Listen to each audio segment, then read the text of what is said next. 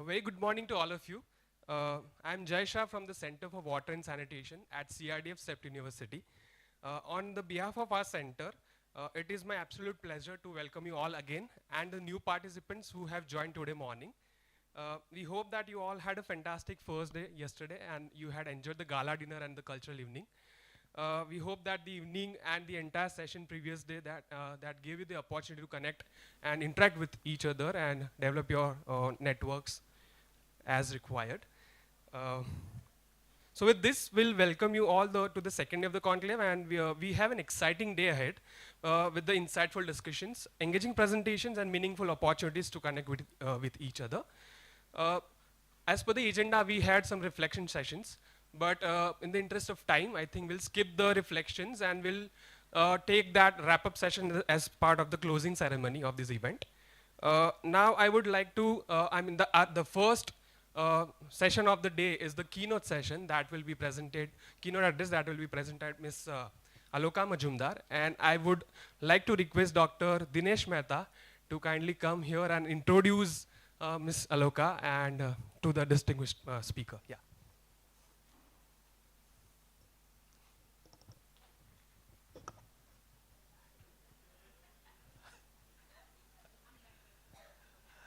Good morning. My pleasure to welcome Aloka Majumdar, a long-term friend of the CWAS and CEPT University, to the campus for the first time, I believe. So, welcome Aloka ji. Known Aloka ji for, as I said, they've been long-standing partner for CWAS, and from what we know, she but she did work in this city for a while. So I'm sure she feels like coming back home in some sense. And maybe there are a few, we had our session yesterday in the bigger hall, but all your finance guys, you know, there is a digital banking conference going on by RBI, and so they've taken over that hall. So if we have a few bankers and finance experts here, so maybe there are a few who are by mistake in this audience. So please, this is not the digital banking conference of RBI. So just to set the ball straight. But Aloka is the managing director and the global head of philanthropy, head of sustainability of the HSBC, very important major bank, not necessarily in India, but globally, I think it's one of the largest banks in there. And in her capacity as the global head of philanthropy, she focuses on extension of HSBC's philanthropy strategy, working closely with multiple stakeholder partners. And as I said, we are one of the beneficiaries of their grants. She's a member of HSBC's operating committee, and her expertise is in field of financial inclusion, and that is something I believe the HSBC India head also believes very strongly in. Sorry, there is something going on outside, but I'm sorry if this hall will not be as soundproof as the other building we had, so pardon us. And what may be surprising to some of us is that Aloka began her career as a financial journalist. And so she has seen the financial world both from the outside and now from inside. So I'm sure she has many stories to tell. So welcome again, Aloka, and over to you.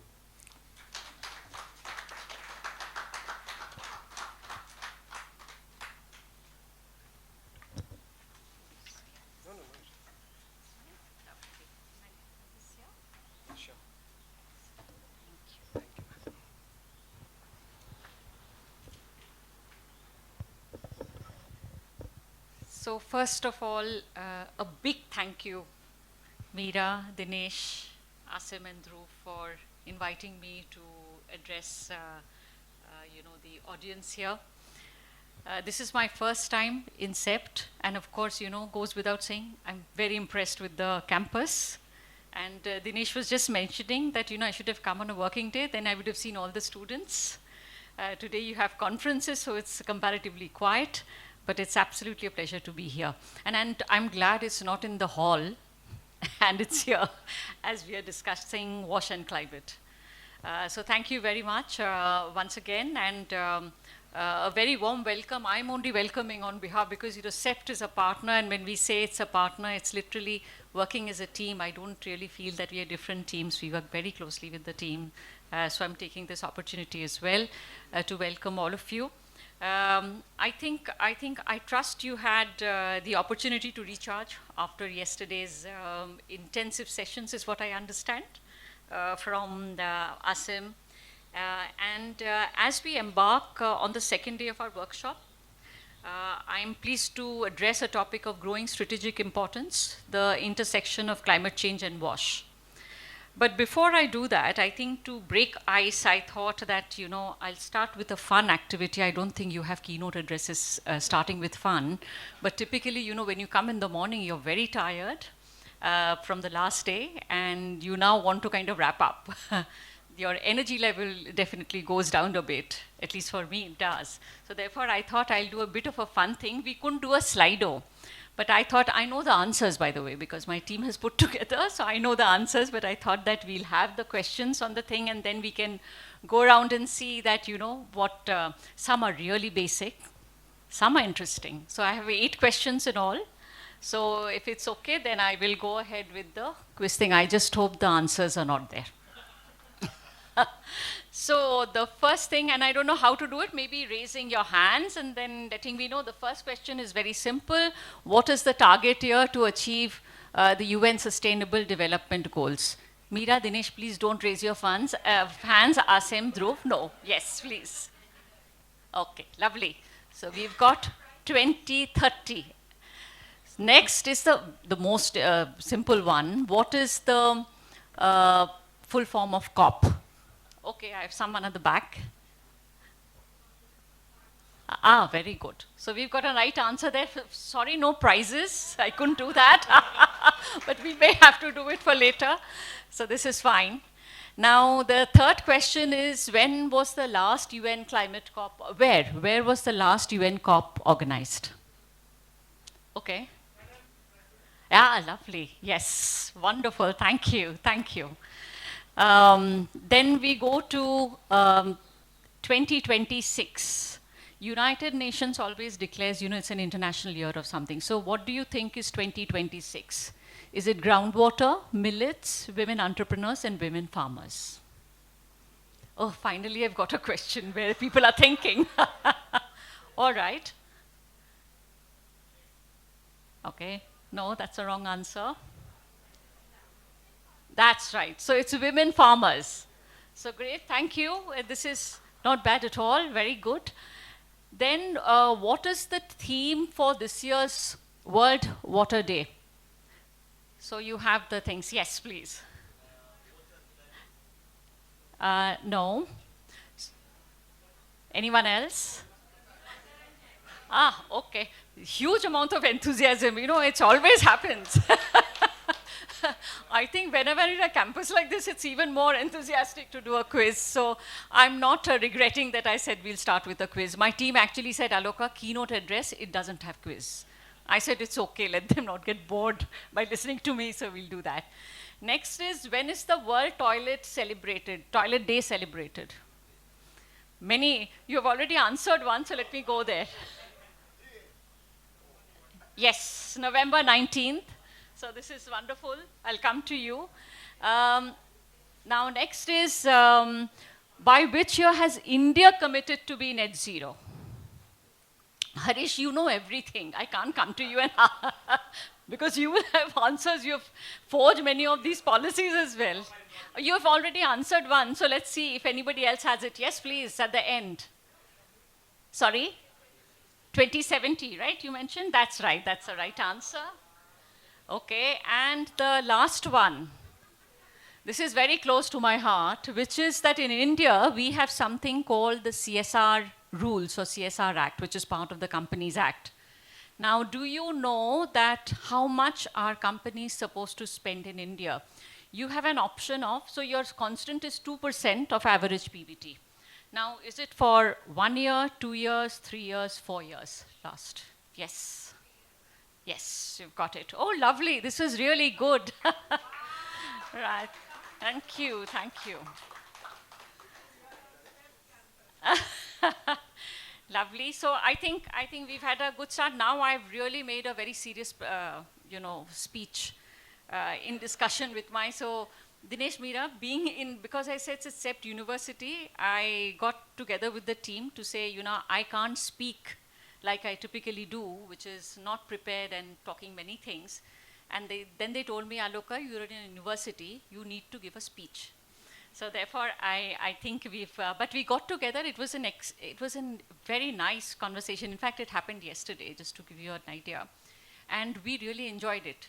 Because for us, we started thinking differently. What would make sense? What do we say? Because I know that many people have come from outside of India.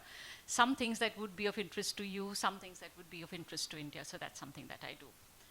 So now getting to the points that I have come across, and please feel free to ask questions. Maybe we can do it at the end of the session, and you can just be free and ask me what you have in your mind.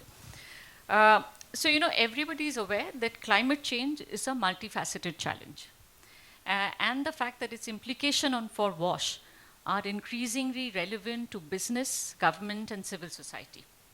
Now, drawing on my experience in this sector, I thought that I would start by highlighting 3 key trends that I've seen that shaping the landscape. So I thought that I will kind of break it into 3 trends.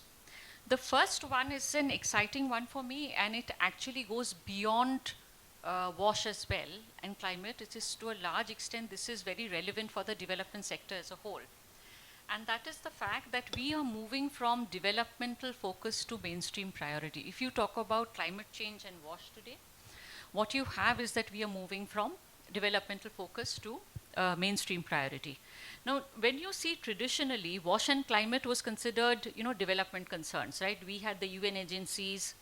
Later, we had the multilateral and bilateral agencies giving funding. Then you had the emergence of the development sector, and which was seen as the primary driver of innovation and action in these areas.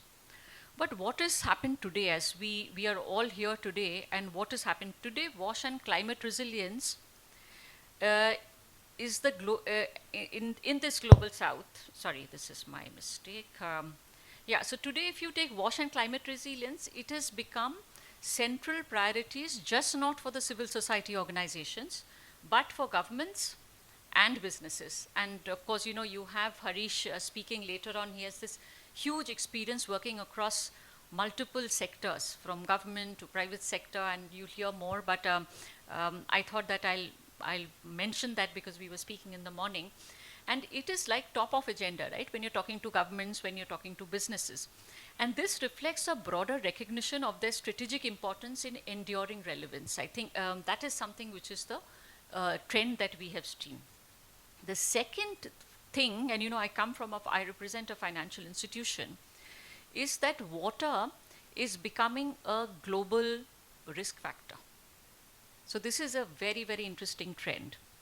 Now, what was perhaps an access issue in the global south has today evolved into a universal concern affecting almost all regions. So that's one big change that we've seen. And now if you see the World Economic Forum, they bring out a global risk report. And year on year, you see that water scarcity has been identified as a significant risk for businesses.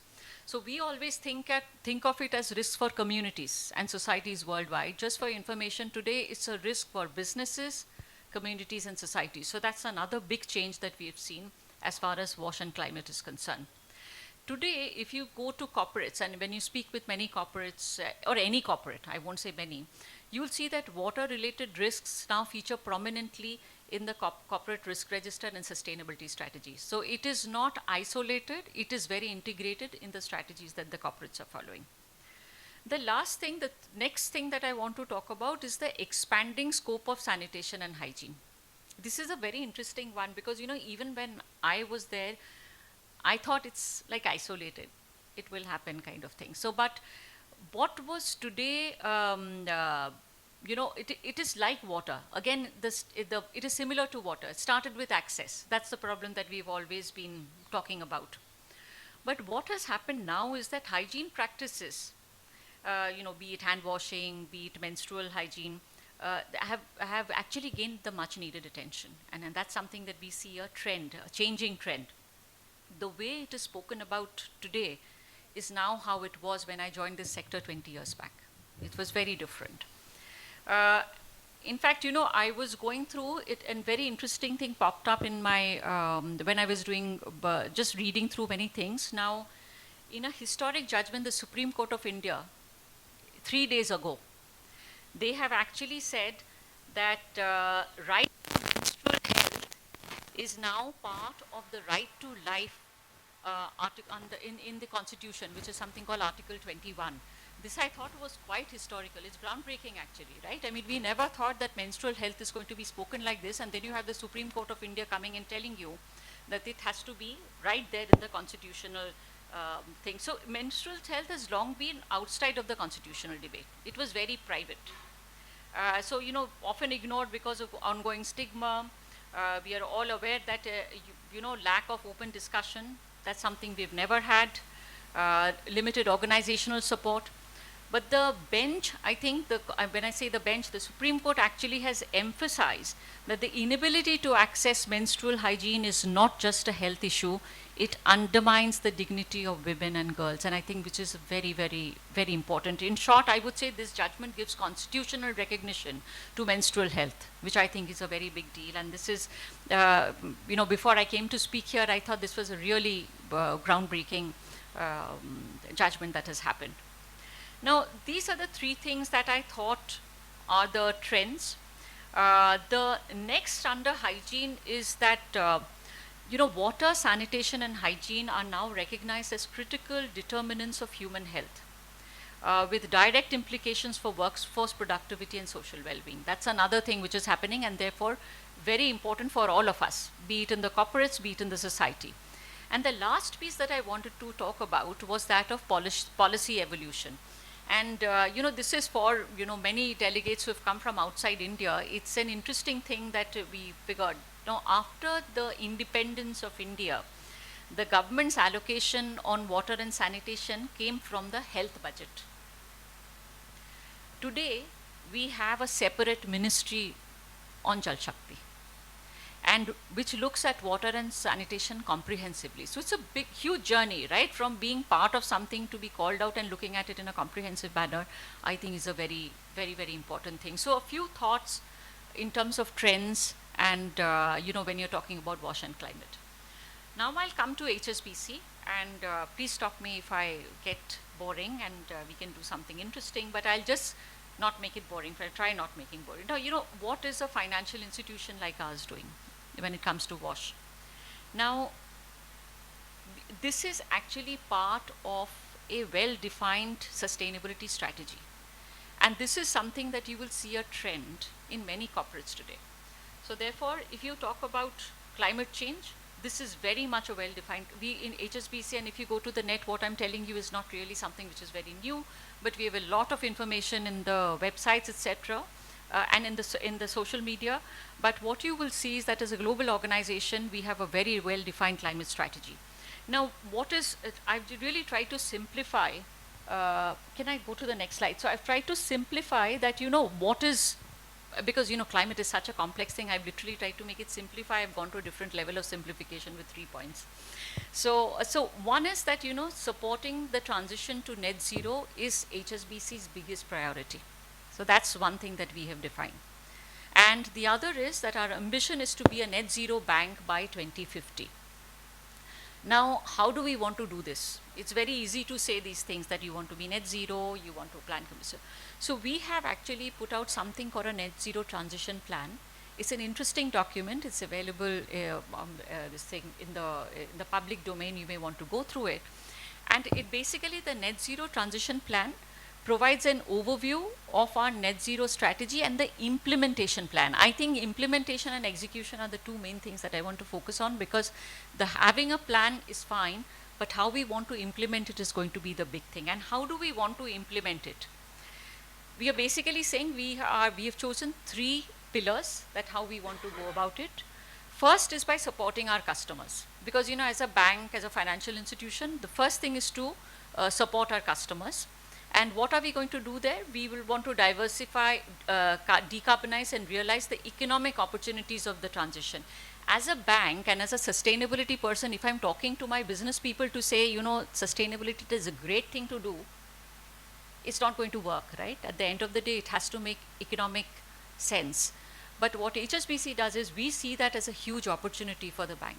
This is sustainability, climate change, these are future opportunities, and that's how we want to work with our customers. I also want to call out another thing, and I don't know how many of you are aware, but in fact, HSBC has a sustainability risk policies framework. And this is something, this is old, this is not new, and it gets reviewed year on year. In 2025, it was reviewed as well. Now, what does this framework do? It basically integrates environmental and social risk management into our core business framework. So it's a very big deal because if this is part of your core business, you can see the importance the organization gives to this entire piece. Also, what does a risk framework do, right? What is a financial institution? The financial institution is in the business of risk. It actually helps us define our risk appetite in sectors or to our clients and activities which may pose heightened risk in relation to critical themes such as climate change, nature, human rights, and forms part of the broader risk management framework. And just to give you an idea, you must be saying that, Aloka, what are these risks like? It has risks such as forestry. It has risks such as agricultural commodities. It has risks, something called the Ramsar sites. So these are risks when it's not for me, it is for business to follow. If they're doing project financing, they're supposed to look at these risks. And once they clear, only they go ahead with the project. So, and then you of course have the equator principle. So we do have defined sustainable risks, and that I think is, you can say, a very critical piece of what we do in terms of integrating it to our core business, when we integrate sustainability to our core business. Now I'll go to the second one, which is slightly simple. I can just say it in one word. I think everybody's working on it, which is by embedding net zero into the way we operate. This is our own operations. We are not a manufacturing company, so we are a services company.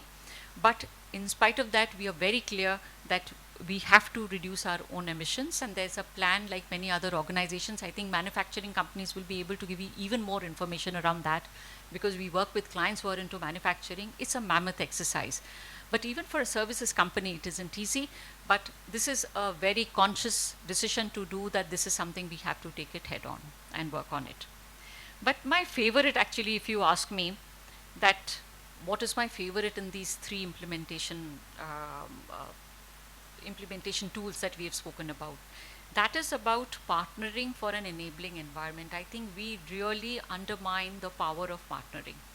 And I think therefore these kind of forums make it even more important, because we are all working in our silos. We go back to our offices, we start working in our silos with our work. But I think that engaging with the government, and I know that Meera and Dinesh, you work really closely with governments to make that systemic change. So, working with the government, working with the regulators, working with academia, and civil society organizations and other stakeholders. So we have to, why are we doing it? We are basically partnering as a financial institution to accelerate the flow of capital towards transition. That's the one big focus that we want to do in the coming days. So that's going to be an important thing. See, as a financial institution, we recognize that finance is a critical enabler in advancing access, sustainability, innovative solutions, and technological progress. So therefore, I think this is something which, because I do get a lot of questions in forums saying that, what is HSBC's thing? But you have to understand, financial institutions are some of the biggest influence, because we work with clients across the world. So therefore, this is something we take it very, very seriously. Now, when we are talking about finance, now I'm coming to my area of interest. Now you have commercial funding, which I spoke about a lot in terms of how it is part of the core business and how we are wanting to support transition in a very rapid phase going forward.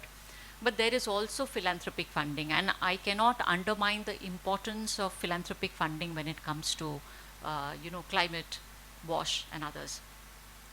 So, given my background in philanthropy and the work that I've done so far, I thought let me share some insights on, the philanthropy perspective.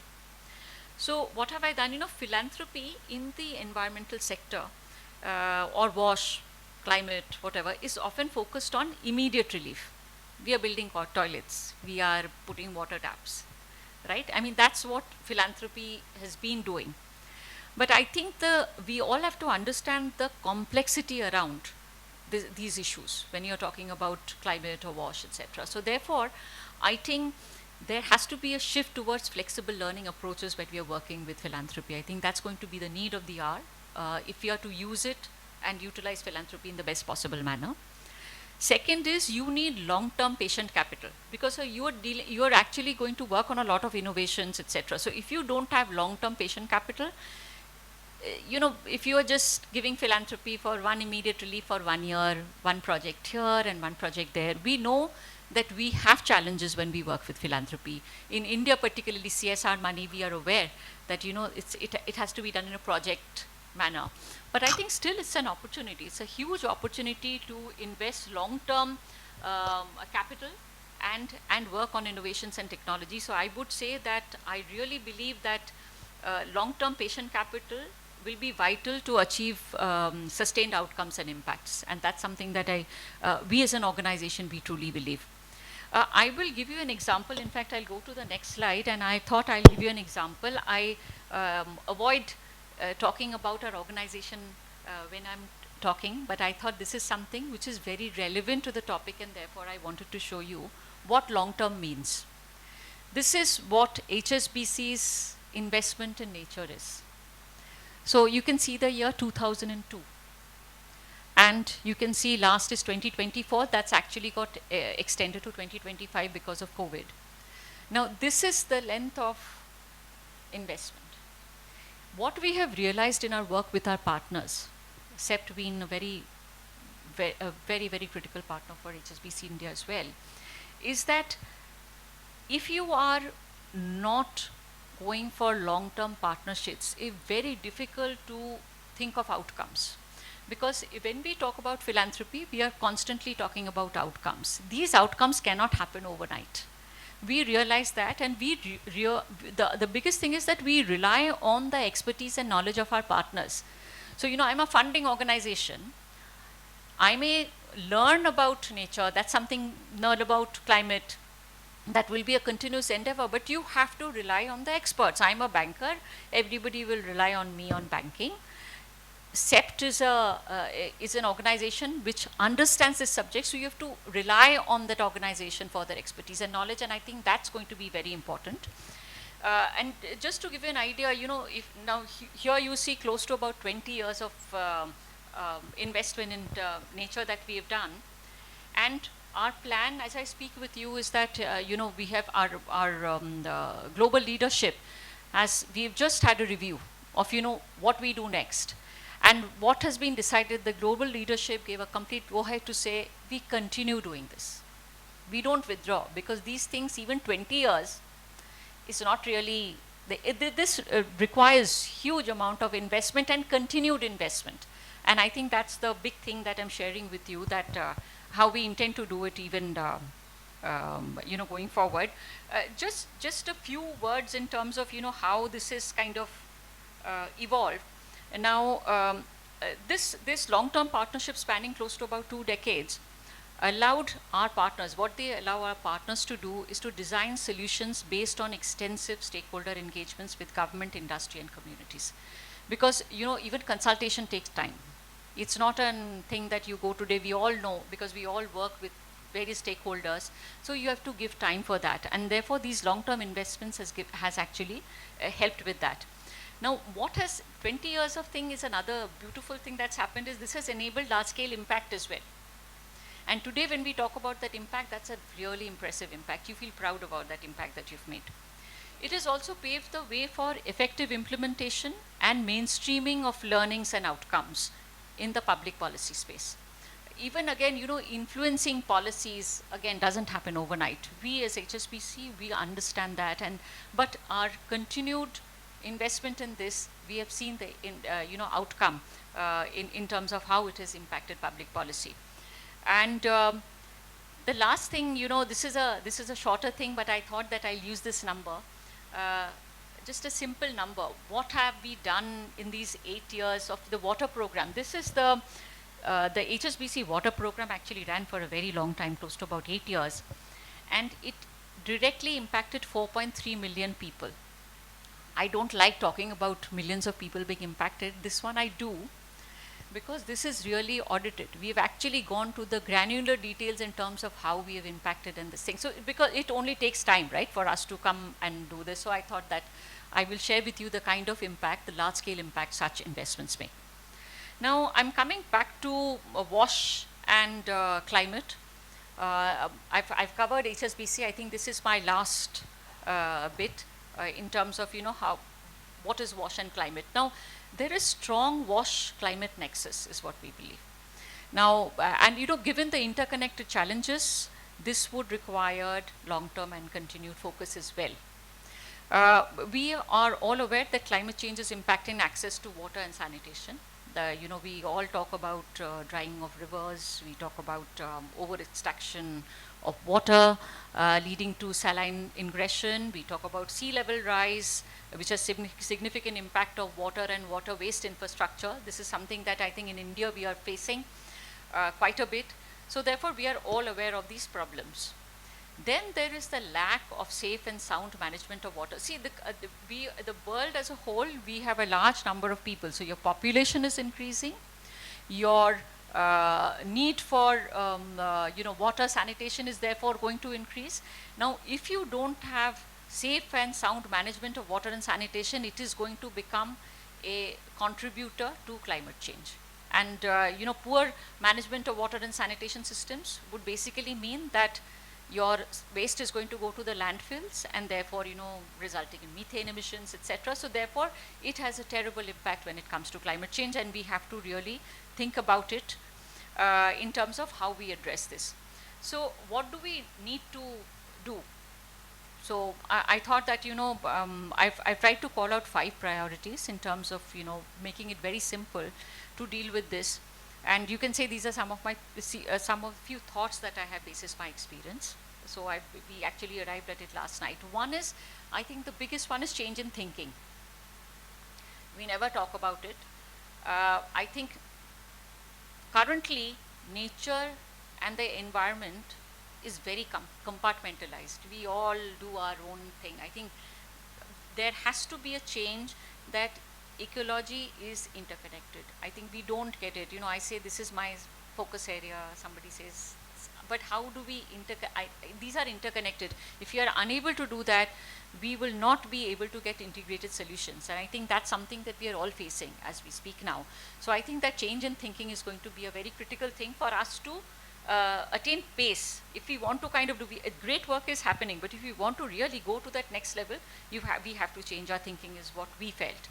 The second is simple, two-liner, innovation and technology, unavoidable. So therefore, advancement in technology is going to be absolutely essential for scalable solutions. In fact, Harish was mentioning an interesting thing which you're going to launch in the Mumbai Climate Week, which is of course the big climate week that's coming up in India. And they're actually going to get innovative solutions to be funded. So therefore, I think this innovation and technology is something which is unavoidable and we all need to think about it. The third is investments, both philanthropic and commercial. I spoke about it earlier as well. And the role of philanthropy. At the cost of repeating, I'm just saying that it has to be long-term capital. It has to be patient capital. Philanthropy would just not mean, philanthropy should also mean various kinds of philanthropic capital. We don't, today in India, we only talk about CSR. Or maybe in the West, you're only talking about foundation funding. But today, the entire, if you say this, what kind of philanthropic capital is available, one needs to do a mapping, and it's very, very exciting. So therefore, I think as organizations and the non-profit sector, when they are working on these things, it's very important to see the various kind of philanthropic capital one can bring in to drive this change. And the new thing is, of course, blended finance, and we have seen that blended finance models are also kind of gaining traction, enabling scalable solutions. Unfortunately, I think CSR, we are able to do CSR, for those who have come from outside India, it has a direction from the government in terms of what we can do. So therefore, blended finance does become a bit of a challenge. But having said so, the scope is broad. As far as HSBC is concerned, I think that if you read the act, there are ways to make it work. And in fact, we have done it with a bond for skilling. HSBC actually created an outcome-based skilling program. And then our skilling, government skilling arm, which is called the National Skills Development Corporation, actually created the country's first skill impact bond, where we participated as a outcome funder. So all I'm saying is that it's never easy. But I think these are things that we all need to think of if you are to bring in infuse different kind of capitals to make a difference. The next point for me is scaling through partnerships. I think I've already spoken about it. One thing I want to focus on is convergence with government initiatives. I think it's important. Scale can never come if you're not making it systemic. So therefore, I think convergence with government initiatives, cross-sector partnerships are going to be very important. Dinesh, Meera, you are already part of the India Sanitation Coalition. I think in this WASH space, what they've tried to do is get all of us together, and with government as a very serious stakeholder. So I think that's something which I want to call out, that convergence with government initiatives and cross-sector partnerships is going to be very important. And the last one that I want to call out is data-driven decision making. This is something I have to acknowledge a colleague of mine, Romit Sen. Romit is actually an expert in climate. And we were discussing, and he constantly tells me that, Aloka, if you see data, because as a bank, we are talking a lot about data. Okay? You'll be surprised that the development sector in India can provide the world with data I don't think anybody can provide. So therefore, this is a very rich thing. I think this is something we're going to have a separate conversation, Meera and Dinesh, later with all of you.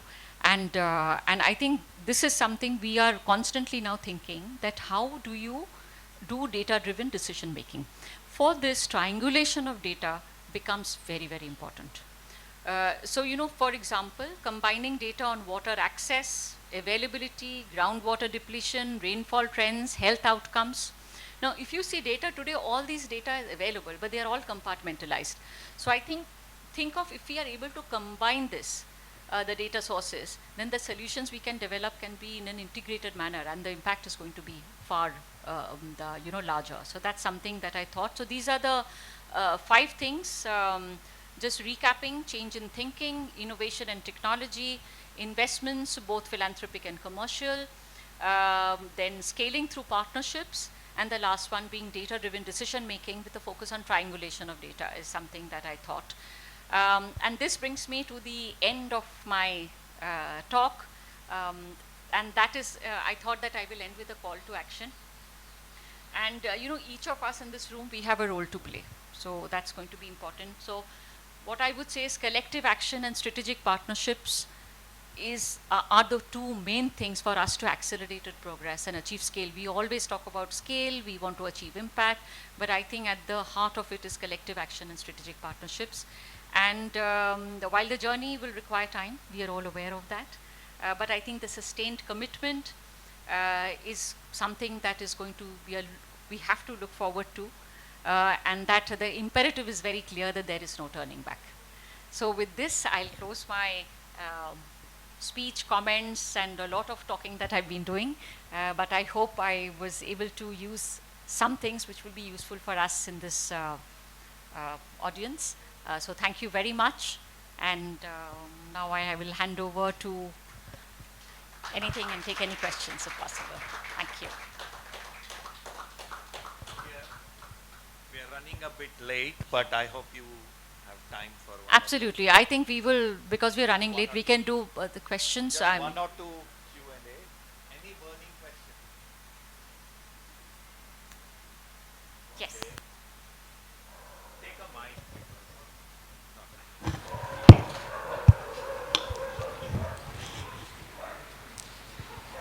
Thank you very much for your brilliant presentations. I am very happy to know that 4.3 million people are benefited from this bank. I have just one query. You are talking more of the climate solution partnership. Does the bank have a plan to retrofit or support existing project that you have already supported as like 2002, 2007? At that time, that project may not be planned as climate resilient, and now affected by climate change. Is there any plans to support those projects and those community who are affected by climate change now, and they might not have the access of drinking water that you have already supported? Just one query. Thank you. You can take one.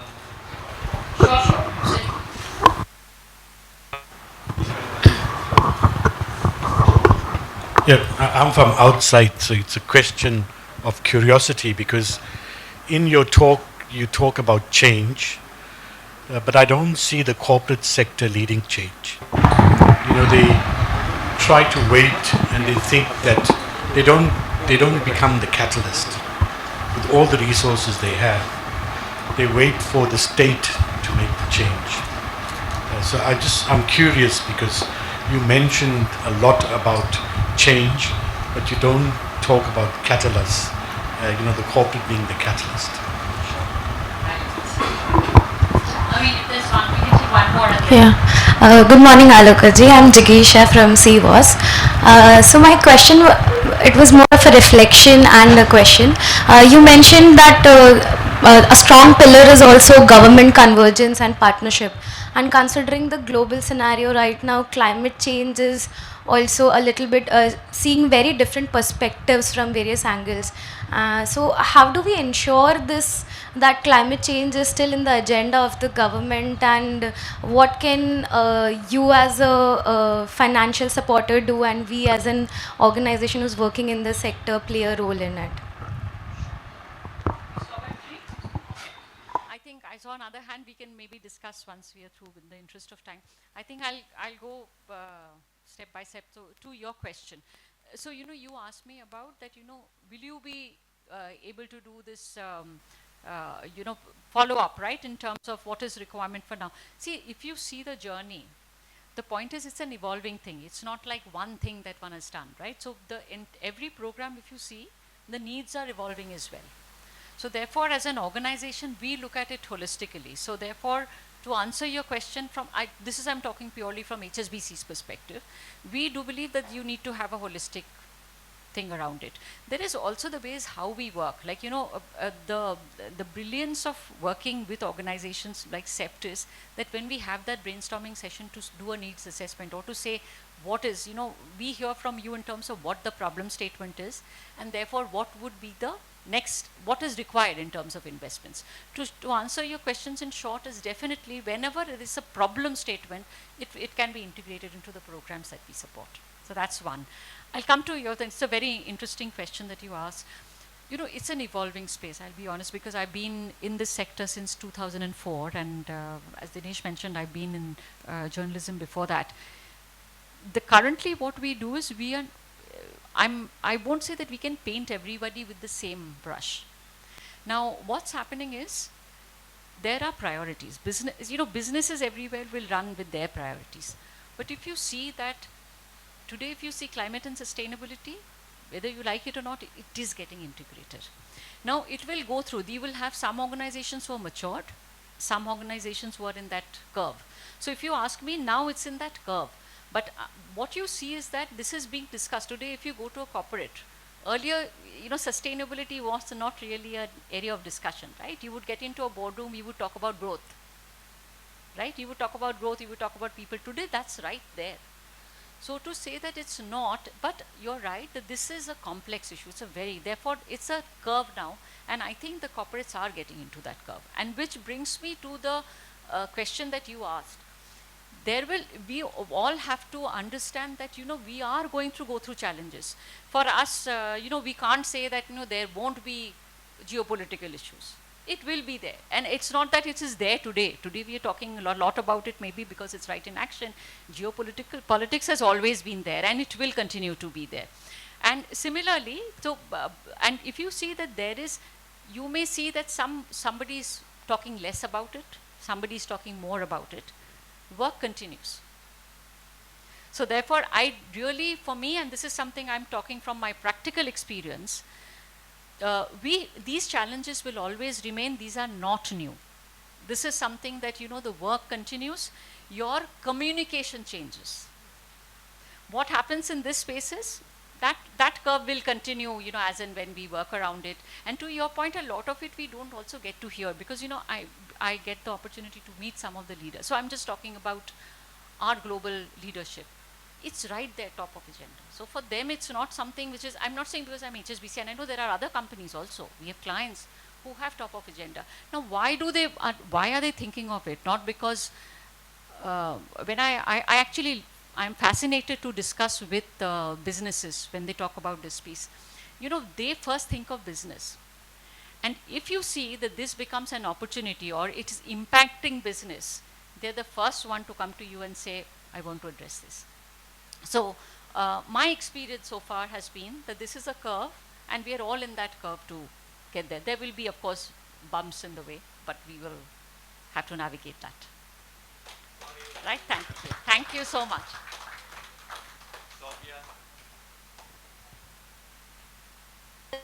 Thank you, ma'am, for your insightful session. Thank you.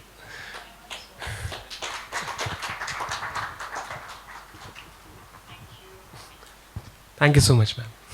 Yeah. So, our next session is a panel discussion on the governance and financing for climate resilient and inclusive WASH. This panel discussion will be moderated by Mr. Dhruv Bhavsar from CWAS. And I would request, I would also invite our illustrious panel members, Ms. Aparna Dua from the Blended Finance Company, Mr. Hamid Kasan from International Water Association, Mr. Harish Ahuja from the National Stock Exchange, India, Dr. Meera Mehta from CWAS, and Ms. Neha Kumar from the Climate Bonds Initiatives. Distinguished panel members, I'll start with Ms. Aparna Dua. She is the partner at the Blended Finance Company. She began her career on Wall Street as an investment banker. She co-authored many influential reports on impacting investing and blended finance in India, and has been a consistent advocate for mobilizing more capital into the development sector. Our next panelist is Hamid Kasan. He is the president of the prestigious International Water Association. He is associated with the many international organizations such as AFWASA and also Global Water Operator Partnerships. He has a vast experience in working in governance and financing sector across the global south. He also had opportunity of working in both the academic as well as utility sectors for over 30 years of experience. The next panel member is Dr. Harish Ahuja.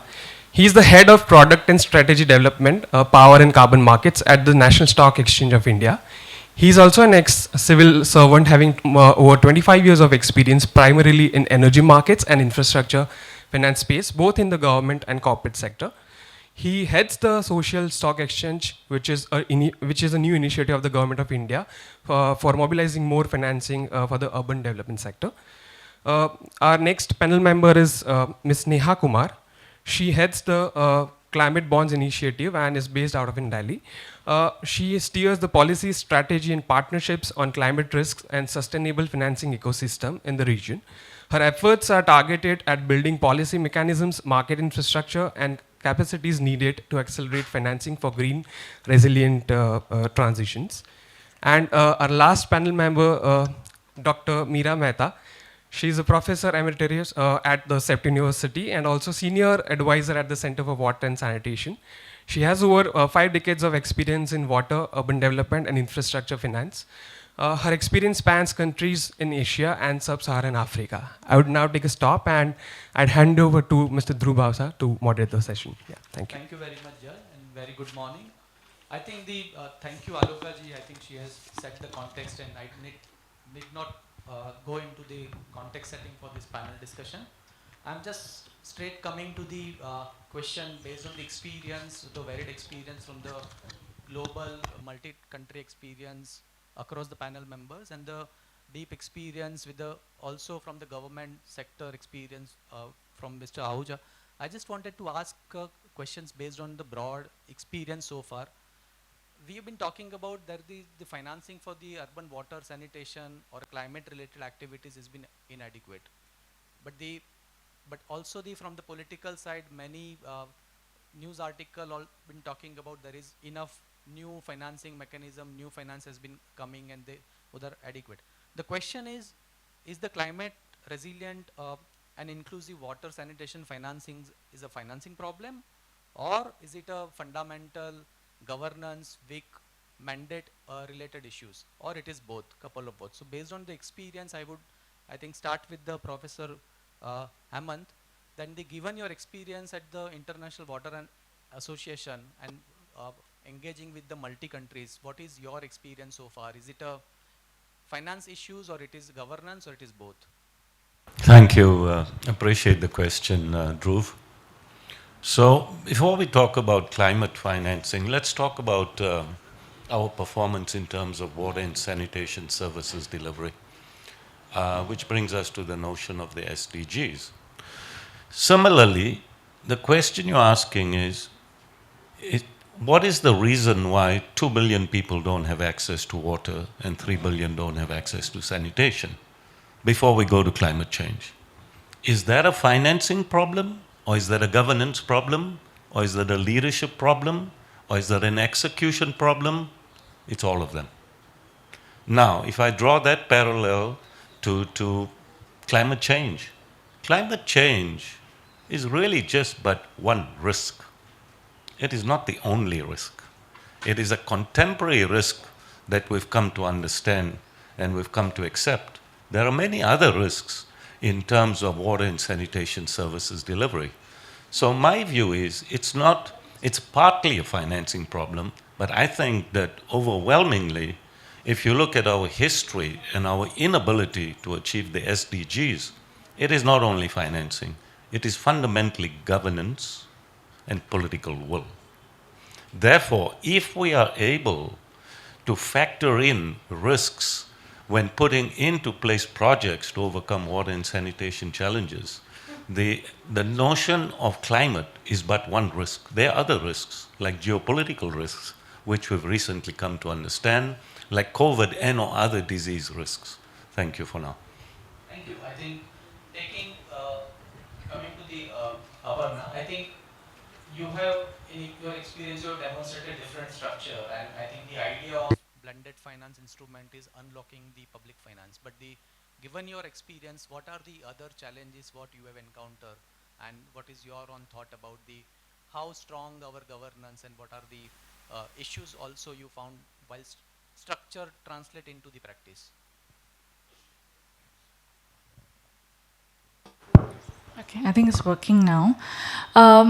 Dhruv, thanks for that question, and I think I couldn't agree more with what Dr. Hemant had to say. I think finance is just part of the jigsaw puzzle, but it all has to start with what the real challenge is that you're solving for.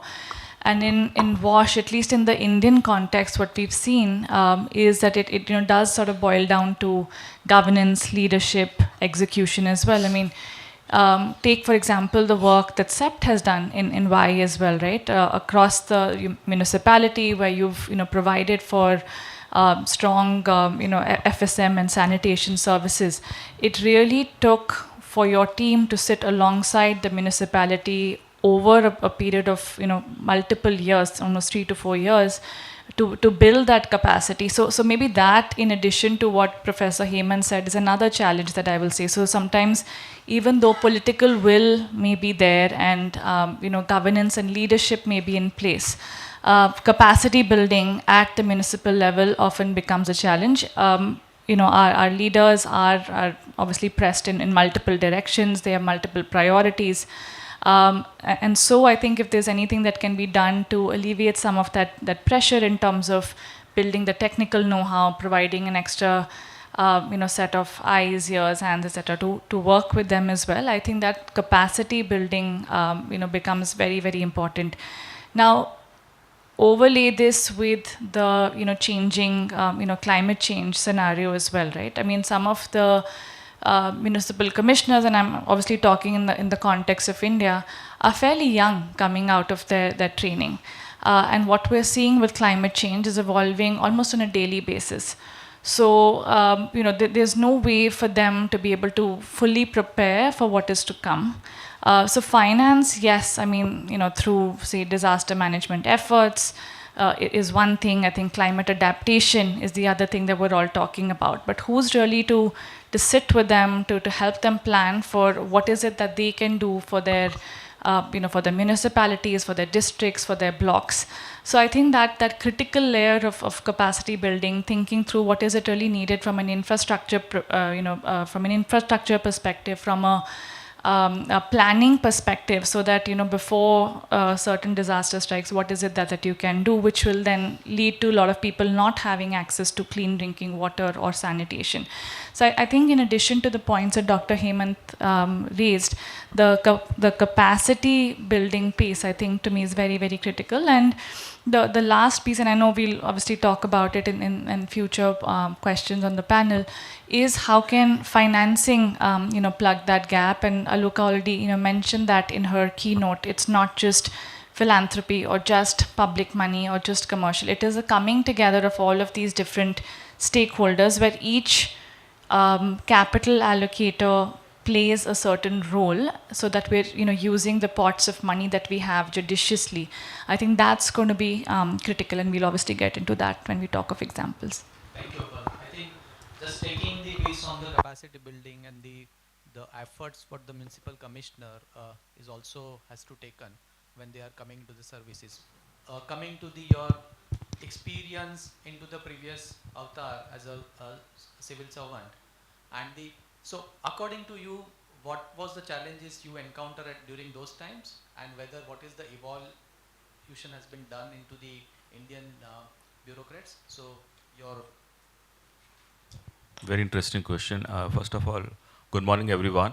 On behalf of National Stock Exchange, I sincerely appreciate the opportunity given to us by CEPT, and we are very esteemed panelists. But before I come to your question and then answer, I like to talk about a very interesting interaction I had yesterday when I landed in Ahmedabad with Anubhav Malhotra, one of your students. In fact, he came to pick us up, and in the car, he was very eager to talk to me in terms of what exactly we are doing social stock exchange, how can I be part of that? And I said, what is your thesis topic?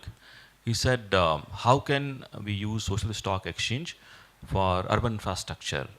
And I could see the disconnect. In one line, I could see the disconnect that this boy is talking about philanthropy, urban infrastructure, and he like to do specialization in that. I thought today I'll definitely address this question, because I could see most of the students here that how exactly this area, WASH, has big opportunity, and my own experience from bureaucracy. So I call my journey B2B2C, bureaucracy to business to corporate. So let's first talk about numbers, because being a market guy, we know numbers. And the numbers are, I would say, quite distressing. Just a ballpark number. In fact, India gets around 4,000 billion cubic meter in terms of precipitation. And we are only able to use around 1100 BCM. 1/4 we are using, 3/4 is going wastage.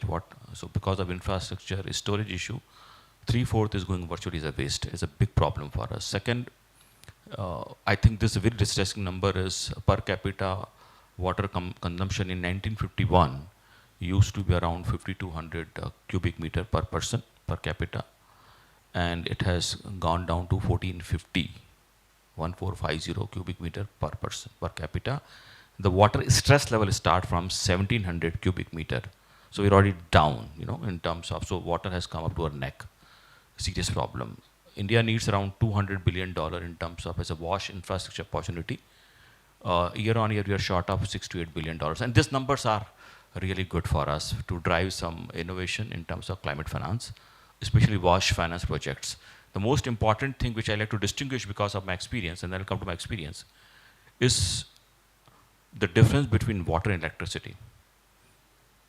Electricity, post-2003 reforms, has become a very tangible, outcome-driven sector. A lot of investment has come, except distribution, generation, transmission has attracted a lot of capital. And virtually, people are saying that we are, though our per capita consumption is 1/3 of global average, but more or less we are at reasonably high level. Whereas water, I just told the number, and the difference between water and electricity is I can survive without electricity 4 or 5 days. Without water, I cannot survive more than 1 day. It's a pure commodity which can be played upon in terms of raising the right value proposition for the clients. But now I'll come to your journey, my journey. And this will, how exactly it is evolving to the products, you know. So when I joined as a bureaucrat, I was posted in Andaman and Nicobar, which is the furthest, and I was, incidentally, I was Assistant Commissioner of Campbell Bay, which was more close to Indonesia than India. And we were supplying the water by burning the diesel or the diesel pump and pumping the water and then storing in the tank, because, you know, people used to say that we are surrounded by water because being the island, but we don't have end up drinking water. 2 days of less diesel supply and we are short of water. Water conservation I saw in 2002 there, how exactly we, you know, I don't say fight for water, but distress around water. Then when I came to, and there it was a pure infra supply from the government side. No monetization, nothing. We had to just supply because they had to survive. When I came to Delhi, my first posting was in Delhi Jal Board. I served in one of the municipality. And here I saw the how the dense populated urban people react to water shortage, or you can say WASH, be it water supply and hygiene. And Delhi at that time used to be around, Neha would be more correct on this, around 1600 unauthorized colonies, having around 15% population of Delhi. Out of those 1600, 800 locations had no water. I mean, we used to supply through tanks because there was no proper pipe system, you know. And there used to be water wars because of water violence, you know, and we used to handle it. So, I mean, then third is my electricity experience. I'll come about that. The most important thing, I could see the interconnect between the energy and water. How government is responding to that, very important thing. And the most important thing is some discovery which happened when I came to capital markets. So my journey, I said, bureaucracy to private equity, then my own startup as a solo entrepreneur, and then in capital market. Here I'm leading the social stock exchange. And I think I could do well in social stock exchange. So some numbers for social stock exchange. Social stock exchange was started by NSE in Feb 2023.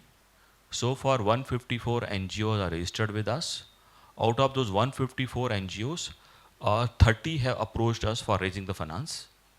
Out of those 30, 14 already raised the finance, around 45 crores, not much. Out of this 45 crore, around 11 crore has gone to WASH projects. Swadesh has done something for rural infrastructure water, and Mukti has done something for scaling around water supplies and all. Upcoming 14, 15 projects are raising around 85 crores. And out of this, 3 projects are again relating to WASH. The other piece of social stock exchanges, we are coming with the outcome-based funding. I'll talk about it in my second question. But very important thing I talk about is, I think now coming back to Anubhav question. Anubhav, you talk about urban infrastructure SSE. I think municipal bond is a better way to handle the urban infrastructure issue. Social stock exchange could be taken care of where the philanthropy, grant in aid and subsidy can play an important part of the upfront outcome, you know, escrow account allocation, and later on it could be dwelled upon. But in second question, I'll answer this question. Thank you very much. Thank you. I think,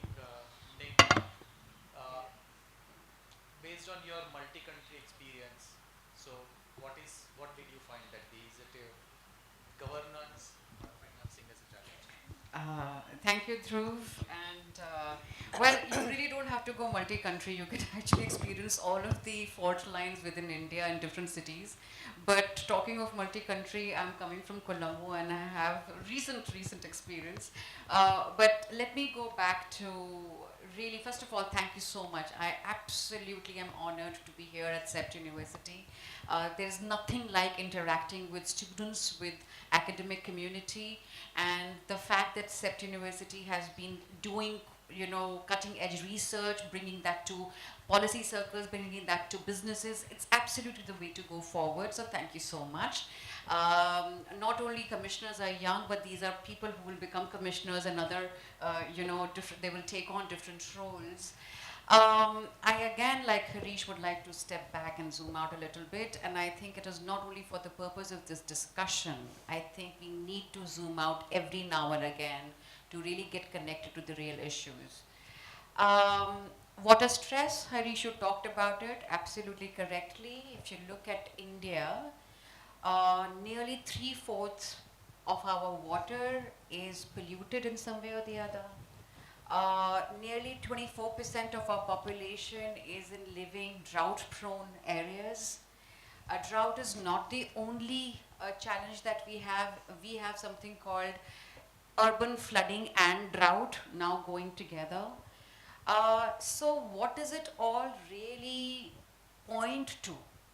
I think part of it is not only because nature has changed suddenly, it is that we are not able to cope with our planning, with our systems, with our governance, with our financing in a manner that we should be doing.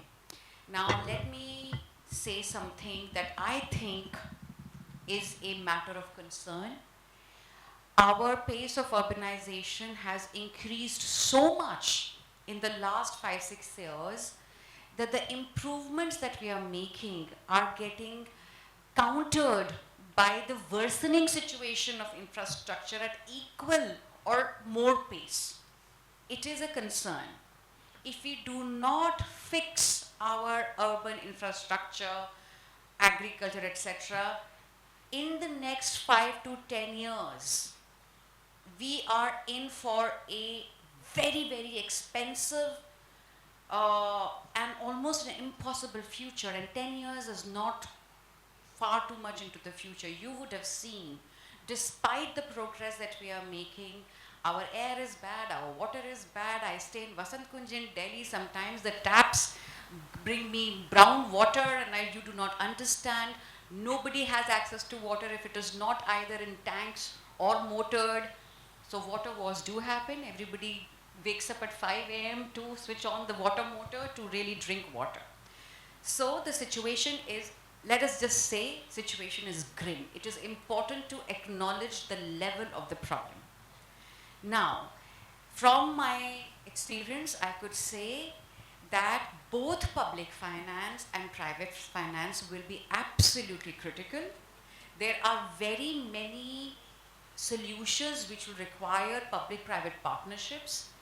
I will give you a couple of figures.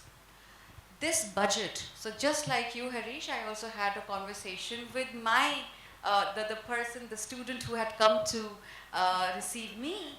And it's very important to have those conversations. And I just said, okay, have you looked at the budget and what are you doing? And it's just the transport system. I said, great, urban is important, transport is important, but let's come down to the budget. And the Finance Commission. 16th Finance Commission has given what is being called the largest bounty to urban, which is $36 billion over 5 years, okay? World Bank study in 2022 says that we will need $55 billion per year. That is now 7.8 billion per year according to Finance Commission. Look at the gap that we are already looking at. Within that, of course, WASH will form certain component, etc., which is very minuscule, by the way, in terms of the infrastructure services, etc. So we are facing a huge financing gap. There is no way the governments can actually do it on their own. There has to be private capital, private sector participation in terms of innovation, Aloka that you are mentioning, and financing then those projects so that they can be scaled. So there is no way, we can move without private sector participation. That's my first observation. And the second is about resilience. Do we understand what resilience means? Now, climate resilience, you will see that, there are floods and droughts and heat stress and all of that, but it is also directly impacts socioeconomic resilience. So, it is extremely important to look at sanitation supply as a question of access. That in the face of increasing, climate events, how will we become resilient in access, portability, etc. So all of these things need to be again part of the planning process, part of the budgeting process, by the way. Could there be a climate adjusted water budget in the cities? Could there be solutions like that? We have come to a situation where if we do not act on yesterday's basis, we are running far too late. So my observation, multi-country experience, whatever I want to say is there are solutions there. You can do it. Municipalities in India, Vadodara, Surat, Indore, all of them are talking and they deal with water on an everyday basis. That's part of those services that they have to provide. Now it has to go to the next level and we can't depend upon state grants alone. They of course never come in time. Okay. So let's really get serious about it. Universities, students have to take on projects which can bring out interesting aspects, and then businesses, stock exchanges, and everything that is possible to be done to scale the solutions. Solutions are there, capital is there, you have to spend effectively, and you have to catalyze the limited amount that you have to crowd in much more private capital for WASH. Thank you for raising the important point. I think, Meeraben, your thoughts? My voice generally is quite loud. My students complain that they can hear me on the last one. But anyway, it's very good to see that our students have been very active with the guests that we have.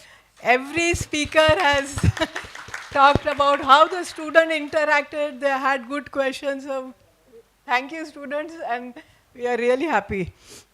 I'm going to take a slightly divergent view. In a sense that I feel that public finance is critical.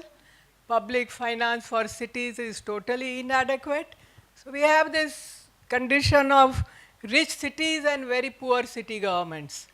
And there are ways that we need to think about. And I don't think that it can be solved only through private sector participation. Forgive me, only through blended finance. No.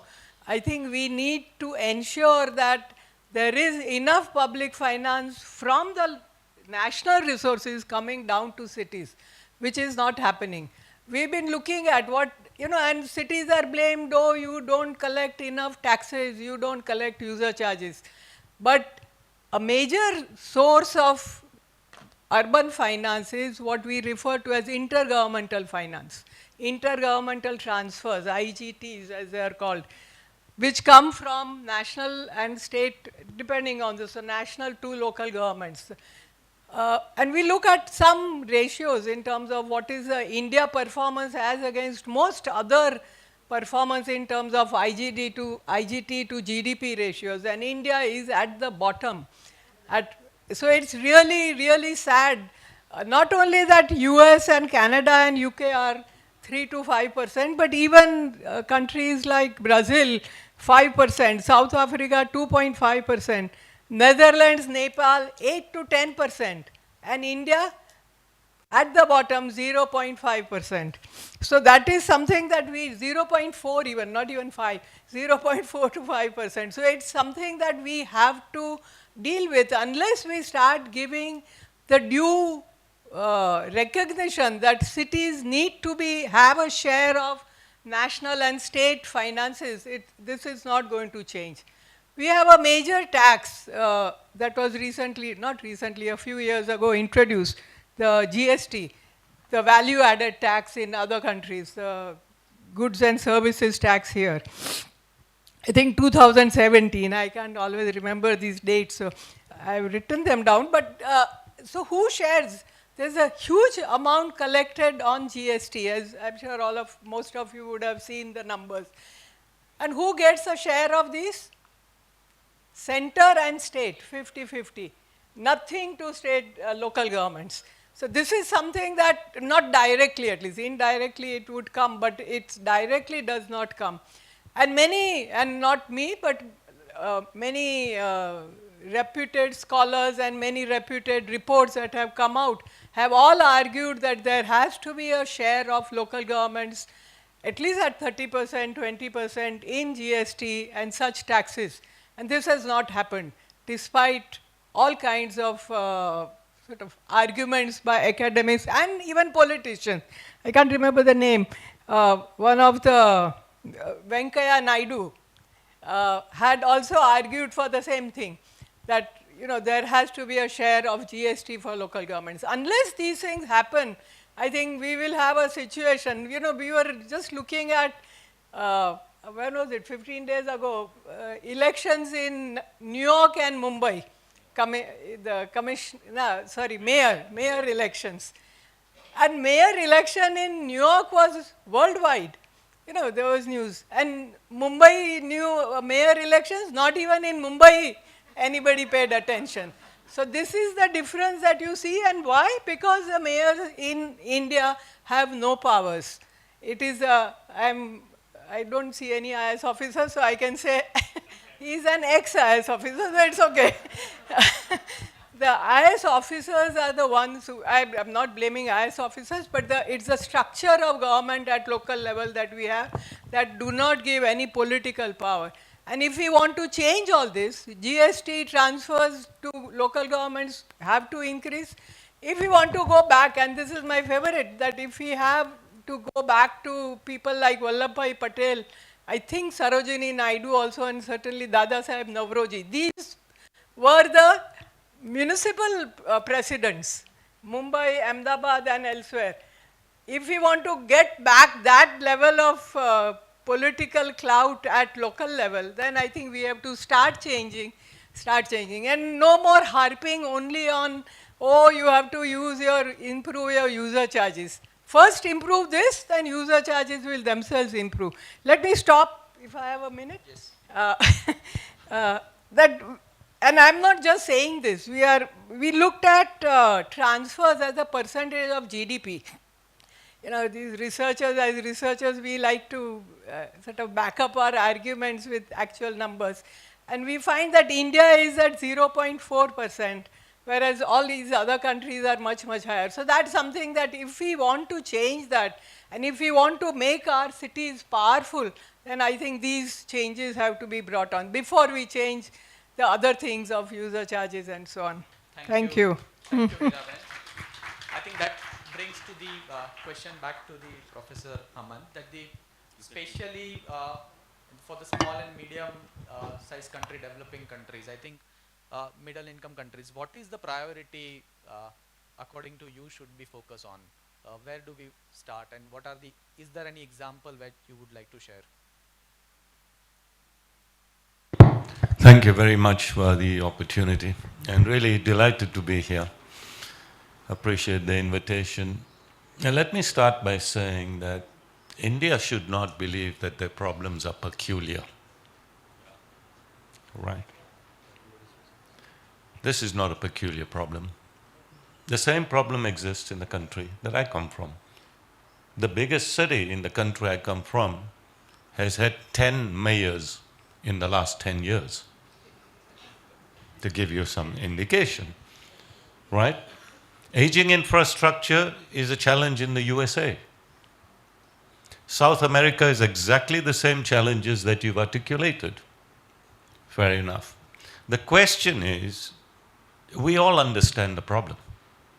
How do we overcome the problem? And this is the question that you're asking me. I think the opportunities are before us. Indeed, money is an issue. But it's not the only issue, because quantification has been done. If you want to change the world aspect around water and sanitation services delivery, the cost of doing that is 1% of the global GDP. You'll solve the problem. Of all people in the world that don't have water and don't have sanitation, with 1% of the GDP of the world. So you ask yourself, why has this never been done? Right? Now, let me articulate more directly to your question. What opportunities are before us? I think we have some very interesting technological opportunities. For example, the classical notion of big and bold, centralized water treatment plants, centralized wastewater treatment plants, has been a marvel for engineers to have fun with. I like to believe that era is over. This doesn't mean the engineers won't be having fun. I think they're going to have more fun with decentralized approaches, smaller, easier to control, more climate resilient, also during droughts, floods, etc., more localized ability so that an entire city doesn't go off the grid if one plant goes down, etc. In addition, on the sanitation side in particular, for that half of the world, or slightly more than half, that does have a water-based toilet, isn't it interesting that every time they flush between 7 to 12 liters of drinking water quality is being flushed down the drain? That cannot continue to exist in the future. So the kind of technological approaches that are before us are non-sewered approaches, recycling approaches, reusing waste, etc. I think that that's where the opportunity is before us to become climate resilient, looking at alternative technological approaches, using digitization to have better control, more remotely done, having what today is becoming common in some parts of the world, which is humanless operation, right? I've seen this in parts of the world like China, in the USA, where entire water treatment plant of major scale is humanless. Is being operated through sensors and through people, through control rooms, etc. So these are some of the opportunities that are before us that we need to embrace, because without embracing those and applying the little finances that we do have in a proper method, there are going to be many, many day zeros coming for many cities in the future, unfortunately. Thank you for now. Thank you. Very important point you have raised. I think taking the ideas and the opportunities exist for the cities and the countries. This often such new innovations, public finance is not ready to accept because they have to be proven, and sometimes such demonstration is actually helping. How this blended finance instrument and the structure which is supported by the external funding would lead to such innovation at a scale, and what is your experience so far? It would be good to share some example as well. Yeah, thanks, Dhruv. So I'll come to that in a bit, but I think just going back to what Dr. Meera also mentioned, I think that whole point around intergovernmental transfer is extremely important, right? So if I want to build on that a little bit, now while we do that, I think there is also a way to bring an outcomes lens to doing that as well. There are obviously transfers happening from the federal to the state, to cities as well. Now there is outcome-based budgeting that has started to happen. Now how do we actually push that forward? How do we actually link outcomes and not just input activities, right? But even if not outcomes, because those obviously take much longer to measure, but even if we move towards outputs, outcomes, I think that is one step forward to even using government budgeting really, really well. And taking that forward, say in a hypothetical, positive, utopian world, if that were to happen sometime soon, there will still be a gap of funding that is needed. So at a global level, that figure is at about $114 billion when we look at SDG 6. So there is, I think, the important aspect here to tap into the private capital markets. And since we have the youth of the nation in the room, I don't want to paint such a grim picture. Yes, it is bad, but the good news is there is an answer, there is a solution in the room, right? There is capital sitting in capital markets worldwide. If we use even a percentage of that, as Professor mentioned, you have enough to fulfill your global SDG gap on an annual basis. It's about how do you do that? It's about how do you prepare, how do you create those opportunities? And today, even when we tried to through structure a blended finance facility for wash and sanitation, with some of the financing institutions in India just focused on that, the first challenge we faced was not about finding the capital, it was finding the pipeline. Right? Are there enough MSMEs? Are there enough startups in this field that are actually working in the space of water and sanitation? The answer is yes. But are they ready to take on debt capital? Are they ready to take on equity? The answer is no. So there is this, some may call it the valley of death, some call it incubation phase. I think there is need for certain structures to support innovation, to get them to a certain level of scale where then commercial capital can come in and then markets take shape. So there are examples, and now maybe I'll come to that. So one is, of course, looking at more outcomes-linked financing. HSBC, of course, has launched its own sustainability-linked bond, the first in India. A few years ago in DC, there was a similar experiment that was done. It was a small amount of $25 million for checking the rainwater runoff, right? Where they said, okay, fine, Goldman Sachs is going to issue the bond.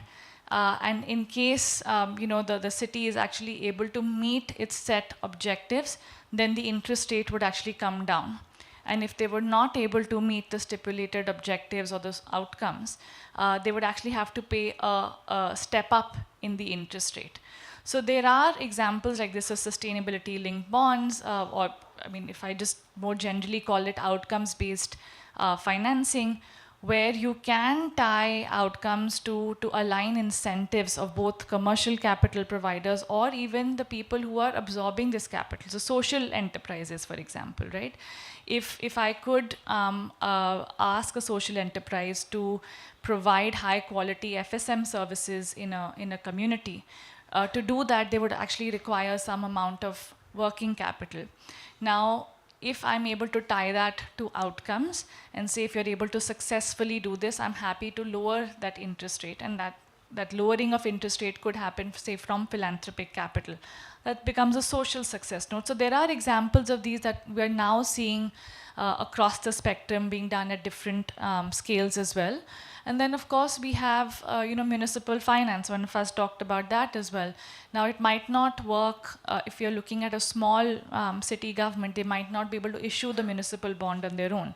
But if you are able to then pool it, apply certain risk mitigation like guarantee structures, then that becomes another example, right? So the principles, it's about how do you innovatively use outcomes to actually incentivize people to provide access as well as quality of these services at that scale. Thank you. I think I'm going to the first Neha and then come to you, because we see there is a greater role than NSE can play. So just getting Dr. Ahuja mentioned about that the answer is not the social stock exchange to the students, but the municipal bond. But the Miraben who started working in the first designing the municipal bond way back in 90s, I think the experience also suggests that there are no such major municipal bond has been happened in the last 30 years. It is just a recent, it has been taking up. So based on your experience, what do you see? What are the, if we really wanted to scale up, what are the challenges and opportunity you see? And whether it is the municipal bond alone is the answer to the urban infrastructure problem in India? No one solution is the only answer to any kind of problem in India. So we have to unleash every possible source, every possible innovation. And but I will take this question on municipal finance and also what Aparna mentioned about guarantee structures by giving you examples what has happened, the huge potential to scale it up, but why it is not happening. So when I say grim picture, my idea is that let's acknowledge the problem, because the solutions are there and the speed and scale need to be accelerated. So also to go back to Miraben's thing that yes, the transfers have to happen, but even I mean, the local cities are not fiscally autonomous bodies. 74th Amendment does not give you that power to raise your own finances. So either we are talking about constitutional amendment, which then is another long journey or a dream which I do not know whether will come true or not. Short of that, what can we do? Short of that, how can we unlock every kind of instrument that we have? Municipal bonds, and then I will come to partial credit enhancement to take the point initiated by Aparna. Municipal bonds, of course, corporate bodies, municipal bodies have always depended upon state grants. So they never have to come to the market, right?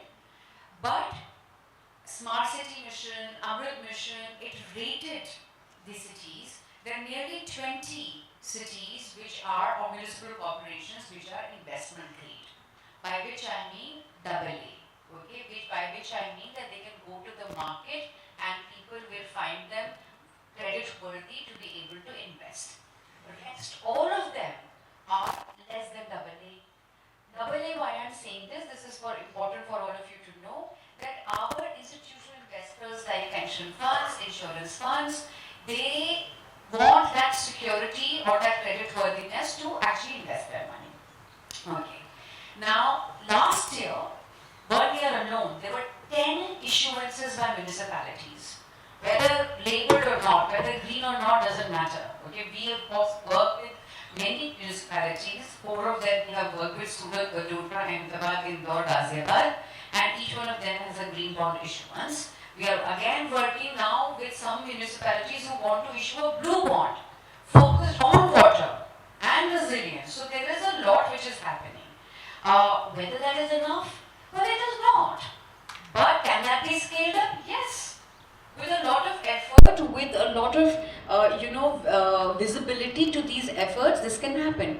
Pooled finance. TN did that in 2007.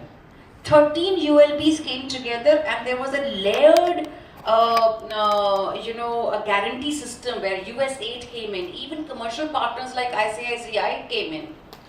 But why has it not happened again? To my mind, and other people can chime in, because it was too complicated a structure. 13 ULBs, 5 others.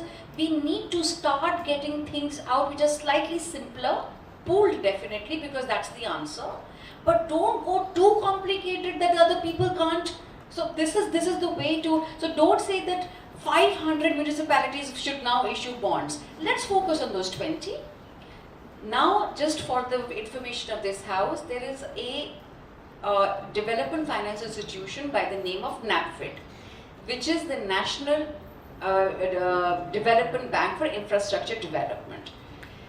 Municipal issuances is their prime mandate. What are they looking for? They're looking for, they have also a product called partial credit enhancement. So all the lower rated ones, they say that we will give you our product, but they are also conditional, making it conditional to robust kind of methodology or governance, etc. And let that come. There is one more point which is extremely important. If you talk to the pension funds, even when the credit enhanced product comes, they are hesitant in putting their money in because it has been credit enhanced. So some of this will get solved by demonstration. Climate Bonds Initiative with National Stock Exchange and with our partners, we are trying to get these kind of pipelines out so they can become investable, they come to the market. There is a lot, and I can tell you, we are working with some investment bankers also. Municipal issuances are going to get scaled up. There is a lot required there, but in the next year also there is a pipeline which is waiting to come to the capital markets, which is also a labeled pipeline, not vanilla pipeline, but by saying that they'll call their bonds green bonds or blue bonds and things. That's all. Thank you. I think our center is working on more on the credit worthiness assessment for cities, and I think our interaction with the many investors is that there is no much trust in the municipal authorities. So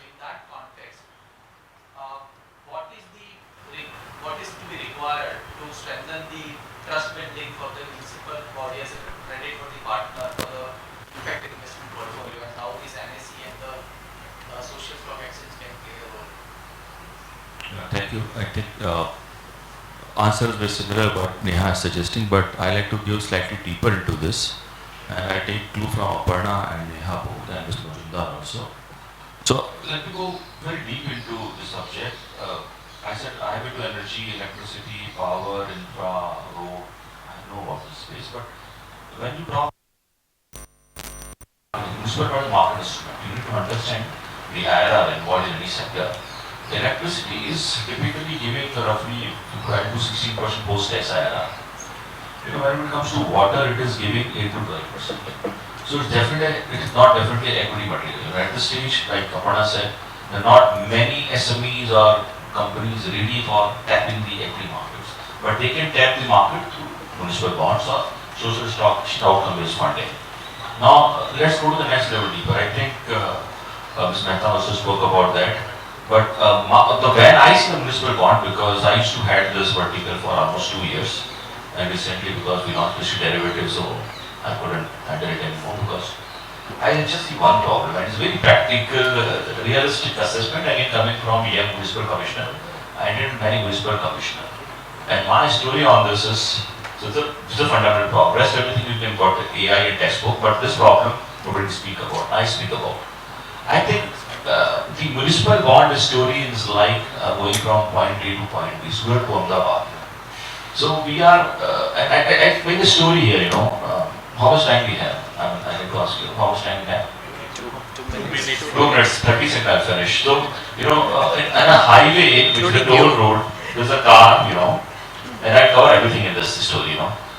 In this car, there is a beautiful car, and when I see this car nearby, I see that in the back seat, there are 3 beautiful ladies and handsome men sitting. One is definitely a consultant from CBI, you know. And why I'm saying so because, so she's taking care of the creditworthiness aspect. The other guy is, you know, accountant who's taking care of the financial side of the entire discipline, user charges, etc., etc. The lady on the right side is sitting and she's talking about that I will definitely do something so that they can become merchant, banker, viable projects, you know. And then I go to the front side, she's a very senior old man, has a lot of experience in municipal area, and they think that I can structure a project to surely take this vehicle from Surat to Ahmedabad. But I'm just seeing there's no driver over there, you know. The car is there, entire support is there, the student is also there, but there's no driver, and the driver is municipal commissioner. I'm telling you, this driver is municipal commissioner because he knows that there's a possibility that when I start this journey, halfway I'll be asked to leave this car. So why should I put on so much effort, you know? So I think government has given through Amrit a lot of support. They're consultant, advocates, legal fraternity. We as a market are there in a senior guy sitting in the front. But drivers they don't have zeal or they drive to, you know, drive their car far. So this is a typical problem. What we do, I think I give the solution. Just try to give a fixed tenure to this municipal commissioner. Or the second solution is the old guys sitting in the front should be a constant feature of any municipality. They should handhold the next municipal commissioner, then the continuity should be there. Why not lady? I mean, this Mehta is very keen to sit in the front seat. I'm very happy. So I think if we can solve this, I think, because there is a lot of participation. The professor said 10 mayor in 10 years, you know. The similar story is 20 commissioner in 10 years. In many cities, political post. So I think municipal bond will not take a filler or not take exponential growth till the time you solve this very critical driver problem. Next to the question is, you know, I have two very smart ideas and I would request the students to talk to me after this. I think the municipal bond are lacking the credible project pipeline of project ideas. They have been doing a lot, but I think there are so many great ideas can come, you know, and there are not many ideas they have shared there. Credible project which can be supported partly through user charges, partly through some extra cess, and then they can get a loan are very important. And your student can tie up with us. We can work on it. Thank you very much. Thank you. Thank you. I think across the panel member there are lots of points which is CWAS has been working on. So Meeraben's your reflection, and also the long before CWAS, I was trying to count how many years ago, 30 years ago I counted, I can still manage to do that. In Bangalore, we had this first conference on municipal bonds. I'm sure all of you have heard. Yeah. Rakesh was there. Not Rakesh, Satwalekar. Deepak Satwalekar from HSBC Bank was there. And there was this whole, we had people from municipal side and people from the industry, finance bankers and so on. And there was a lot of, yes, this is something to take up. And over the years, everybody said, yes, let's take up, yes. All reports, if you see Government of India reports, all of them mention municipal bonds, but what has happened? Nothing much. Now, being back to academics, meaning more pure academics, we said let's look at how to municipal bond experience of India compared with other countries. And I started looking and I said only US. No other country, Europe, there are no municipal bonds of this type that we are talking about. They are essentially very different instrument, more of very different type of it. The only other country that tried and has got into major issues with this is China. All of you must have heard about, there have been a lot of story of LGFEs that have run into huge problems, and in between the whole China growth story could have been affected by the problems that were there. So I think we need to maybe, and I don't like to say that because we were the ones who started this so-called municipal bond story, but maybe we need to have a rethink on what are we talking about and whether the way we are talking, and why is it that only US has. And one of them we are trying to explore. One of the reasons is that US it has become so is that the local governments are extremely powerful. They have the independence. And unless we do those things, I don't think it's a question of only structuring. I think structuring can easily be done with property tax revenues, which have actually been done quite successfully. So that's not the major issue. Major issue is the strength of local governments. That is something that we need to, and I go back to my earlier thing that unless we change those things, it is not going to happen. I wanted to also share, but I guess we don't have time, but I welcome you to look at a small pilot that we did a pilot that was scaled up on blended finance in Kenya, working not with municipal agencies, but with communities. And communities linking them to the banking sector, which was quite well developed, and using using the World Bank subsidies, that was subsidy scheme, OBA scheme that was available. Using those subsidies, we did a very simple but innovative structure. We did pilot projects of about 10, working with 10 communities, linking them to the Kenya commercial, the bank. And now that has been scaled up with a countrywide application in Kenya. So maybe that we need to go back to the drawing board, and I agree that blended finance, yes, but what kind of blended finance, and maybe that is what we need to. So thank you very much. Thank you. I think it says that the 30 years are also not enough. So 1 hour is definitely not enough to have this argument. Yeah. So I think let's take this argument. There are certain points. There is pros and the rebuttal also. I think let's have a do over the tea. Thank you very much, the panelists. I think questions.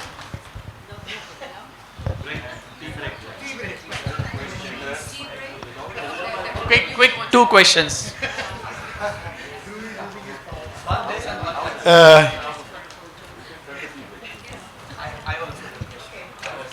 Yeah, I think it's a very good timing for having the questions. Even we take sometimes with the break as well, because this is the main function of whatever the progress that we are targeting, have we achieved or not. So having in the context that Dr. Meera said that it's the strengthening of the local government, right?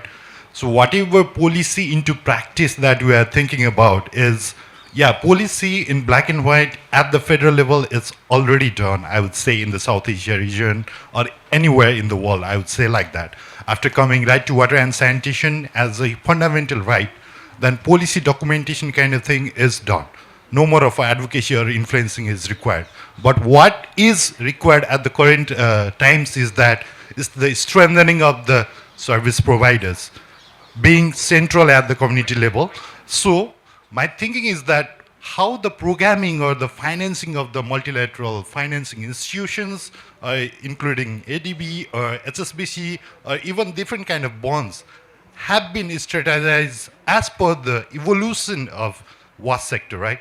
So the level of funding and also the criteria of funding. So what are the major key criteria of those funding and making a program? Thank you. Quick question, direct question, please.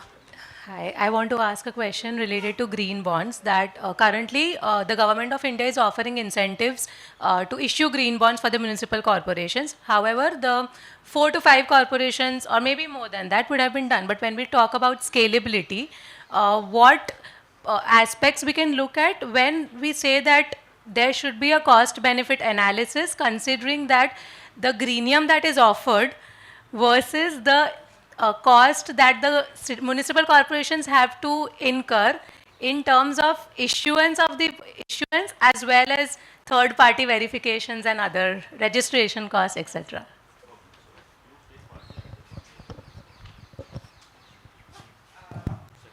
Yes, second question, I will come to that directly. So, and we will do part answering to that question.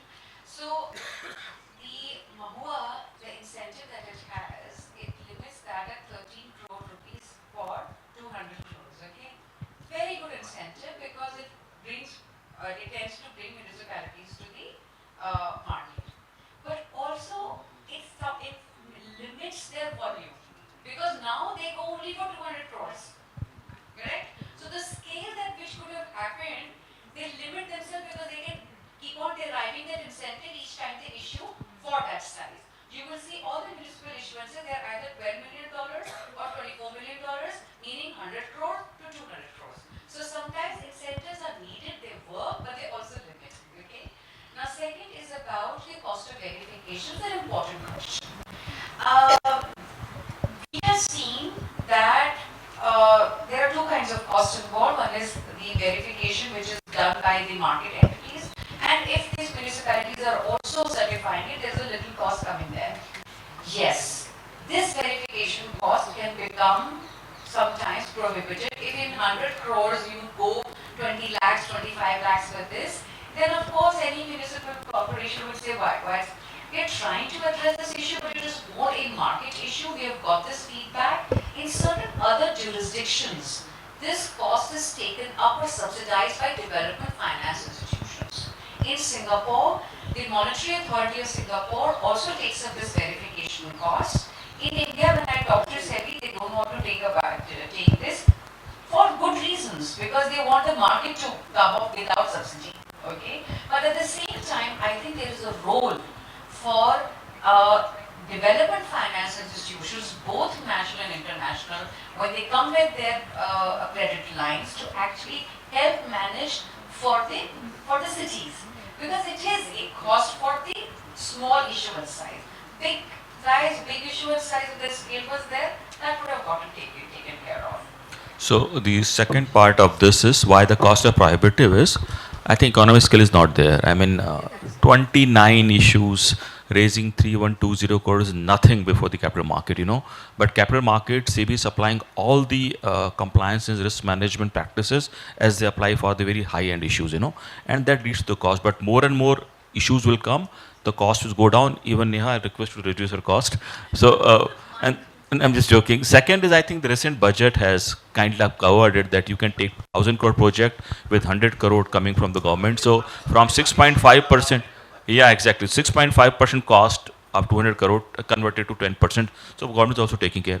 Third very important thing, I again believe, then you know, if they need fresh ideas, a number of projects, sewage, water, renewable energy generation. I mean, they need a plethora of options, you know, choose for, so that more and more and more, you know, project can come. Coming back to your answer, I I'll talk about SLB. I think green bond is now not that preferred version.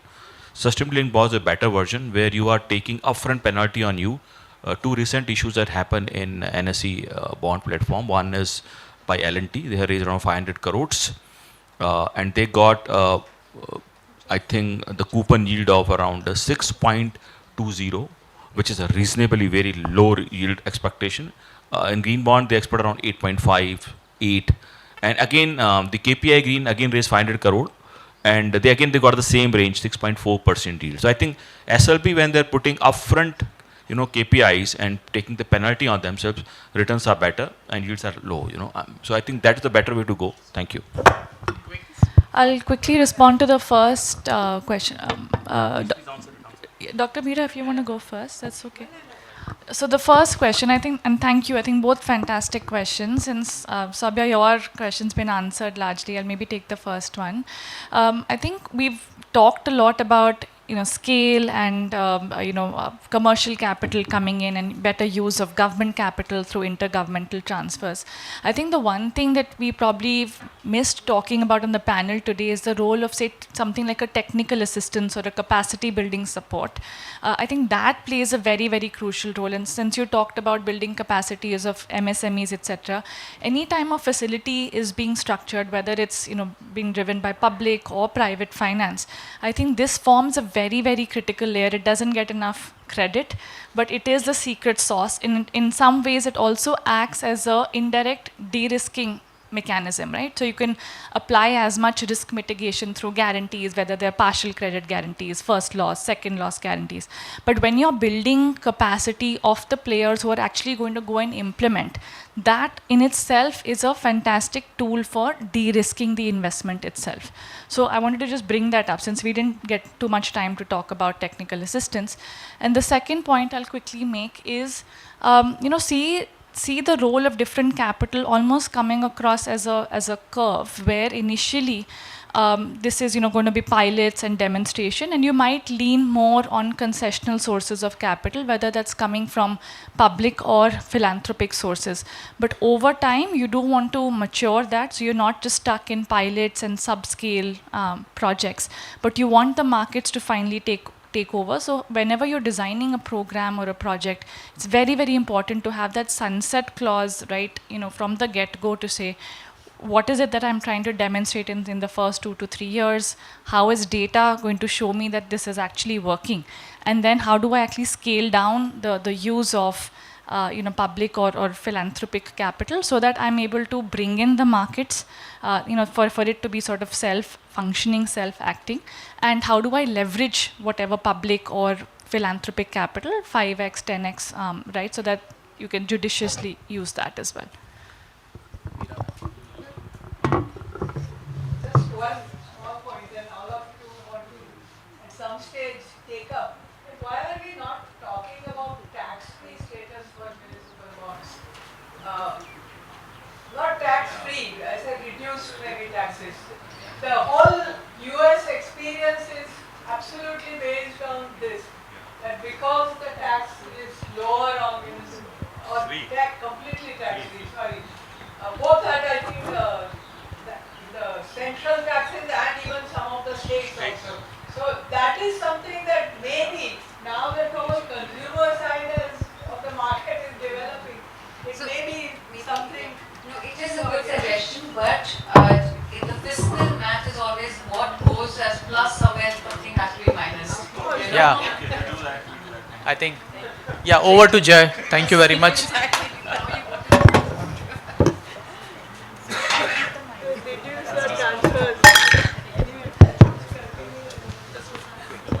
Hello. Yeah. I think financing has been an always interesting subject to all of the participants, be it for the government or the research academia. So thank you to all our esteemed panel members for sharing your diverse and perspective views on this. I would now request our team members to present the memento to all the panel members. I would request Geenal. Yeah, sure. There's a group photo. I would request Geenal to present memento to Mr. Hamnath Kasan. Thank you. Karan to Ms. Aparna Dua. Deepti. Deepti to Dr. Harish Ahuja. Gaurav to Dr. Meera Mehta. And Manish. Manish to Ms. Neha Kumar.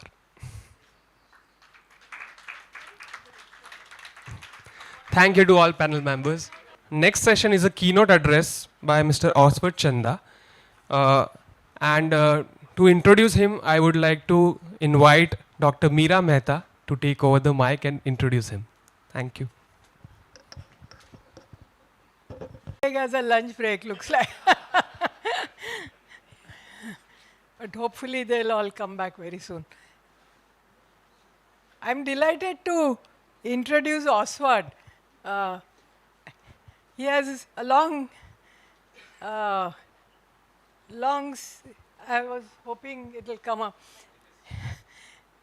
Osward has long 30 years of expertise in water and sanitation. I thought I will not read this, that's why I wanted them to put up. And there, you can read. He has really long experience. But I wanted to talk a little bit, and more recently with African Development Bank. I think he's led the urban portfolio and then the director of, I don't know what exact, director of the water and sanitation of the African Development Bank. So it's a major responsibility. I think some of the more innovative things that are happening in the sector in Africa certainly go back to his initiatives. If I may, Oswald, I wanted to talk a little bit about how we met initially when we went to Africa many, many years ago. He was a regulator in Zambia.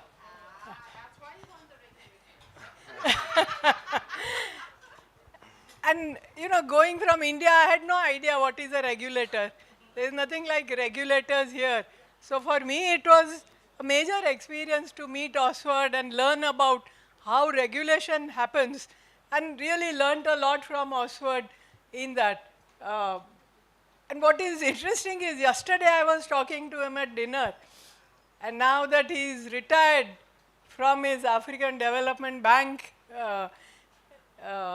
work, he's taken up work in his village, I think, in his village, and he's set up a whole community focusing on water and particularly water-related initiatives. I was telling Dinesh that this is the kind of work that one should be doing after retirement also.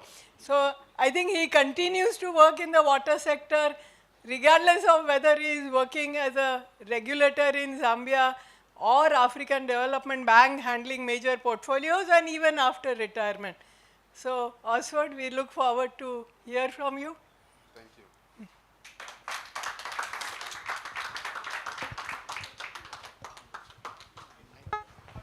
Thank you very much. The pointer. Sir, Meera Mehta, and for those kind words, I'm truly humbled.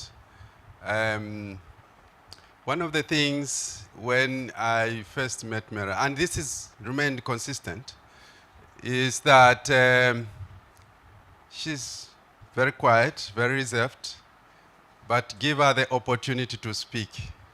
You just go, wow. The fountain of knowledge, the conviction about things, the knowledge, the facts, it's just amazing, and I've always admired her for that, and thank you very much for insisting. I'm so happy that I'm here in Ahmedabad, and this place is just so peaceful, thank you so very much. Now, let me do something before I start sharing a few of my thoughts and nuggets. Just by show of hands, how many students do we have around? Excellent, excellent, excellent. And from the civil society, how many people do we have from the civil society? Very good, Very, very good. Consultancies and any private sector? Consultancies and private sector, okay. Government, local, national, state, government? Okay, now there are a few hands. There are a few hands. Politicians? Any politicians? Okay, okay. Not invited. Yes. You see, that's where the challenge is. You know, we are talking to ourselves. You know, if we want impact, the politicians must be here. You know, they make the decisions on where the money goes, on how things are done, and who benefits. You know, we need to bring them on board.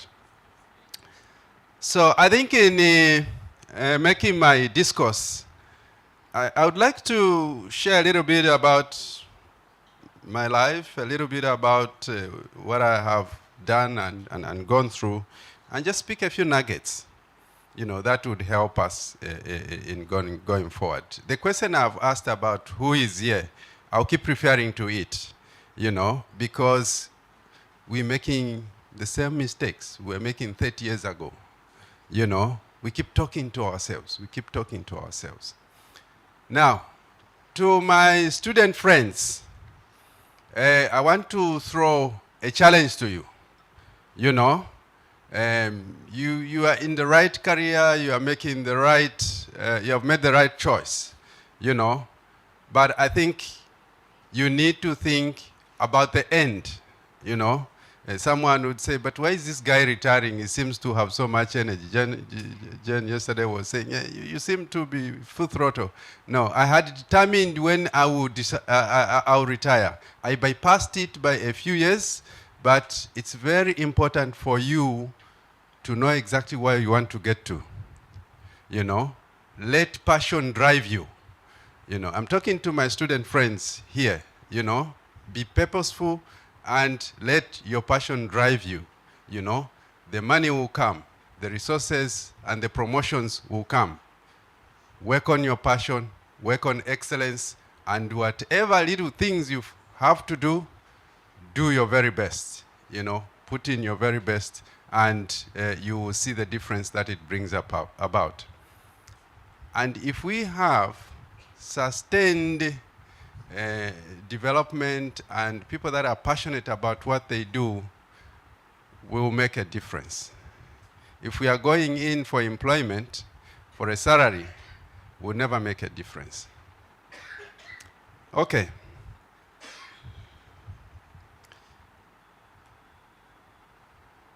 Where do I point for it to work? This way, eh? It's not moving.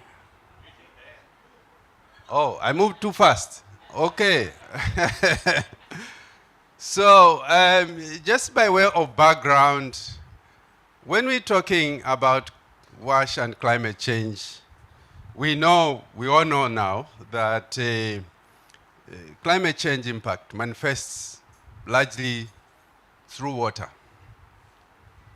Too little or too much, you know, and there are consequences to both. Now, the extremities of these are increasing, the frequency, the intensity, and so on and so forth. Now, in understanding the context of WASH, WASH gets affected whichever the case. If you have too much water, then you have all the pollution, you have all the lack of supply, because even the treatment facilities in many times are inundated, and so on and so forth. When it's too dry, of course, the sources dry up, you know, the scarcity, the pricing goes up, and so on and so forth. So this is the context. This is where we're coming from. And we all now know that to address this, to address climate change, adaptation in the water sector becomes very, very critical. You know, we need to look at the whole system, the systems approach, you know. We just don't look at the infrastructure. We don't just look at the pipes and pumps. We need to begin right from the top. The leadership, the leadership awareness. We need to educate them. The governance, what governance framework is in place, for things to work. Institutions that are there. Whether you want regulator or no regulator, it depends on how you make things work, have a framework that works for you, and for the different contexts. Then we'll also see that in this adaptation, we're not just looking at this. Of course, we're also looking at the technologies. We're looking at the financing, and we're looking at sustained financing, and we should not just look at external. We need to look at inward, and begin from there and maximize what is available, and then look outside for additional. We need to look at the capacities, the human resource, and this is where I commend the university here for things like this. It's very important to raise awareness, to raise an understanding, to share ideas, I always loved conferences because every time I left a conference, I felt motivated. I wanted to make a difference. I wanted to do something, to get some result at the end of the day. So this is good. You sharing knowledge. Knowledge is very valuable if we take action on what we have learned. Okay, next. The Global South, unfortunately, I got this and I thought that it painted a very nice picture of what is happening in the Global South. But even what seems green there, it's very doubtful, particularly for Africa. The situation is gone down, we have a case where leadership is weak, governance, institutions, the infrastructure is weak. So whenever we have these extremities, the impact is grave, and in addition to this, because the first 4 points are very weak, the prioritization is also very low for water and sanitation. Investments are low. Technology uptake is very low. One of the things the president of the African Development Bank asked me when I was the director of water development, he said, Osward, why is the uptake of technology in the water sector so low? You're still doing things the way they were being done 40, 50 years ago. There is not much innovation at scale in the water sector. I said, Mr. President, you are right, because we always just want to think pipes and pumps. I think we need to upgrade, and think artificial intelligence as well. So we have, of course, in the Global South, the most affected people because of lack of the above, and there's low demand, However, this is changing, and the sense of urgency, therefore, is not there. The politicians, because the politicians are not, they just tell you, oh, no, there's no money, we can't do anything. But if you put pressure on these politicians, if elections is tied to what they do, what actions they can promise within the water sector, we are going to have a big difference. Now, when we come to talking about governance, I experienced governance issues. Before I became a regulator, I did water sector reforms, So we put in place a policy, a coherent policy that addressed all the different elements.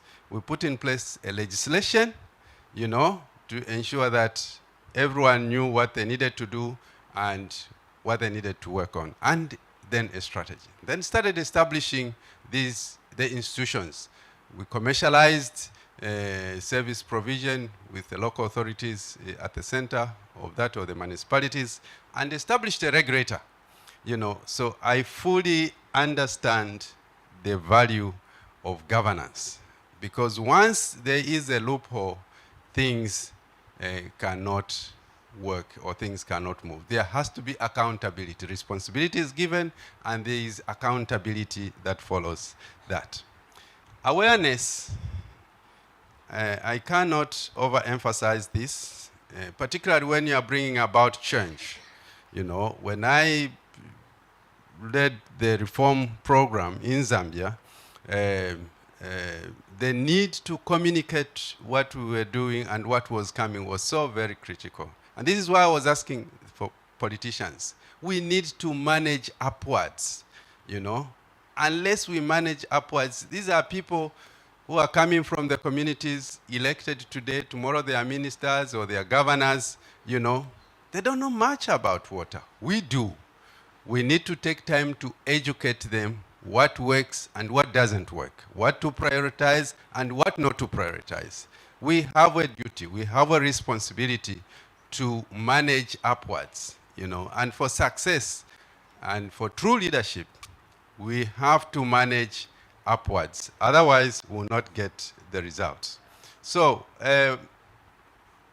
it's our duty. It's for us to see that the policy framework, the institutions, the strategies, the legislation, and really at the end, an action plan that buttresses all this is there with smart indicators. In governance, one of the things that happens in the tapestry of life, you know, there are many different facets. And we all don't have everything, you know.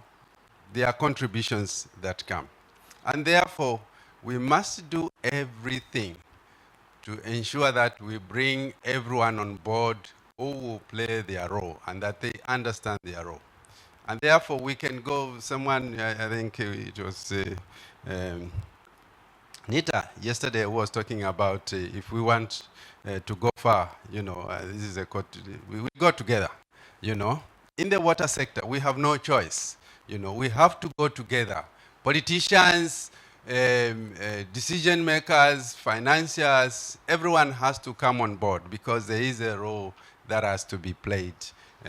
We can talk, theorize, all these things. Let's bring in a politician. Let's understand their perspective. We are academicians, you know, so we need to be open-minded, you know, and to understand what goes on in the mind of a politician when making these priorities. There are a lot of pressures: education, health, roads, you name it, food.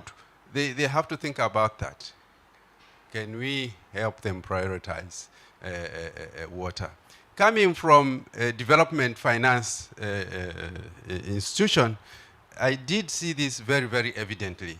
You know, you go out in a country, you know, it's like children.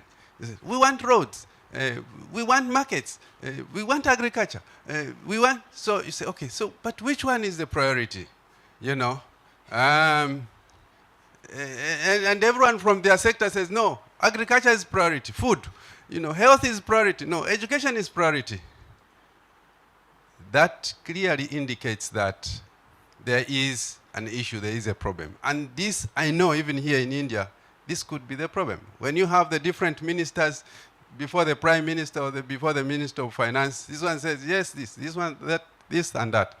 We need to ensure that when we move in together, we have prioritized things and we say, okay, for this to work, the backbone, the skeleton starting point is this. Let's go into this. Next will come that. And certain elements, they are emergencies. They need to be dealt with like that. But that cannot happen until everyone comes together, you know. So we need not underplay the value of partnership, the value of collaboration. It is so very, very critical. You know, now, for growth, what incentives are there? Of course, for students, I want to get my degree. I want to get a distinction so that I stand a higher chance of being recruited. What incentives are there for politicians? What incentives are there for government workers, you know, to make the right decisions? You know, these are things that we need to start building in and bringing this evidence before the politicians. I learned about the value of incentives when we're doing regressions. You could punish, you could penalize, but when you put incentives before utilities to do things, it made a huge difference. You know, you didn't have to spend a lot of money in beating them, flogging them. No, you know, they were moved by incentives. Let's spend time to think through the incentive system so that we can get things going. I had a very interesting listen to the debate on the financing. You know, it seems we're going through the same cycle as we have done before. You know, we need to strengthen the case for finance. And the best way to strengthen the case for finance is to begin with leadership. You know, have a strong leadership, a leadership that understands the value and the importance of what we are doing, that we're headed for a crisis if we ignore water. Any country that has developed significantly, they prioritized water and invested in water, you know, and indicate that if local authorities, municipalities, utilities, and even these governments want to get more resources, they need first to demonstrate that they are efficient in the use of internal resources. I worked for the African Development Bank for 15 years, and I can tell you that in countries where there was transparency, there was rapid use of resources, and with results, they received more money than countries where there was corruption. I'm sure Nita would attest to this. You know, we had appetite to go in and give more and get grants out to such countries. You know, we understand this now.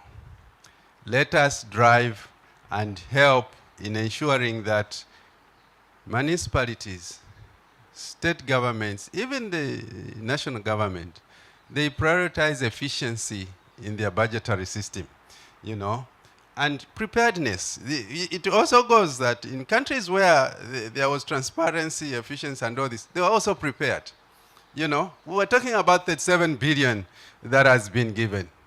Are the states ready? Do they have the designs? Do they have, can they start roaring out? You know, you want to be anyone from the World Bank before I'm stoned?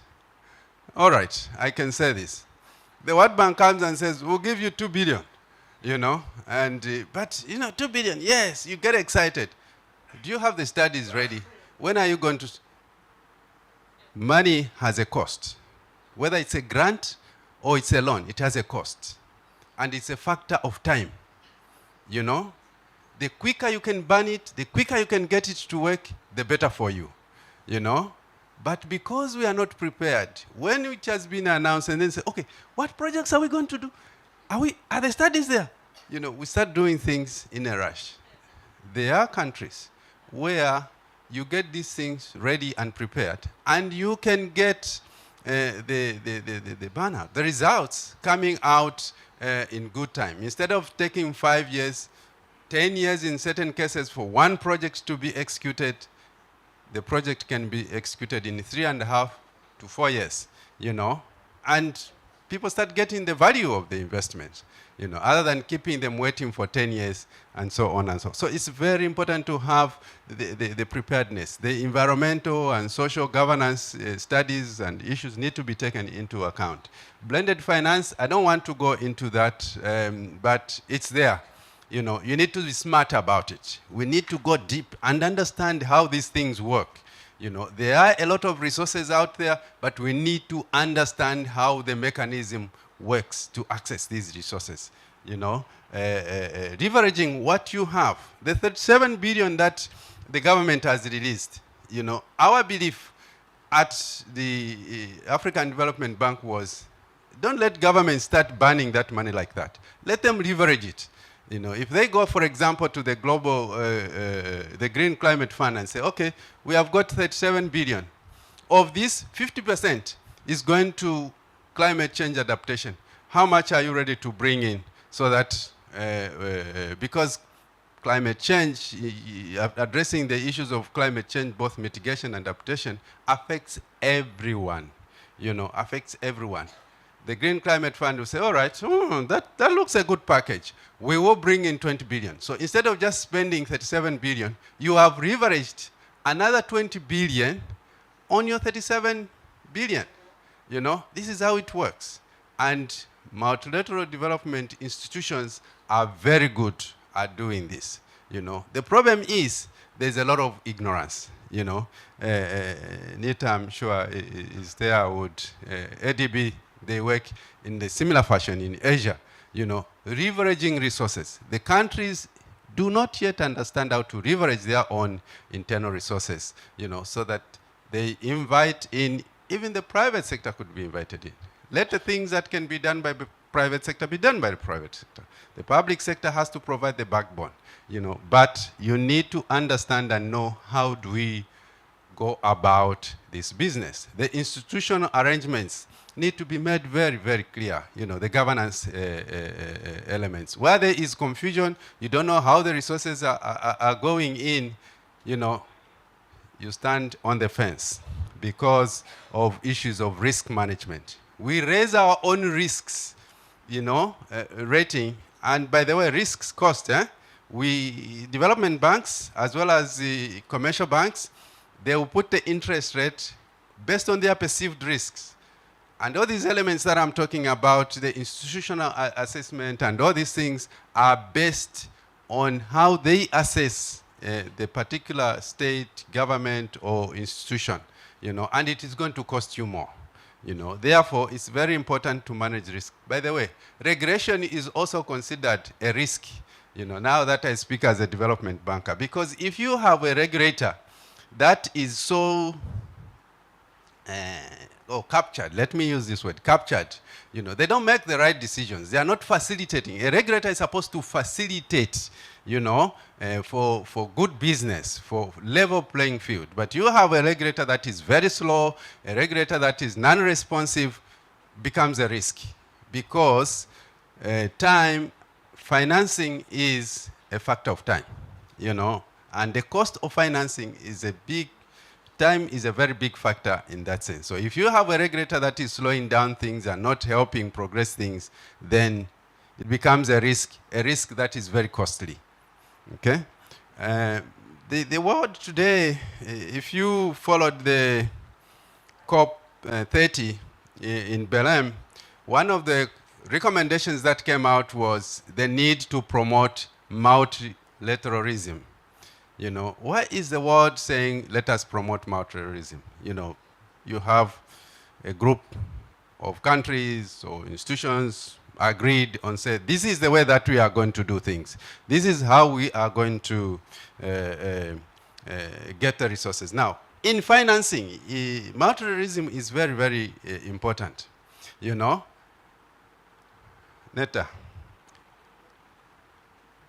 MDBs, multilateral development banks, can raise a lot of resources.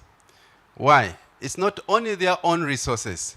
They have several other pockets. There are countries that just dump money in these multilateral development banks. Okay, here is a 10 billion. I want you to be, whenever you lend out, you can take a portion of this and give it to the country on the same terms as your terms. Yesterday, we heard that for India, you get at 1%. 1% interest rate. Repayment period, is it 30 years, 40 years? That's the cheapest money you can get. Multilateral institutions can help mobilize these resources. And beyond that, they can help you mobilize climate funds. One of the things I was passionate about when at the African Development Bank was to go after these climate funds, because this is cheap money, and a lot of it is grants, because it's going towards adaptation, and water, whatever case that you look at, you need to understand that you are addressing adaptation, okay? Very quickly, I'm running towards the end.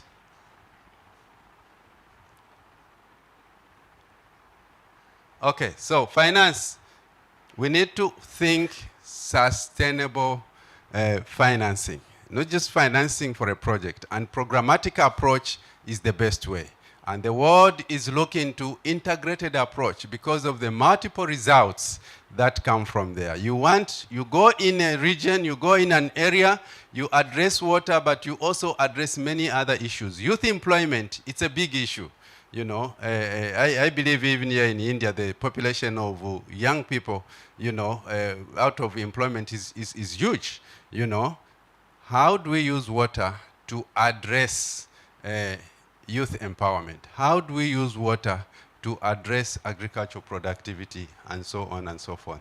Inclusiveness, empowering so that we can show results that affect a whole bigger area than we just pipes and pumps.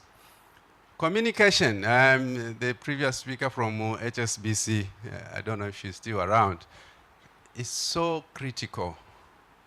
Share this information out, be transparent, and you will see that you will get the results that you are looking at. Innovation and technology and service delivery, I cannot overemphasize this. A lot has been said, communication again. We need to communicate the results. We need to communicate the impact this is having. I can tell you that politicians have no clue about what innovations have come in the water sector. We have a duty to educate them. We have a duty to see that they know that there is a cachet of solutions that they can pick from. Service quality, I want to just talk about that because social media is changing things. You don't provide a service, it will be on social media. You're not providing a service. My good friends, unfortunately, they are not here today, National Washer. They can sing as loudly as they want to, but social media will tell you what the truth is in terms of delivery, Therefore, there will be stronger demand for service quality than has been the case before. Okay, so what is the role of government, researchers, private sector in all these things? We need to look at the institutional setup that the policy framework addresses it, that there's strong partnership and that we can scale. We can scale up these technologies by working with the price. Inclusiveness, I need not overemphasize this. I think we have an understanding of this. It is so critical to the multilateral development banks and all financiers. If you bring a program, you bring a project, you have not accounted for the poor, the vulnerable, the youths, they will not look at it favorably. But if you have made a strong case on inclusiveness, the other things may not even be so strong. But on account of inclusivity, even the private sector, they will come and say, well, I think we can help you make a case on this, And it's very important in mobilizing resources. Monitoring, we need to have a robust information system. Understand what is happening, Tell the story. Know how to tell the story upwards and know how to tell the story to the community so that they can buy in and pay for the services. Very, very critical, okay? Next? Yeah, I think I should be saying next. So, in conclusion, we need to manage the political economy. If you're in the water sector, you cannot say you're not involved in the political economy. You have to understand the thinking of a politician because they decide on the money. You need to explain how poor water supply affects the economy and how it affects the whole system. Health, it affects health, education, menstrual hygiene and all these things. You need to be able to explain that. And you need to learn to collaborate, reach out. I was amazed when I was at the African Development Bank. In a quarter, I would have 3-4 consulting firms from Europe coming into African Development Bank to understand how we were doing business and how we can do business with them. I didn't see almost nobody from within Africa. India, I think we had one company that came through. Reach out. Understand how things are being done. That's how you can access those resources. And there are a lot of grants for preparation. You can then access those resources. Seize the opportunities. Young people, one day you'll be the leaders. Make a difference. Take action. Be action-oriented. Be passionate about what you do and how you get those results. Let your conviction. I said about Mera. She is a woman of conviction in what she believes and what she wants to talk about. You can so blah, blah, blah, blah, blah. Then she'll come in her software and say, no, but Osward, there's this, and give you the facts. Okay? So build the partnership for scale and impact.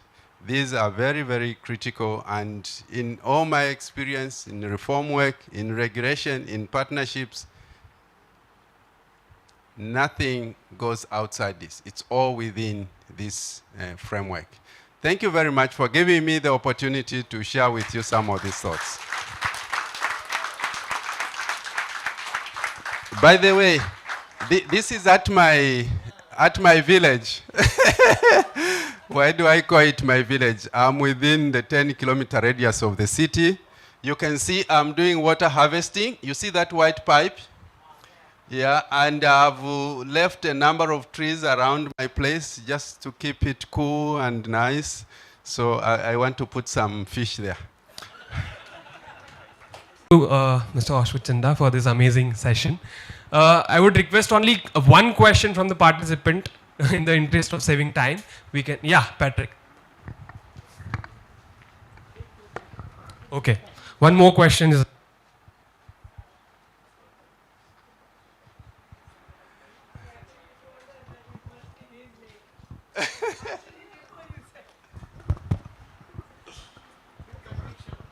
Great, thank you so much, Osward. I think brilliant presentation. I think, the fact that you've had all the time to reflect and to present something like this, I think is an advertisement to all of us who are approaching your stage in things to step out of our day job so that we can actually think and put it together and make this sort of inspirational talk. Actually, I just wanted to make one point, and I want to get your reaction on it, and it was triggered a bit by what you write, I think, on your first or second slide, but several others have said it here, which is the point of adaptation. And we keep saying, I've heard a lot, you know, we have to, our sector has to adapt in the face of climate change. But actually, I think we need to flip it around. I think that we need to begin to position our sector as a critical sector to helping societies and communities to adapt in the face of climate change. Our sector is key to resilience, and I think the broader point you're making about making ourselves relevant to politicians, making ourselves relevant to heads of state, revolves around that. And again, and I love the fact that you were saying, and we keep talking to ourselves, and I think saying, how are we going to make our systems resilient to climate change is a typical example of us talking to ourselves. Let's flip it around and say, how do our systems make the whole of society resilient to climate change? Thanks. Excellent comment. I cannot add more to that. Thank you. One more question, yeah. Thank you, Patrick.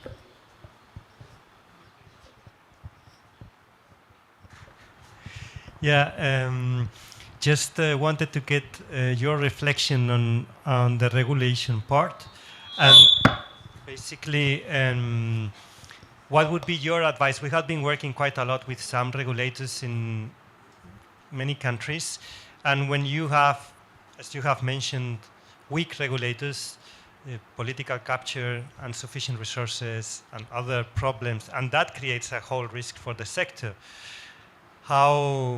What is your advice? How to get out of that vicious circle, and how to really strengthen the regulators? That's a great question. One of the things that I did in Zambia, I'll give an example from what I did. You know, I always ask myself a question: who is the regulator accountable to? You know? And in doing that, in real sense, the regulator must be accountable to the people, because you are serving and seeing that at the end of the day, you want the people to have a good service at the right price. So you need to expose yourself that I'm here, you have appointed me here to see that you have a good service at the right price. So if a regulator fails to make utilities do that and have the politicians put in place a framework that allows for that, then the regulator is failing, and the public must shout out and say, hey, Mr. Regulator, you're not doing your work. You know, Mr. Regulator, here things are failing, you know, and the social media is very powerful, you know. So bring it out. The regulator, you need to bring out the regulator in the public domain. Regulator cannot be private. No, you know, because it's very easy for a regulator to be captured. All you need to have is a minister take full control of the CEO, and that's it. You know, you just be doing the bidding of the minister. In Zambia, for 3 years, in election years, we have tariff adjustments.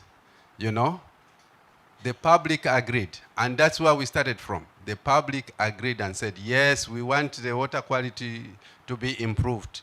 We agreed to this tariff adjustment. So always play in the public domain. If a regulator disappears from the public domain, will be captured, you know, and the people will not have the benefit of having a regulator. Thank you. Thank you, Mr. Oswald.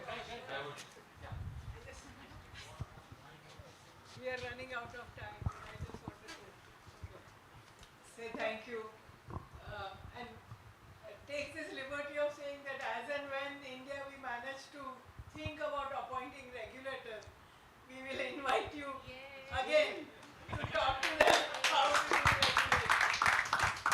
And I'm hearing from my colleagues there, I hope it will be a Miss Regulator and not Mr. Regulator.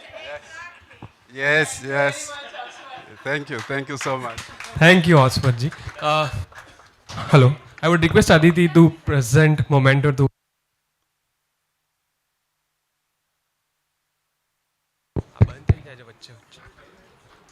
Thank you.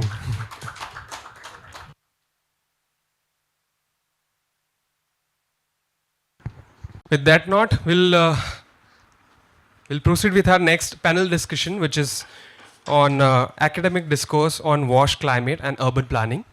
I would like to invite Dr. Mona Iyer, CEPT University, as a moderator of this panel.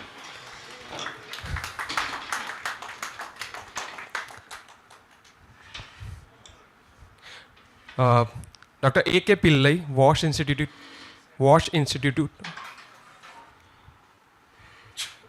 Excuse me. Dr. A.K. Pillai, WASH Institute of India. Dr. Meenakshi Arora, University of Melbourne, Australia. Mr. Jagat Munashinge, University of Moratuwa, Sri Lanka. Please pardon me in case if I am pronouncing any of the panelists' name incorrectly, but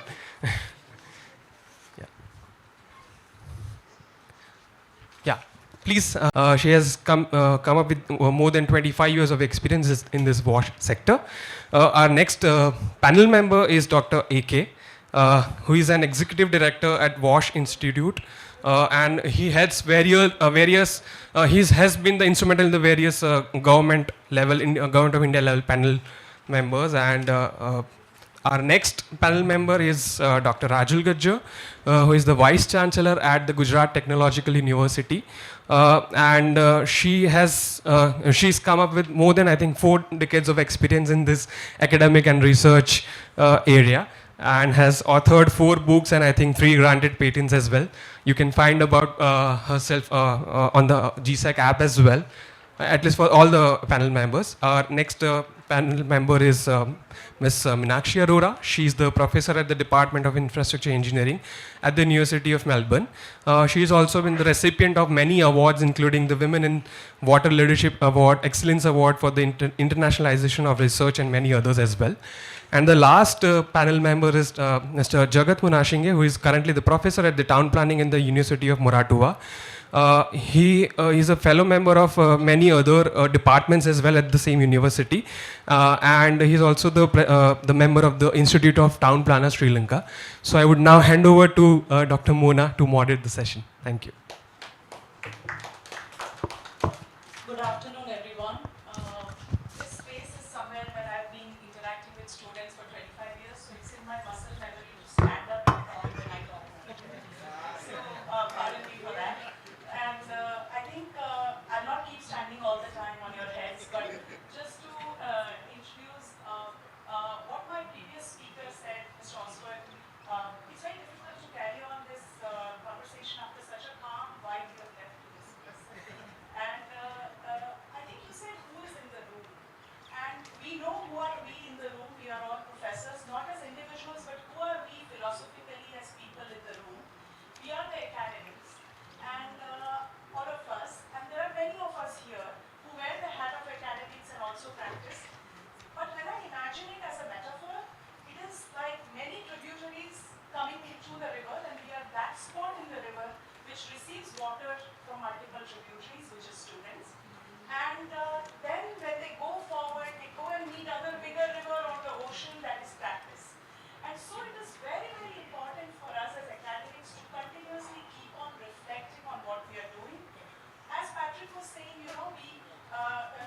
change, something we are adapting all the time.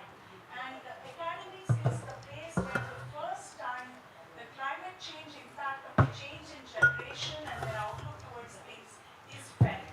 And that is something where we need to keep ourselves very relevant, very progressive, yet very open to the new and upcoming ways of learning and teaching. And that's the space where all of us belong. Each one has tried in their own way what to do. So this is who we are. This is why we are here.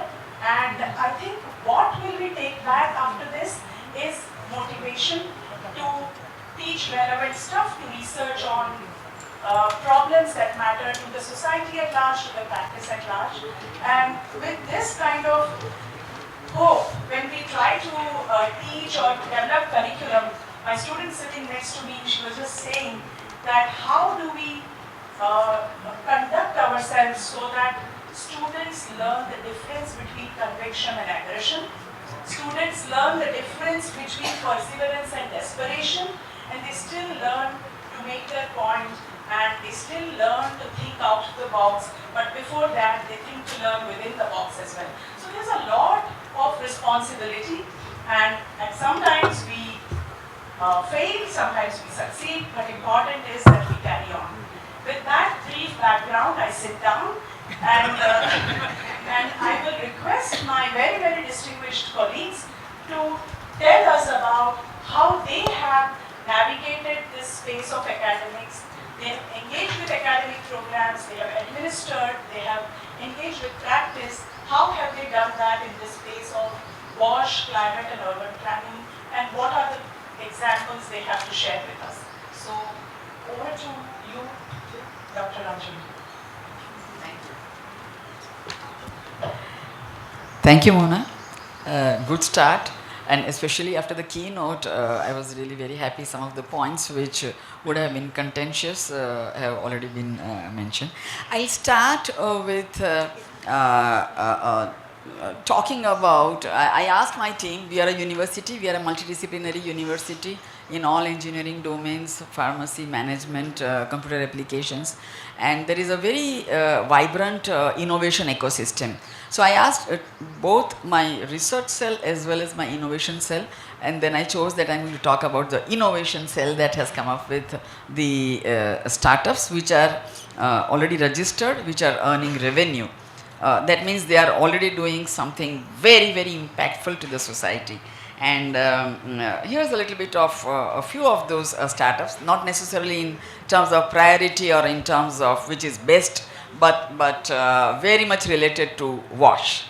So let me start with the first one, Billion Carbon Private Limited. A climate tech startup offering a rapid 3-day food waste treatment solution that converts organic waste into biofertilizer while reducing 95% biomass volume. The solution mitigates methane emission, promotes circular economy practices, and supports decentralized urban waste management. Recognized by the World Economic Forum and CNBC Awards, Billion Carbon targets reducing 1 billion tons of CO2 by 2030. So this is the level at which it's not just the innovation ecosystem, the impact has already been started. WellSolve Envirotech Private Limited, a WASH-focused startup providing water and wastewater treatment solutions for ETP, chemicals, bioculture, RO chemicals and consultancy. The company supports industries and government bodies in pollution control, water reuse and regulatory compliance, contributing to improved public health. Shri Marut E-Agrotech, developer of an electric tractor aimed at affordable low-emission mechanization of small and marginal farmers. These tractors are not available. They were very much needed.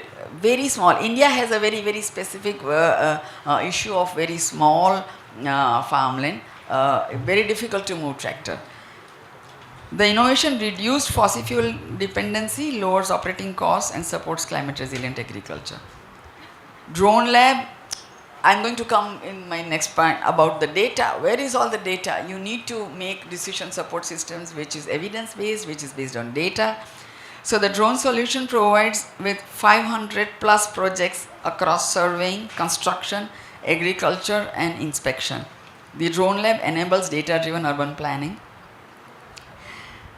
I have 10, I'll just end with 5. Maybe in the next question answer sessions or somewhere I'll be able to talk about the others. 6 e-resources, an AI-enabled sewage treatment startup improving efficiency, automation and compliance in wastewater management. A key milestone includes deployment of its intelligent STP at our own campus hostels. Serving as a live institutional pilot, the solution supports Swachh Bharat mission and sustainable urban sanitation. So these are some of the, just to give you a brief jhalak of what is already happening and the multidisciplinarity, the interdisciplinarity, the government, all the players are already put together when we talk of startups which are being recognized even at the World Economic Forum. Thank you.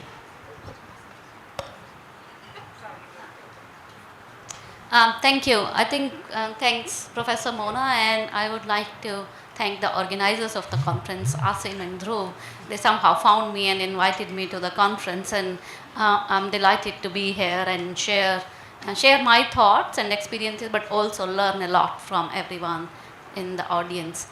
So I think you had just shared some examples, so I'll skip that part. I come from University of Melbourne, which stands number 1 in Australia for 9 years in a row, and it's 32 in the world, based on its research performance. I come from Faculty of Engineering, but it's a quite comprehensive university. We go from science to arts to medicine, management, so all the faculties are represented, and there is a culture of strong collaboration across different areas. But I'll talk about just Faculty of Engineering where I come from. We have 10,000 students. Majority are postgrad coursework students, 1100 PhD students. And although there are lots of examples like bionic ear, you all might have heard of cochlear implants for hearing loss, bionic eye and many more, we still are not getting the impact we can. The potential is too huge. Just in Faculty of Engineering, 1100 PhD students means they can solve 1100 problems, which we definitely are not solving at the moment. So in engineering, 10 years ago in 2015, when we were writing our 10-year strategy for 2025, and now we are refreshing it for 35, the shift changed from doing research from researchers' point of view, from their understanding of the problem to making impact. All the academics had to write an impact statement for every project they are going to do and undertake and supervise a PhD project. More than 60% of our PhD scholarships don't come from institute or government. We have to write projects along with industry, get some cash contribution from the industry, which means it has to be impactful and used by someone. So that is the first step we have been taking over last 10 years. It's a journey, and we are trying to bring each of our PhD research to be useful for someone. Now, even though you have done that, PhD research is useful, but people finish their degree and they are looking forward to go in the world and find their next job. How do we engage them for that next step? Because they have created very useful research outcome. Now it needs to be translated. So we now have a PhD innovation program. We already had a quite strong entrepreneurial culture through Melbourne Entrepreneurial Center, MEC, for staff. But now PhD innovation program is only for PhD students. So they all go through that 8-week training to understand the ropes of the entrepreneurial process. And if they then wish, they can enroll into translating research at Melbourne program, which has 4 stages. Each one is 6 months, and it takes them through the whole life cycle. So that is about the research students. We also have been thinking quite hard, how do we engage our rest of the 9,000 postgrad coursework students? And I was sharing with some of you yesterday that we tried various ways, bringing sustainability engagement, industry engagement as elective subjects, which some of them will subscribe. But more recently, we have gone to look at each of our subject, identify which aspect of sustainability can be weaved into each subject. So they all have selected 2 sustainable development goals and they engage students from that. And the capstone project, which every student has to do, has to demonstrate who is the end user of this project. And the project is not only technically sound, it has to be economically sound, it has to be inclusive, socially and environmentally sound as well. So I think with that, I will perhaps stop and will continue over the next few questions. Right, okay. Okay, thank you very much for this opportunity given to me. And also, I don't believe that anyone thinks that I'm not an Indian, right? So, the outlook and also the very much, I'm mistaken. I know some of the people were talking to me in Hindi, which I don't understand, of course. But anyway, so thank you very much for giving this opportunity, Professor Dinesh, Professor Meera, and also the team, organizing team. And I may be the only outsider here in terms of talking about the academic things, right? So I will try to kind of make it kind of to the basics, not about the very high things that you were talking about. And also we are a university. I'm working in the University of Moratuwa, which is a small university in a small place in this world. We are a small community of 22 million people in Sri Lanka. I'm sure that most of you have heard about it. And if you have not visited it, of course, this is the time to visit. Please, I'm doing touristic promotion here as well, right? Okay, right. It's a nice place to visit and see, right? Okay. And but when we talk about this, the planning program, we are the only university, and ours is the only town planning program in Sri Lanka, because it's a small place and small community and needed only a small number of planners. That may be the reason. And therefore, we started this program, our department started this, the postgraduate programs as early as in 1973, right? So, bit of a kind of a history, but more than 50 years. But okay, after some time, we felt that most of the people coming for this particular program, just like in your case in CEPT, they're coming from different backgrounds, architects, engineers, maybe the social scientists, and all that. They come and kind of study planning, and they convert to become planners, right? But after some time, we realized it's not going to work. Once you are an architect, you think as an architect, you are not a town planner anymore, right? So it's very difficult to convert them. And you are an engineer, you think in terms of engineering, about the town planning. So it's very difficult. Therefore, we thought of starting a new course at the undergraduate level. So soon after the A levels, they come to the university and they're trained and taught as to become town planners from the very early stages. That's how we started our undergraduate program 2003. In doing that, so this is the history, and not that we stopped our conversion program, that's still there. But in doing that, and we have been kind of producing excellent students. I'm sure that Meera is, Mona is, I mean, she has evidence. I'm sure that you also have evidence. Our students are very brilliant. Of course, they came here, and of course, they came here for the kind of the master's program, and they bagged 9 out of 10 awards once, right? Okay, so brilliant, right? In CEPT University some time back. And in fact, after that, we could not send anyone because they were more interested in going to either to Australia or maybe to Europe. So like, that's how the trend is. But whatever it is, so I would say, as I said at the very beginning, that's the kind of, the fundamentals of our thinking. When we started this course in 2003, we thought of, okay, giving the kind of basic understanding to the students about what we really are, what we are planning to do, what we are trying to do, right? What kind of animal that we are going to produce at the end, right? So let me ask this question from the audience. We have a lot of students here. So if I ask you, what 3 things makes the life in this universe? What are the 3 fundamental matters that makes life on this, in this universe, on this earth and in the universe anywhere? Would anyone? Students? 3 fundamental things. Yeah.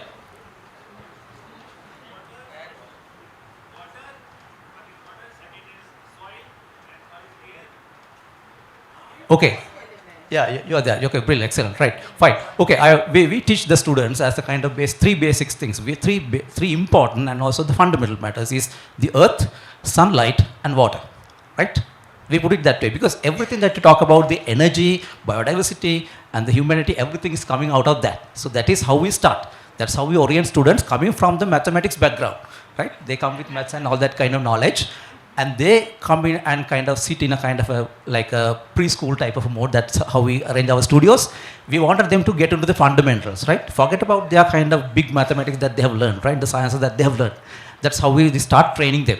And after that, of course, we ask the next question, okay, what made human beings different from the animals in this living world?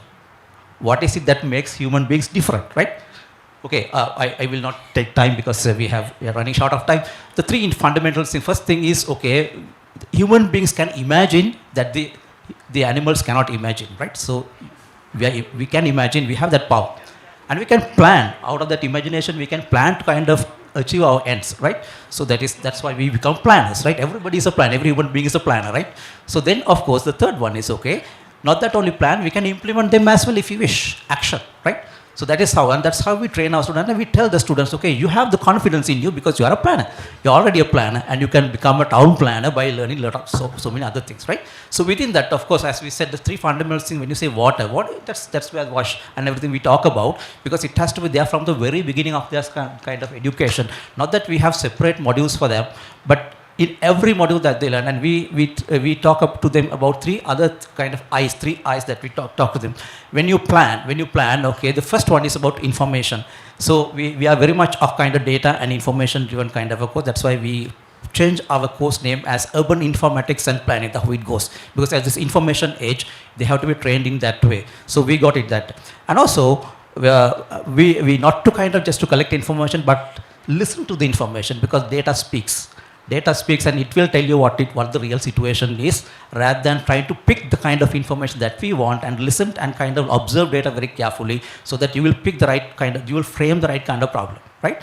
So the second one is integrated planning. Integrated in the sense, I mean, most of the time we can see, we talk about sanitation, we talk about water supply, we talk about environment, we talk about, and we try to assemble them together, which doesn't make sense, right? And most of the time we fail because it's not really integrated.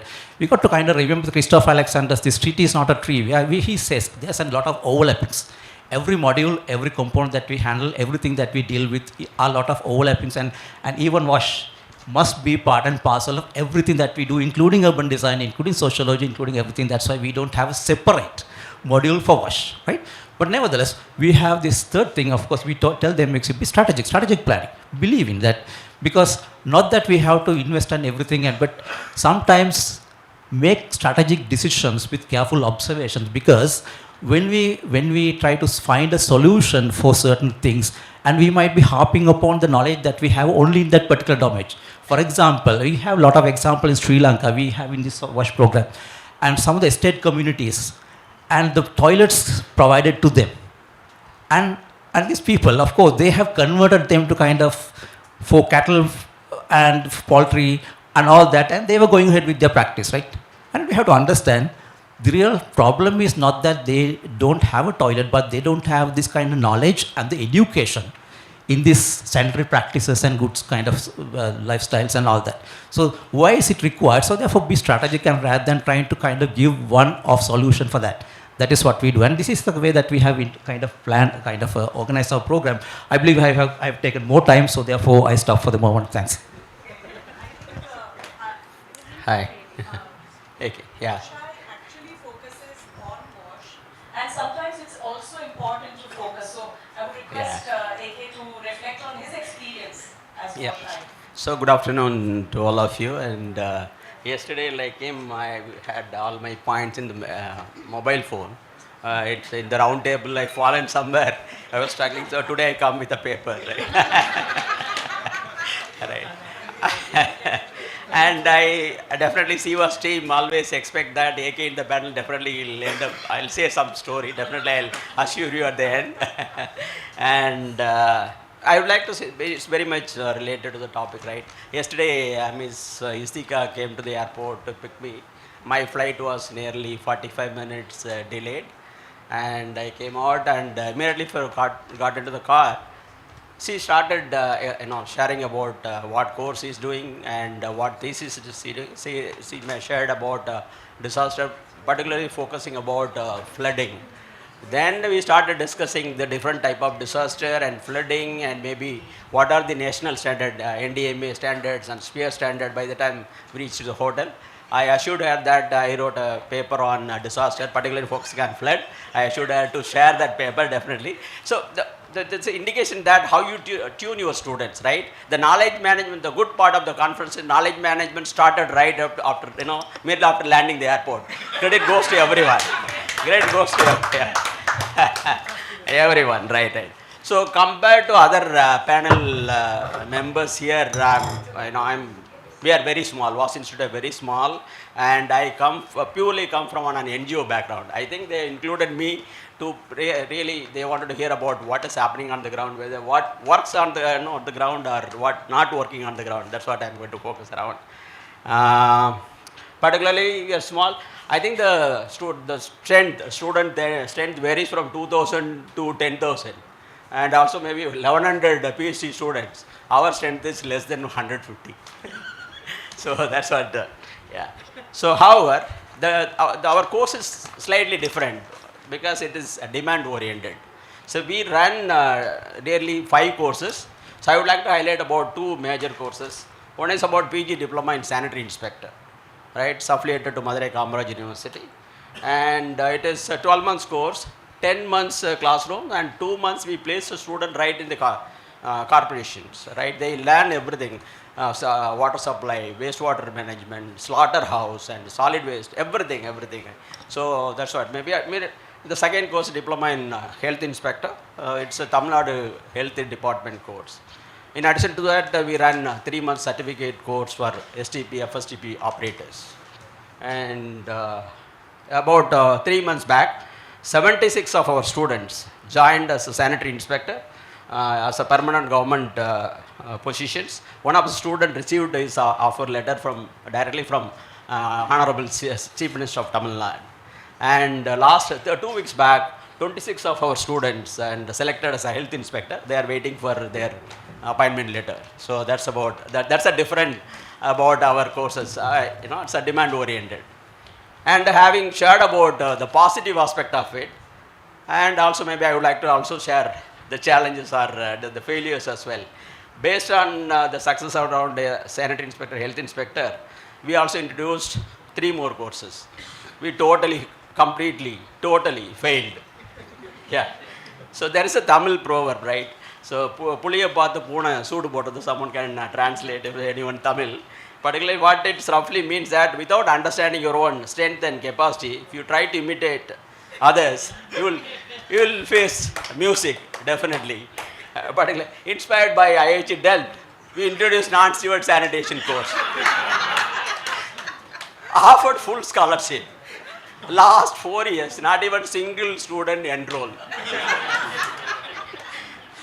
And also we introduced one more course, water supply and wastewater quality management course. Again with full scholarship. What had happened? So because there are number of government water and wastewater lab, definitely there is maybe a demand like sanitary inspector and health inspector. What happened? First year there are about 8 students, second year 1, third year 0. The reason was that, so immediately after completing their course, they went to the employment office to register. There was no employment code available. That was the reason, right? So that's the reason all the courses failed, and we are not getting any student as of now, right? And also maybe, so that's what our final learning was, that if there is no demand from the government or industry, there is no point in introducing any of the new specialized courses. And also, however, there is a positive pathway was that what we did. So why not we introduce this as a value added or elective course? We recently we signed an MOU with one of the engineering college nearby. We introduced this course for the civil engineer. Now Monday we are starting 4 batches. 120 students of civil engineer, they are going to take up this water and wastewater management course. That's a sideways. That's what maybe you need to learn lesson, and also we try to introduce. I stop here, but I'll come back to the data part next round. Thank you so much. I think Rajamji talked about startups innovation, and then Meenakshi ji talked about how They have industry innovation program and how they engage with PhD research and translate it into something which is useful for practice. Professor Jagat brought in a very important point of whether do we specialize and have special subjects or put it as a sprinkle in every little thing. And then AK had his experience, and we learn a lot from the failures. And it's very important to accept that something didn't work and change. And I think that's the point you brought to the floor. We were also part of that GSGS thing. But what we did, because of the ecosystem we have at CEPT, we did not launch a program particularly focused on non-seaward sanitation, which we felt was super specialization.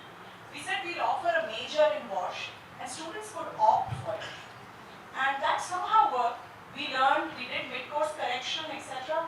But then something worked, and from 3 students in 2018, we have 36 students taking that major now. But we continuously keep on recalibrating ourselves, and that's where we draw a lot from CWAS and its experience and all other partners also.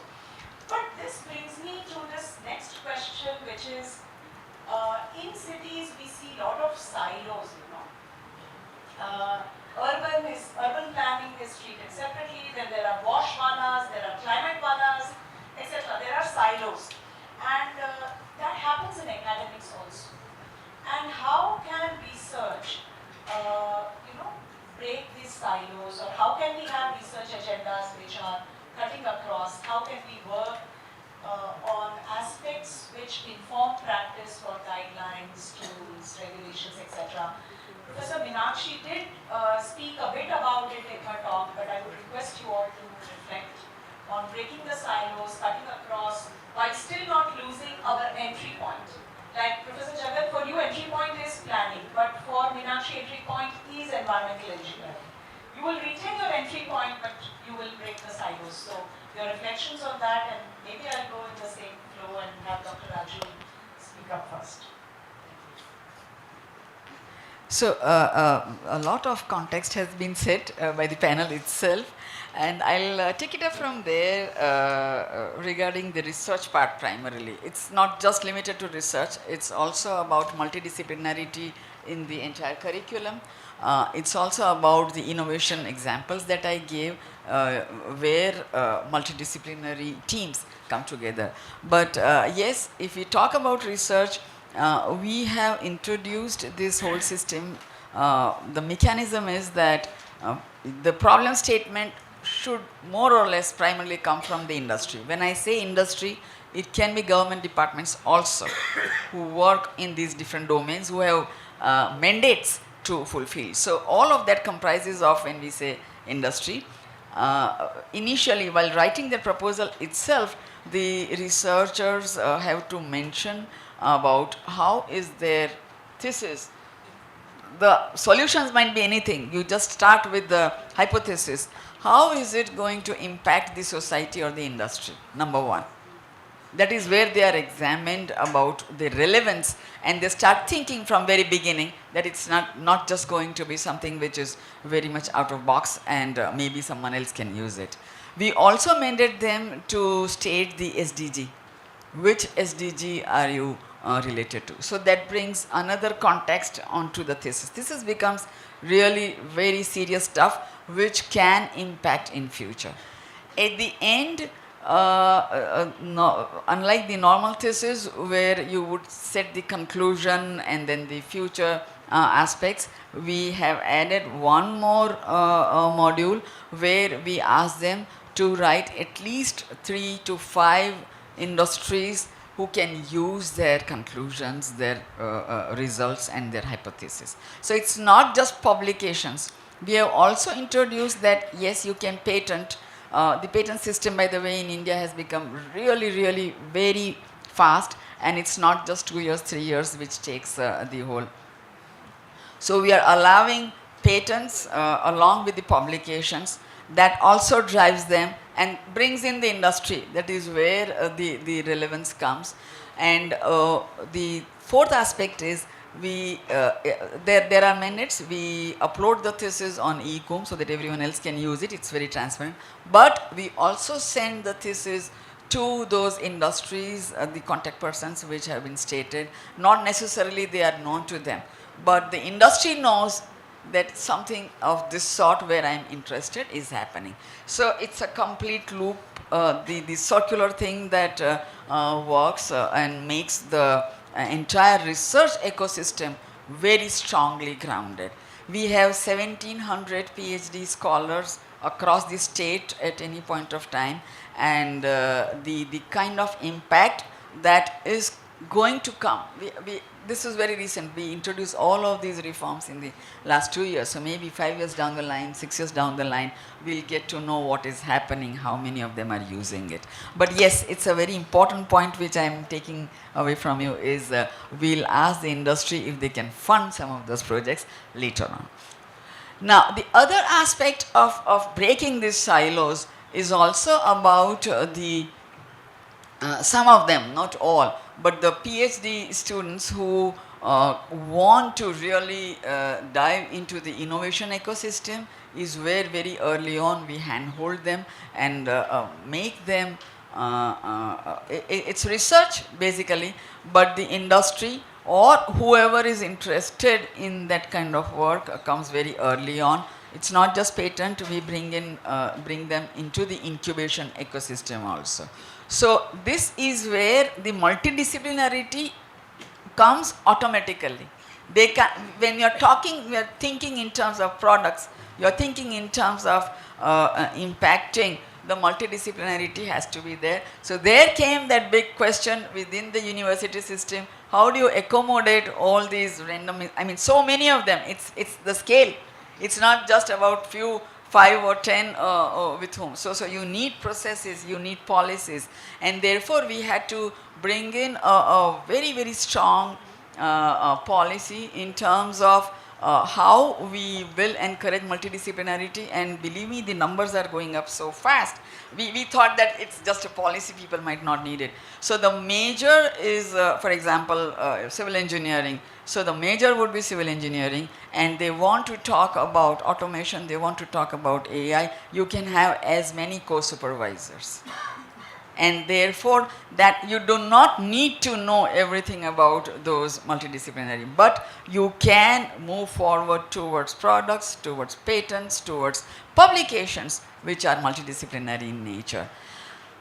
Another aspect of how we break these silos is also about, as many have already mentioned, we almost aggressively insist that majority of our supervisors, researchers should be on some or the other policy or planning committees. It can be any small committee, it can be any. That is where the voice of the government, the industry, and the academician or the researcher, as we put it, comes on the same table. Each might listen, not listen, but the point is made, and it does make a huge impact. Believe me, it makes, like initially the researchers, we are here to do research, like give me 20 hours of, I'll work 20 hours in a day, but don't make me go to a government meeting. But that is where the interest, the funds also to a certain extent are coming up, and that is where the policies, the new policies are being created. So some few experiments which I think are making some deep impact. I have a whole list, maybe later on I can get into it, but the interdisciplinarity, the multidisciplinarity, and co-produce research. It's something which is not just domain specific. It leads to something which is going to impact the society at large. Thank you.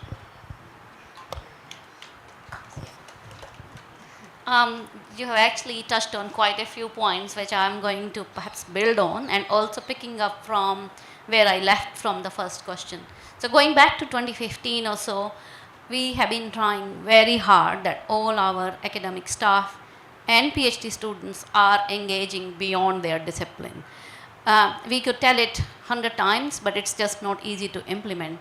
So we started thinking about, if we say that we want to do impactful research, which involves all those things, breaking those interdisciplinary boundaries, going and working with someone else, it makes job of academic harder. They have to put extra time and effort. So what's in this whole scheme for them? Why should they even do it?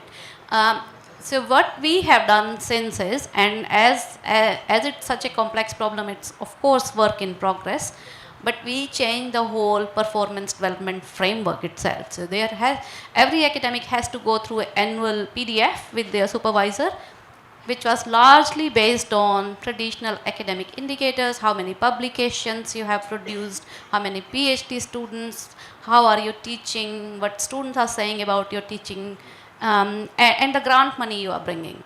But now our PDF framework requires them to talk about the activity. So all this is just activity. Engagement, who are you engaging with? Are you talking to industry? Are you talking to government? Are you serving on advisory panels? And then the impact. Even for your teaching, you have to show the impact that I am teaching this subject and it is actually impacting this end user. So this industry will need graduates with this kind of skill set, and I am adjusting my subject plan. And that has worked quite well. And to take it further, we now have 9 platforms, and we call them, instead of research areas, we have 9 sector-facing platforms. And water is one of them. So water, energy, transport, data, medtech. And I'll pick up on water alone. When you talk about water, I sit in civil and environmental engineering, and we were not even talking to chemical engineers. They will be talking about water quality. We will be talking about dams and structures.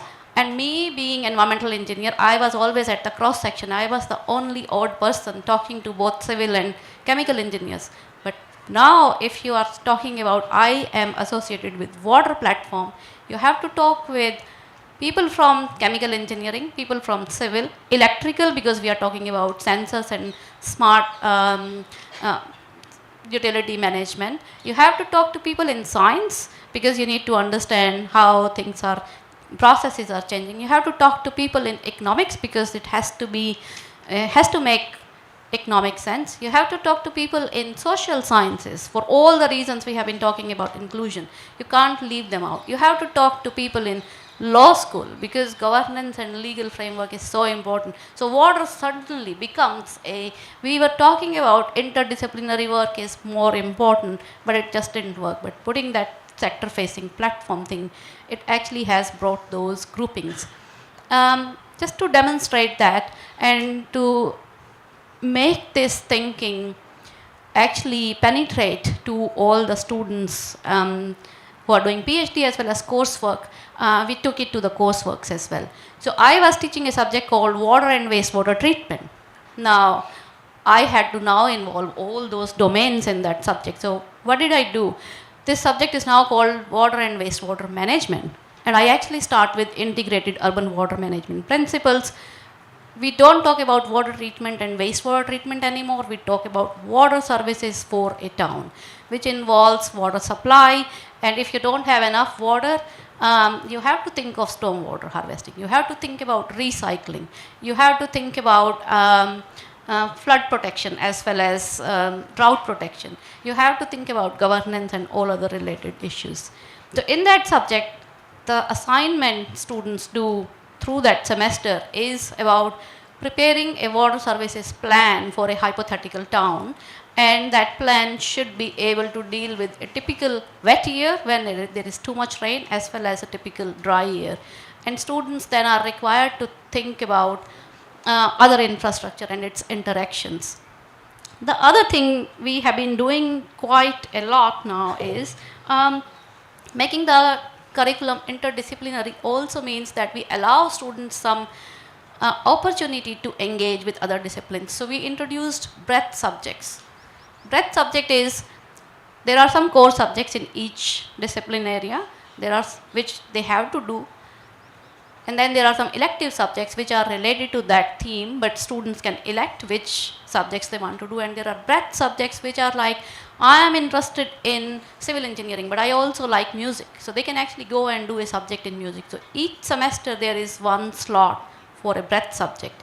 And the third thing we have been doing quite heavily is bringing the industry professionals. So instead of just consulting with them for assignments and producing problem-based learning modules. We are actually quite actively bringing them in, taking our students out for site visits, and it is expensive exercise taking students out for each subject in addition to just the laboratory work, but all those things are actually helping quite a lot. So I think I'll stop here. Right. Okay. I will again go back to the kind of fundamentals. Okay. I give an example with an example. Remember, right? From a student. Okay. When we started this course in 2003 until when they passed out in 2008, and I mean, not many people knew about the course, or even though we have kind of informed kind of industry and also the kind of government organizations. One of the students went for this one of the leading consultancy firms in Sri Lanka, and they advertised for project manager or somebody, so that she applied for it and she went for that one. And this in the interview panel was asking the question, okay, now we have interviewed engineers, we have interviewed architects, we have interviewed these people coming from environment and so on. But they people seem to have kind of specialty in something. What is your specialty in it, right? And the student was very smart. He says, okay, fine, three things. First one is, okay, now that you have engineers, you have environment people, you have kind of social scientists and everybody, who is going to coordinate it, right? So, right. Second thing is, when this, I know these people are very smart and all these people have learned their subjects and they are very kind of brilliant. When they're fighting with each other for their kind of solutions, when they come, very frequently come across, right? Okay, who is going to negotiate? Who is going to kind of make it a win-win situation and kind of make it a kind of fair ground for everybody, right? Third thing is, okay, just like this, in the morning we have heard about this people, the kind of three smart ladies sitting in the kind of the car, and the gentleman in the front, and also who no one was there to drive, right? Who is going to take the project forward, right? I mean, she was employed, and not only that, of course, after that, every year they are asking for some graduates, right? Graduates coming from best ones, they are asking for the best ones.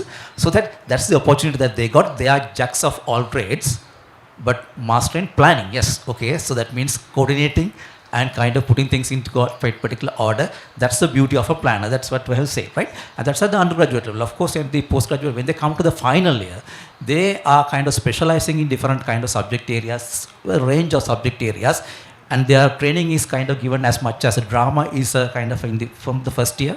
A drama, social work, music, and all these are kind of integrated part of, because we wanted to make them a total personality, right? That's how we believe in it, right? So when they become a planner and a human being, right?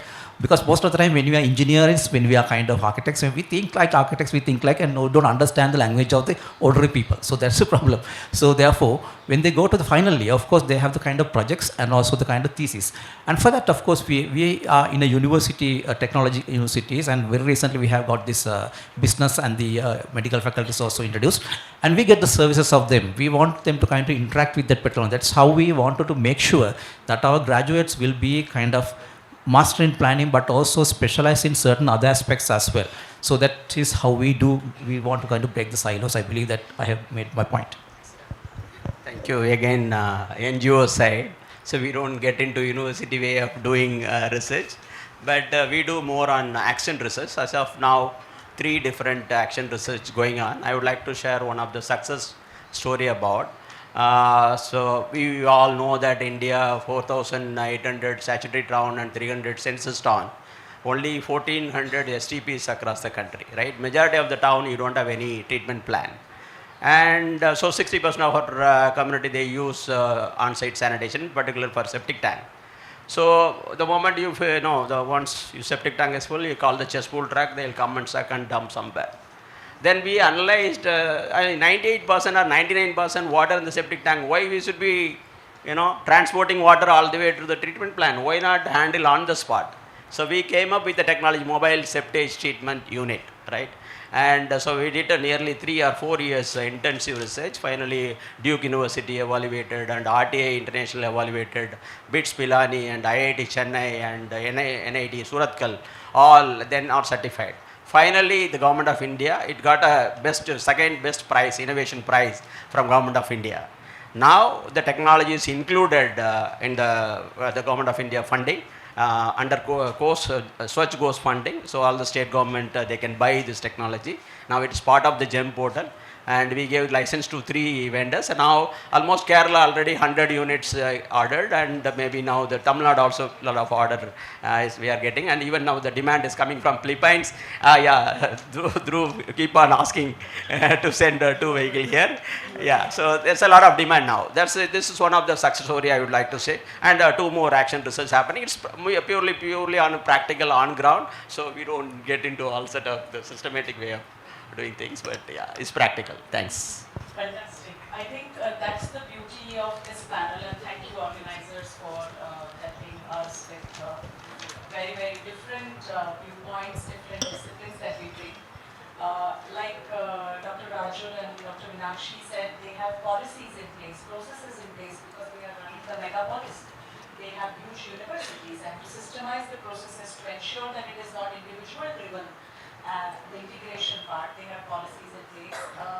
Jagat, very much relatable, that the role of planners as coordinators, and how do you create an ecosystem where they learn to appreciate the core disciplines and bring them together. And AK, you said you go more by the action research, eliciting the needs from the ground and building your research agenda around that. And there is no one size fits all, but as far as there is this whole urge to continuously keep on recalibrating and ensuring that we stay relevant is the urge that I see in each of these institutes.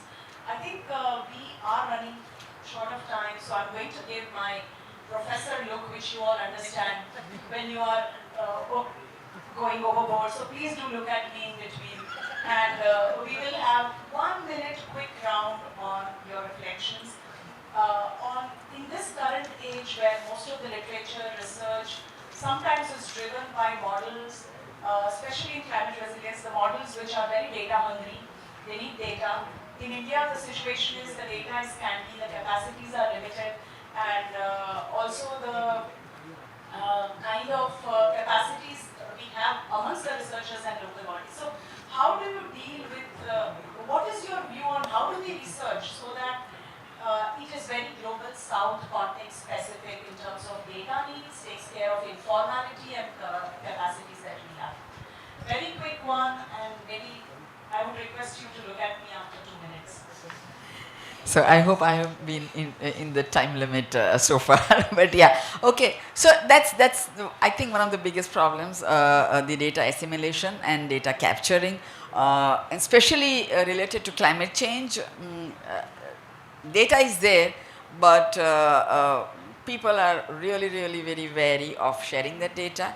But so the other side of it is that if we have systems in place where innocent students, small students who are innovating, or students who are doing their, in fact, internship or projects, get into those data centers, and that is where the data can be utilized. But formal structures where sensitive data or data which, as everyone has mentioned, social media or the press might misuse is the always the problem, and there is too much of transparency. That is the issue.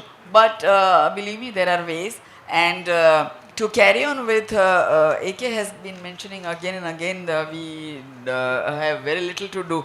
But what I am going to do is send all of these innovators, researchers with the projects which are already earning, get them onto the government policies, GEM, and immediately the whole loop is covered.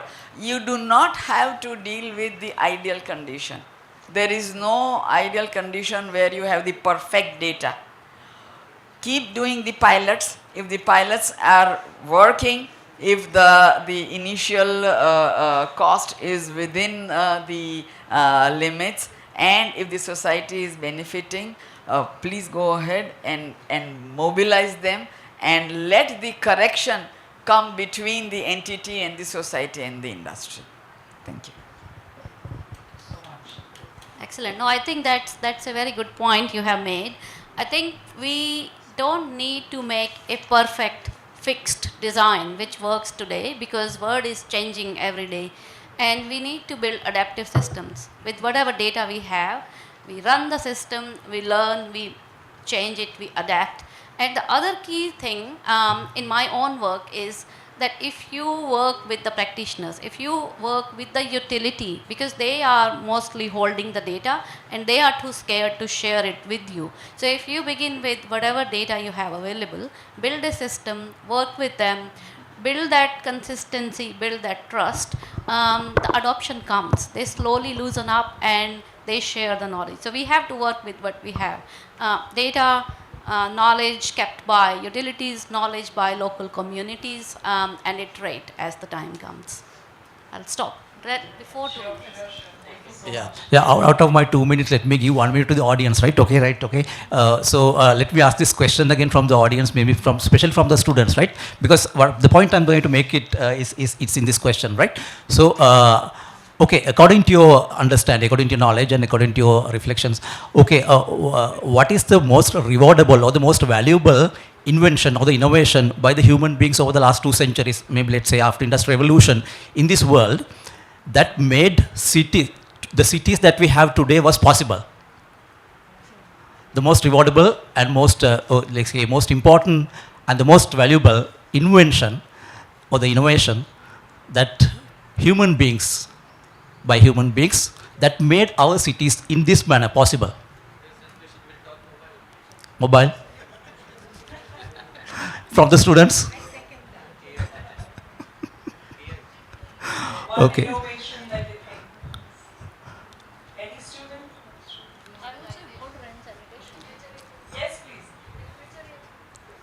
Refrigerator.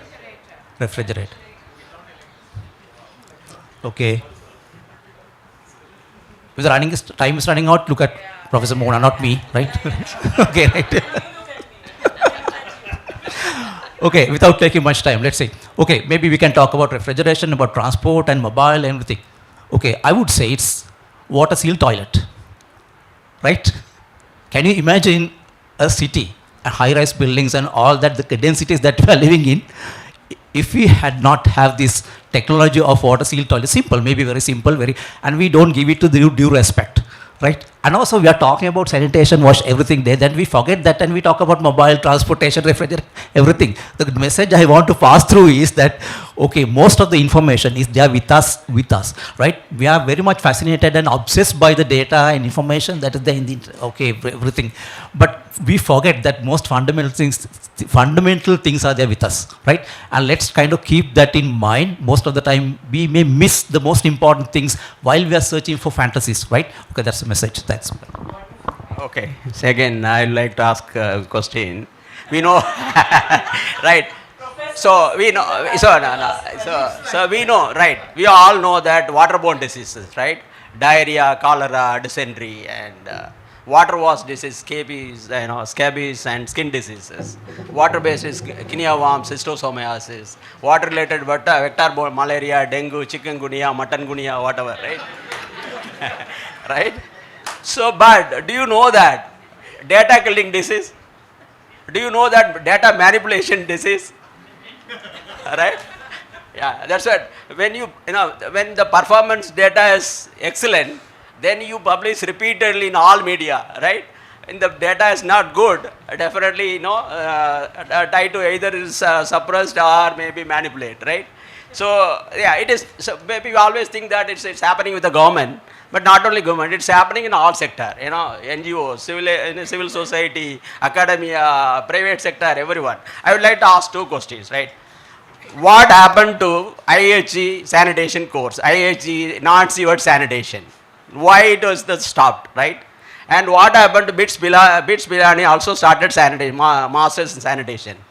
Why? What is the reason? Why, we need to understand the reality and we need to share this data. Now, why it is not working? Maybe we need to share and maybe so that we learn from that while deciding the further courses, we'll take that point going forward. I stop there. Thank you, Inge. I think it's a general thing which each academic institute needs to reflect on, barring just one or two. But thanks for bringing these points. I think I'm going to collapse a couple of questions. So, one minute on what are the top 2 or 3 actions that you think they could be methodological, they could be institutional, pedagogical, that we do in the years to come as an academic sector in planning WASH and climate? What are those meta one or two things that you think we as academics should keep in mind as we go ahead? So, as Dr. Oswald mentioned, government cannot be out of all the players that get together. Maybe researchers, industry, society, academicians, and that is one important aspect that everyone has to work together on. You have to push yourselves into those bodies which are planners and which can drive policy. So that is one aspect, one shift that the society as a whole has to bring into it.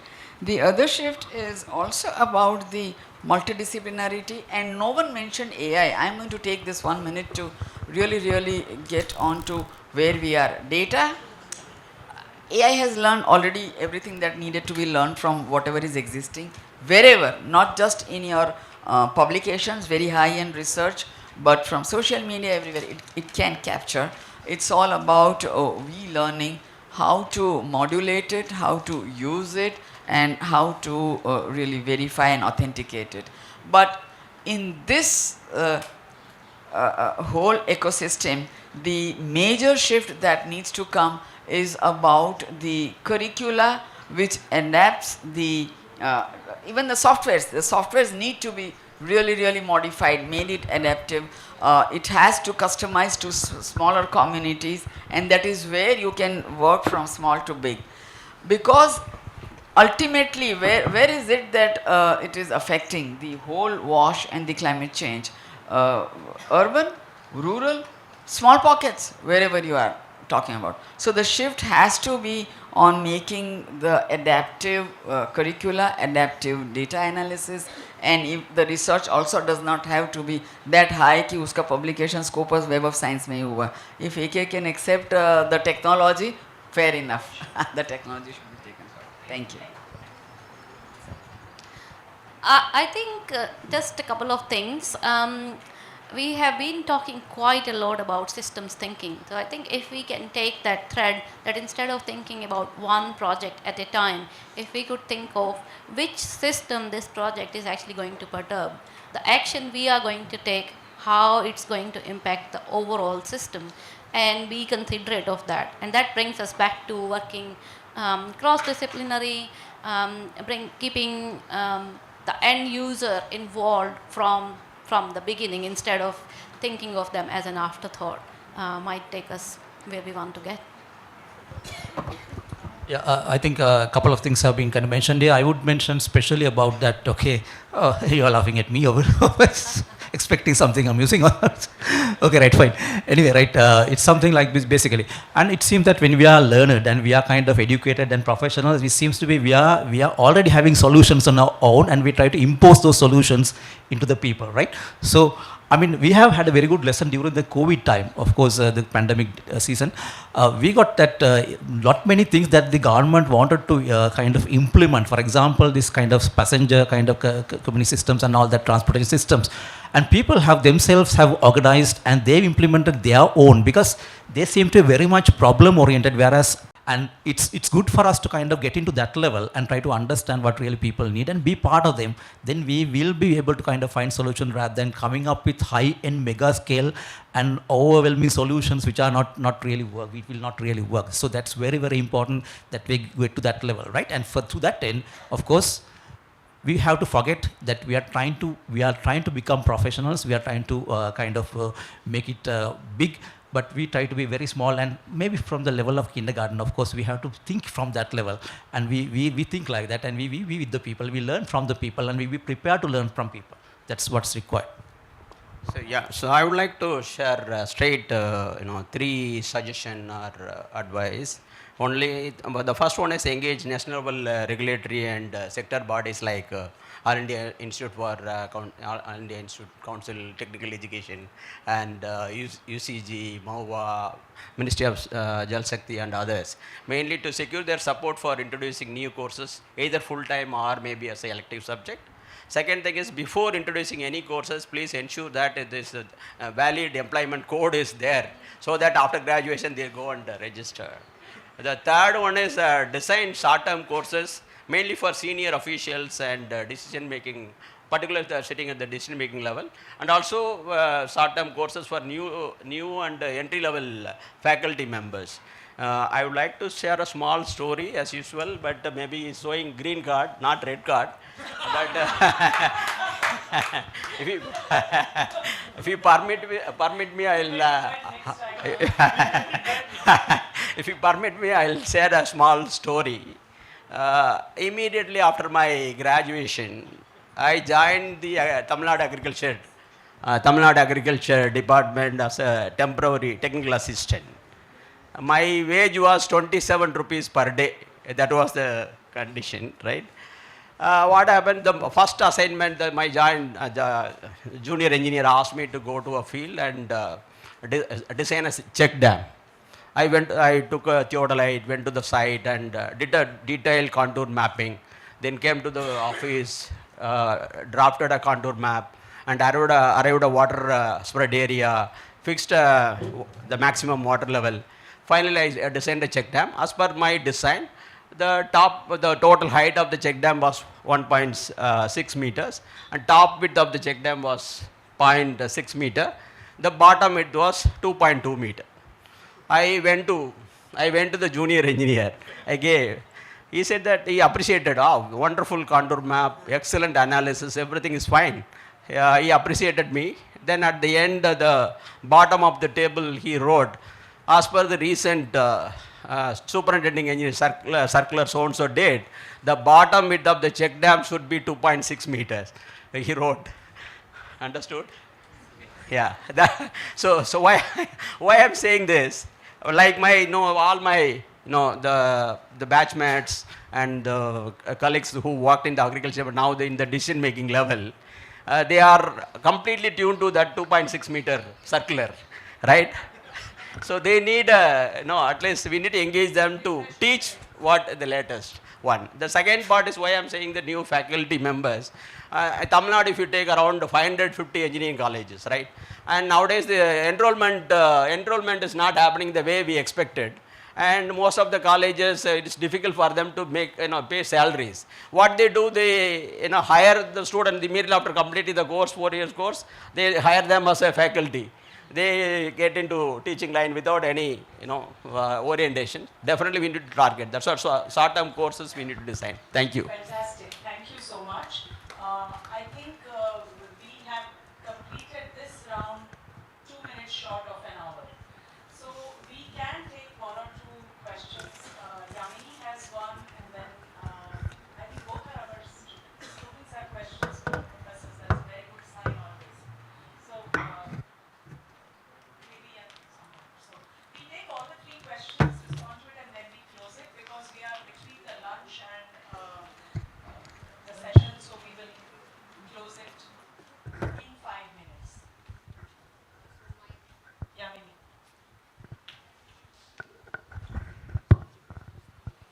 We can continue during the lunch. You can take. So my question is to all the panelists.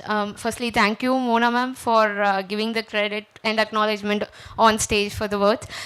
So my question is the thing that was lingering me even as a student and now as a professional is, when we make plan, we do gap assessment and then pilot project and everything, and it stops there.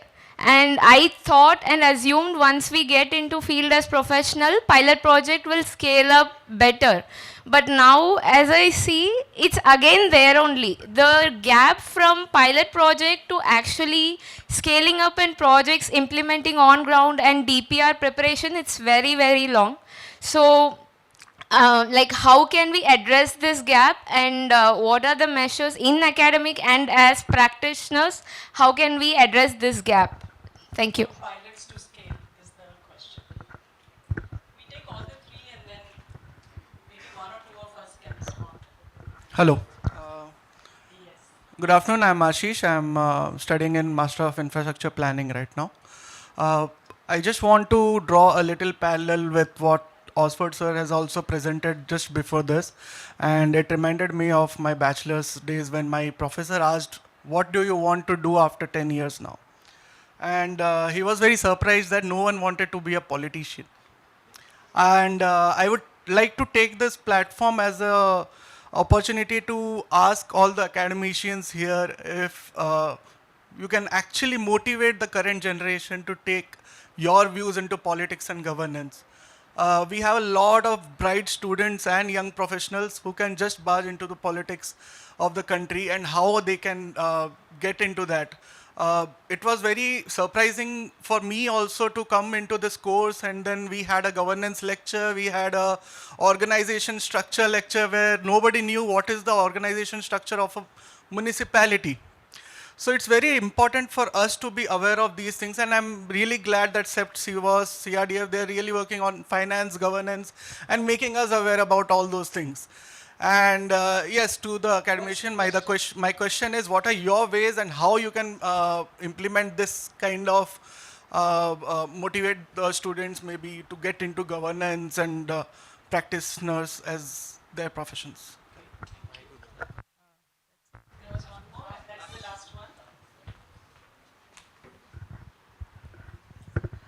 Yeah. So, greetings, and I am a student of urban planning. I'm not from infrastructure.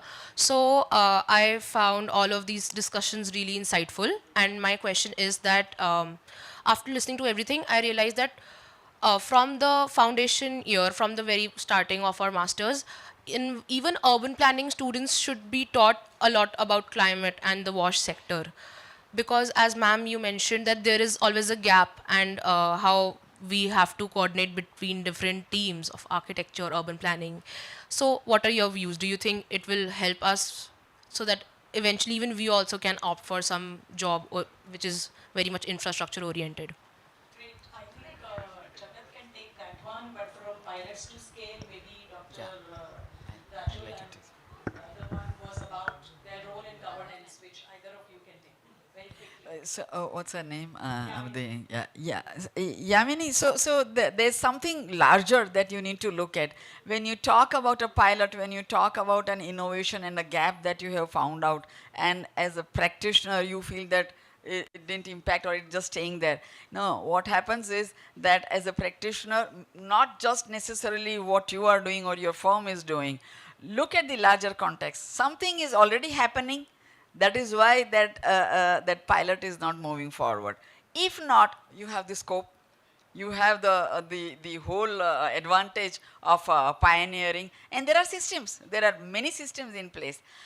So it's a message to all the researchers, all the professionals. Do not feel frustrated that there is a gap and there is an ideal situation which is not being met by the professionals. It's there. The larger system is always taking care of it. Otherwise, that pilot would have taken off. People would have started earning millions out of it.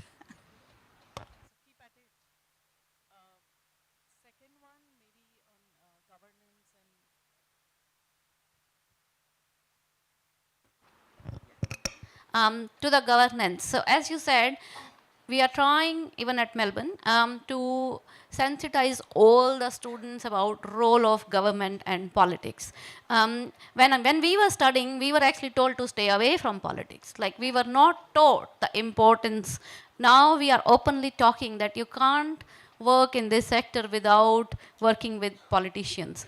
So at Melbourne, we do that through lectures in all the courses, but realizing the importance, we actually have started a school of government which runs 1-year course for students as well as staff for University of Melbourne.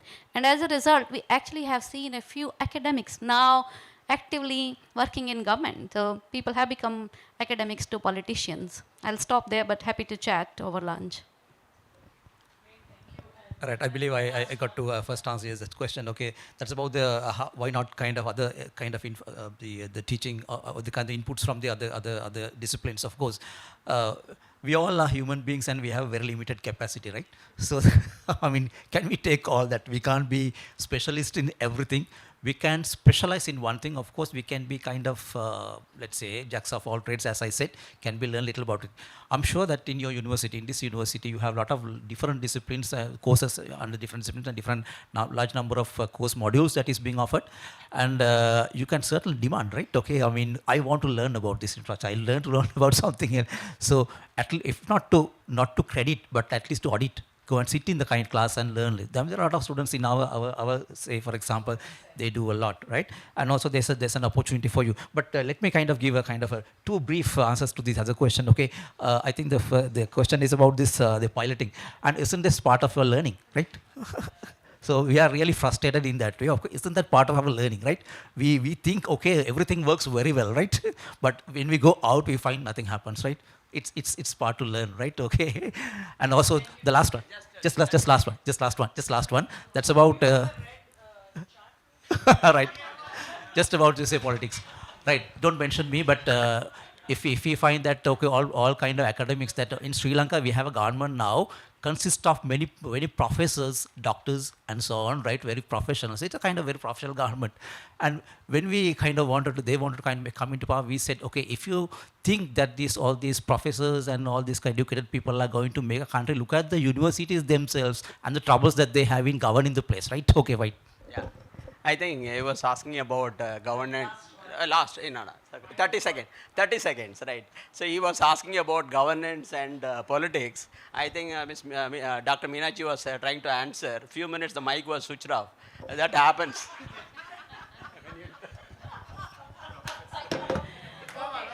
think we are closing this, but we started at 12:35 and we are just 6 minutes over the time with 5 professors here. So a big round of applause to professors for keeping time. And over to you, Jai. Thank you so much. Thank you so much Thank you so much to all the panel members. I would request to have a group photo of this panel first, and then present a memento to them. From our team, I would request Aishwarya, Shivani, Mansi, Raju, and Viral.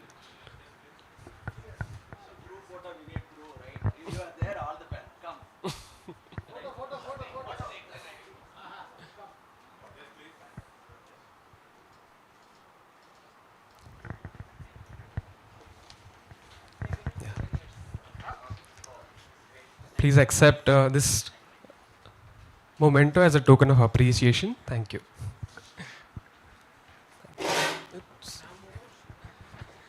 Shivani to Mr. Jagat. Mansi to Meenakshi Arora. Raju, Dr. Rajul Gajja. And lastly, Viral.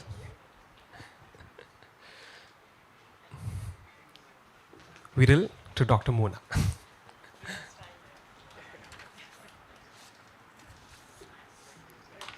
Thank you so much to all the panel members. You can have your seats. Thank you very much, all of you, all the panelists, and thank you for patient listening. Now, food for stomach, after food for thought. Thanks. Yeah. Hi, can you hear me?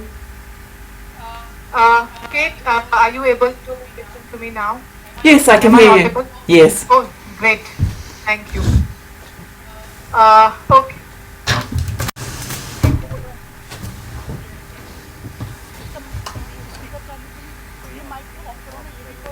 Okay, so introduction about Kate. So Kate Medlicott is the sanitation and wastewater team at the WASH team at the World Health Organization in Geneva, Switzerland. Within this role, Kate is responsible for WHO's normative work translating evidence to policy and practice to WHO's guidelines and health sector coordination, where sanitation has been a critical component of disease control. So, over to you, Kate. Thank you so much. Let me share my screen and let me know if you can see that.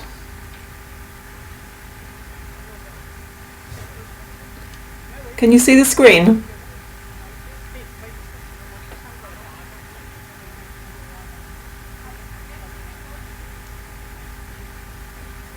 Could you just confirm if you can see my slides and you can hear me okay, and I'll get started.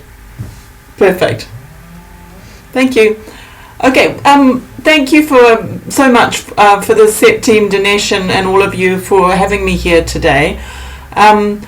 My purpose is really to give you a quick overview of what we do at the World Health Organization on advancing the global water and health agenda. Hopefully we have some time at the end for some discussion. I think I'll speak for around sort of 25 minutes covering a whole kind of range of what we do, and there's quite a lot of rabbit holes we could go into, so I'll just do a kind of a once over lightly of the latest data and things we're working on. So to start though, just a bit about WHO. If you're unfamiliar with WHO, we are the United Nations Specialized Agency for Public Health, and we work largely around putting science into practice and to be a leading voice around the science and solutions globally for combating some of the world's biggest public health challenges. So water and sanitation, of course, is just one of many of the disease areas we work on. Just to give you an overview of the overall sector, the three main publications, some of them are from 2020. The first one was State of the World Sanitation, but these are a series that kind of cover the overall picture and of the issues and the direction that we need to be going in as a sector. But I will dig into some of the more up-to-date data now. So just firstly on the global status of access to water, sanitation and hygiene, as you surely know, there is Sustainable Development Goal 6 on this, 6.1, 6.2 and 6.3 that will mature in 2030. In terms of the public health challenge we're primarily trying to address with water and sanitation is, of course, the deaths and loss of productivity and disrupted lives that people have as a result of lack of access. So we know that there's 1.4 million deaths globally and 74 million DALYs, that's disability adjusted life years annually, and these are related to 4 outcomes that we can measure, so diarrhea, acute respiratory illnesses, undernutrition and intestinal worms, diarrhea of many kinds being the largest one. But these are the deaths, and of course we know that infections are much greater, and what we're seeing is that the death numbers are coming down over time, but the infection numbers are actually staying quite, they're reducing a lot more slowly, which means that we're getting better at treating disease, but not necessarily better at preventing it through high quality water, sanitation and hygiene services. But as I said, we can only really measure or quantify 4 of those outcomes, but we know there's a whole lot of broader outcomes associated with poor water and sanitation. So all of these infectious diseases here, impacts on well-being, and also risks from chemical risks like chemicals in drinking water, and ones like PFAS, which is very much in the public attention at the moment. And I think one of the great tragedies, we talk about some of these kind of new and emerging risks like PFAS, but we have these very ancient diseases that are just not going away as well, and cholera is really the most intense example of that. If we look in the last year, we are seeing larger and more deadly outbreaks of cholera globally, and these are really being exacerbated by conflict, climate change, which is flooding and droughts is exacerbating it, and also now as we go into a really difficult moment in global public health, we're seeing vaccine shortages as well. So the need for prevention through sanitation and drinking water is higher than ever, really, because these vaccine supplies are becoming more and more challenging at the moment. And then one aspect of water and sanitation related disease we often neglect is around vector-borne diseases, And again, with climate change, we're seeing vector-borne diseases spreading into areas they were not previously found, so into higher latitudes or higher altitudes. And this is, of course, thriving where water storage, wastewater management and drainage is poor. And again, not particularly well quantified. So when we look at the investment numbers and the progress that needs to be made, sometimes it can be a bit overwhelming, and we can think, oh God, can we ever get there? Actually, when we look at where the hotspots of disease are, they're actually in some quite localized places. So there's a very strong case to be made for prioritizing investment into these hotspot areas that are often the most neglected areas for investment as well. So you can see this hotspot map here for cholera in Africa, so a huge continent, but some quite localized places where investment could be targeted for water and sanitation to get on top of that disease. And then similarly, an example here from Ethiopia, where if you overlaid the prevalence of intestinal worms and the low prevalence of drinking water and sanitation services, you see some very focused areas where you have high disease and low coverage, and that's an indication about where some of the focus should be directed. Okay, coming now to the status, and particularly the latest JMP and GLASS reports. There was a JMP report that came out just late last year covering the 2000 to 2024 period. This covers the SDG 6.1 and 6.2. So that's for drinking water, sanitation and hygiene. I'll just give you a few of the highlights here, but you can go into the JMP website and download all of the sort of information, country files for specific countries, and also look at the full set of global trends and analysis.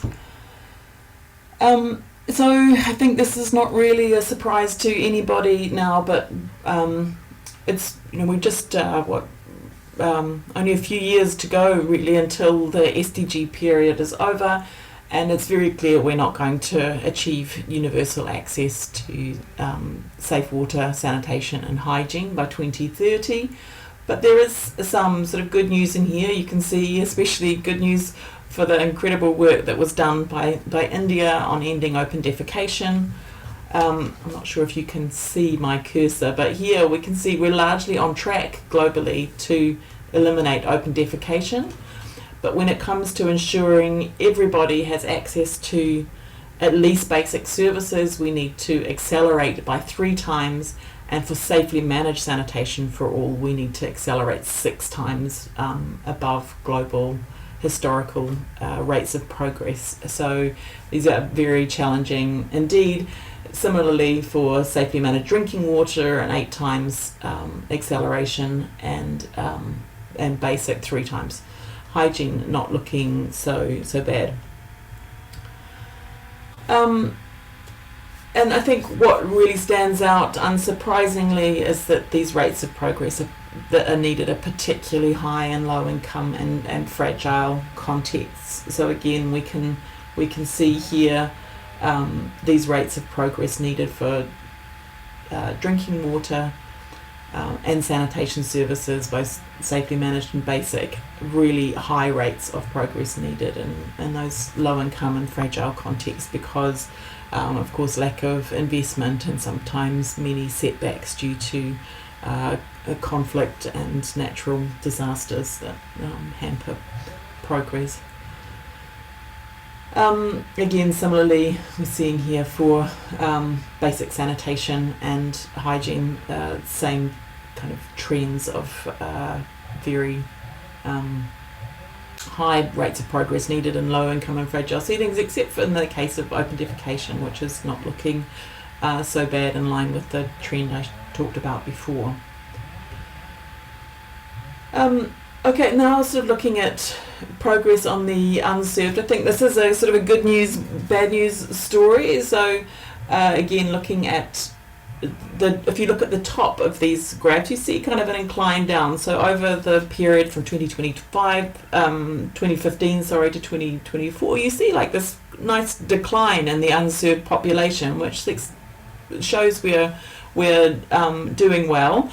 But when you look at the urban one, which is the darker colour below, some of those lines are very flat or even going backwards with greater unserved populations, which really speaks to the population growth in urban areas and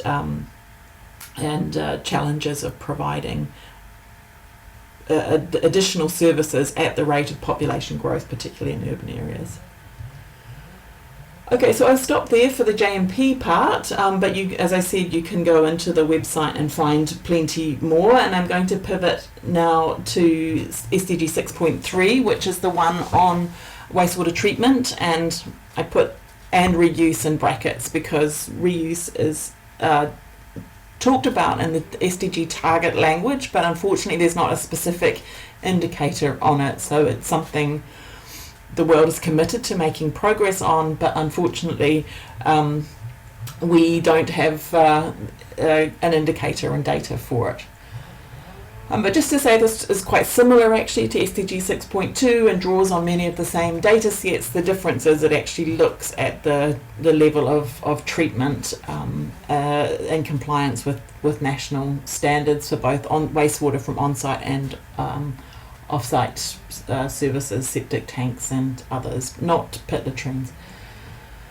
And I think the big sort of takeaway here, the major number is we've got 58% is not safely treated according to the global numbers, and most of that is coming from septic tanks and rather than sewage services. Again, just these are the sort of numbers over time. There's a sort of a couple of things to note. We are getting an uptick in the number of countries reporting. So previously this was not as well reported upon. But when we look across the 3 cycles so far for this relatively new indicator compared to the JMP, the percentage of treatment is actually quite stable, sitting at around sort of 56%. So we're not making a lot of progress on this indicator in the time period that we have. And again, as you might expect, there's quite a lot of regional variability with higher rates of coverage in North America, OECD countries, and Latin America, Central and South Asia, Sub-Saharan Africa, with lower rates of wastewater treatment. And then just to pivot back to safe reuse for a second, there are a number of countries, particularly the water scarce countries, who do monitor and provide data on this, and you can see them here, but these are just gross numbers of wastewater volumes treated, so it's a little hard to interpret and compare the data without kind of normalizing it according to population size and so forth.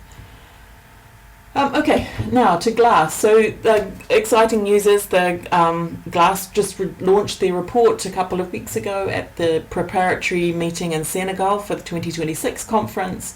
And again, you can go in and see all the interactive GLAS messages at the GLAS data portal here, but I'll give you some highlights now. So just to orient you, the GLAS cycle, it covers 105 countries this year, and it's looking at the inputs, so not the outputs that I've just shown you, like the actual progress, but what's going into the sector in terms of policies, plans, targets, human resources, and so forth. And a very stubborn trend we've seen across all cycles, although it is getting a bit better over time for sanitation, I would say, is that okay, so I was just talking about these policy pyramids, and essentially what you see here is at the bottom the number of countries for drinking water and sanitation that have a formally approved plan or under development, and then as we go up we see a approved plan, a plan with a costed a costing associated with it, and then a plan right at the top with sufficient financial and human resources. And when we get to that top bit, it really goes down a lot, and it of course raises the question, what kind of policy and plan is it if you don't have sufficient human and financial resources to implement it? And you see that across many countries of the world, who will report having insufficient financial resources to meet their national targets, and it's most notable where you see that very bright pink area in sub-Saharan Africa, and you may be looking at this moment towards India, who unfortunately in the last few cycles has declined to complete the GLAS questionnaire, but of course we would love to have Indian data in there. And then when it comes to the sources of funding for WASH, I think we often look a lot to the banks and the international sector, but when you look at where the money's really coming from the sector, over 50% of it is coming from the users themselves through tariffs and out-of-pocket expenses, and another 33% of it is coming from governments and the central and the state and local expenditures, and really just 3% from grants and 14% from repayable finance. So just remembering that those actual local contributions are really what's driving the financing for the sector, or the top up from these other two sources in purple. And then when it comes to human resources, I think this is maybe one of the most alarming pictures, really, is that only around 20 to 30% across all different functions we need in the WASH sector. 20 to 30% of countries report having at least 75%. So that's most of them under 75% of the human resources they need to carry out these key WASH functions, and particularly in lots of high income countries, they're facing a big retirement wave as well. So this is not just limited to low and middle income countries, but a kind of a human resources shortage globally. And then now looking to ODA commitments, so yeah, what you sort of see here is a relatively stable amount of commitments and disbursements, but disbursements are always a bit lower, so there is an absorption challenge across the sector where all the commitments are not being fully spent. We've seen a little dip from the 22 to 23, and I expect when the numbers come through for 25 under the current global situation, we'll see a drop even further. Maybe finishing on a little bit of good news here for the GLAS data. I think for sanitation at least, I mean, historically we would have just seen a lot of regulation and standards around toilets, but not so much along the whole sanitation chain, from conveyance, treatment and safe disposal. All those are sort of coming up, with most countries having a much stronger planning and regulatory environment around safely managed sanitation. So to me that's a good news story. Similarly, many more countries are reporting the use of sanitation data for decision making, which is again suggests we're becoming more evidence-based, and more countries are including climate resilient WASH indicators, acknowledging that the sector needs to adapt to some of the climate risks faced by that are affecting sanitation and drinking water systems. Okay, I'm going to rattle through this but really quickly, just to give you a quick overview of what WHO works on in terms of not just collecting the data about status and inputs, but supporting implementation and capacity development, and health sector collaborations. So the first is around drinking water quality, and this is probably one of the most downloaded, if not the most downloaded document across WHO, is guidelines for drinking water quality. So it covers all of the pathogens associated with drinking water and all of the chemical hazards and approaches to managing drinking water safety. In the sanitation space, we have three main sets of guidelines that frame our work. So there's sanitation and health guidelines, recreational water quality, which is in most recreational sites are impacted by wastewater, sometimes human or agricultural wastewater, and the safe use of wastewater, excreta and grey water guidelines, which are a bit out of date now, but are becoming more and more relevant as we are looking towards the circular economy and climate resilience, but also ensuring that reuse needs to be safe. So we are really trying to prioritise updating those. We also work a lot with regulators, recognising that regulators, when WHO doesn't have a lot of capacity to do implementation at scale, but working through regulators to fast track global knowledge into regulatory systems is an area we work on with a network of regulators globally. There's also hand hygiene guidelines that came out last year. We talk about WASH, but the H in WASH has been neglected for a long time, and COVID gave a big push to making sure that we had up-to-date and guidance on hand hygiene, not just like how to wash your hands, but the whole kind of behaviour change environment, the policy environment, and the infrastructure needed to support hand hygiene. So those are just out. And then when we look at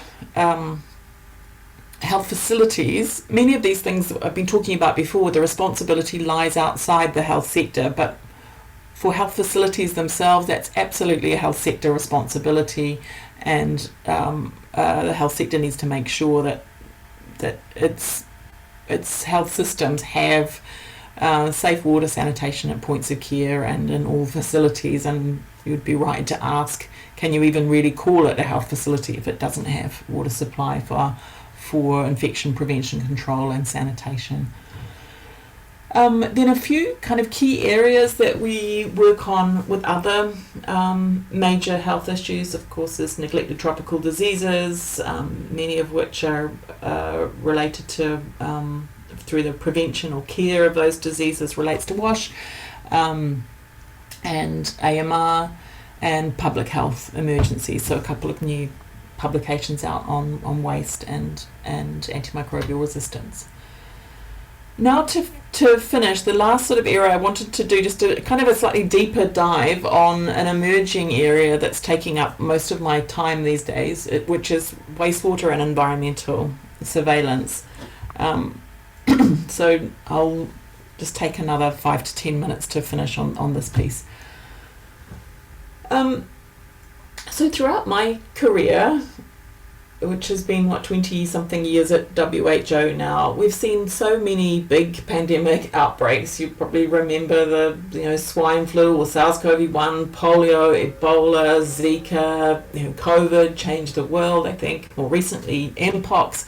And understandably, through the pandemic treaty and other things, people are saying, well, what's coming next? How do we be better prepared for it? Because we've certainly been criticised in the past for overreacting, for underreacting, for being too slow, and so forth.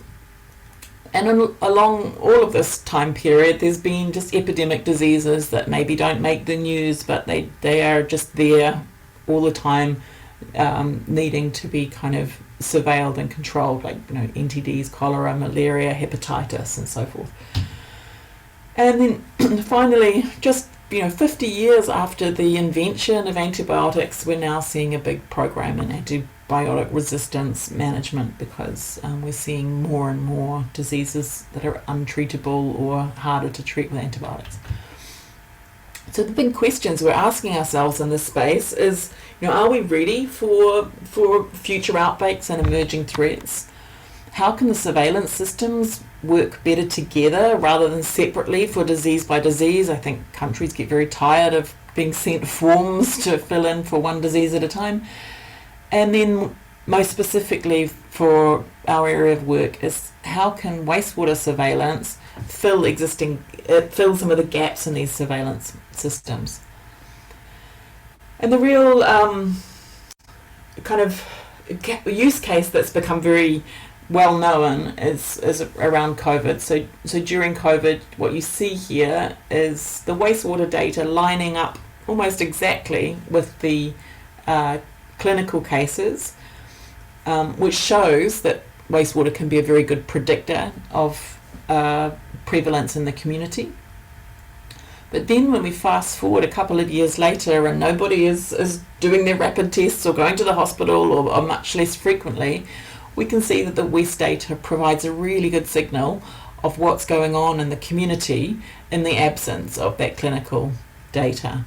So this is a really important way that we can fill gaps and still have intelligence about what's happening at the community level without having to rely on hospital data. And this is really well established for polio. Of course, polio, only about less than 1% of those infected with polio have symptoms, so the other 99% are walking around in the community shedding polio through their feces and causing infections that may not be detectable. So wastewater surveillance is a way of rapidly identifying if there are polio cases in the community and tracking them down. So at this moment in time, there's a understanding that this could be a really potentially powerful tool across many different threats. But the usefulness depends on so many factors because every disease is kind of different in terms of its needs. So, you know, we need to think about, is it shed in excreta, urine or saliva? Is it persistent in the environment? Does it have some environmental niches? What are the sewer catchments like in the area? Do animals also shed it, which might lead to confusion in the results? What are the limits of detection? How many people are asymptomatic? What is the health seeking or access behaviours? But most importantly, how can we actually use this data if we're able to collect it? Because it is an investment that, you know, so if we're going to invest in it, we need to know that it's going to be useful in terms of public health decision making.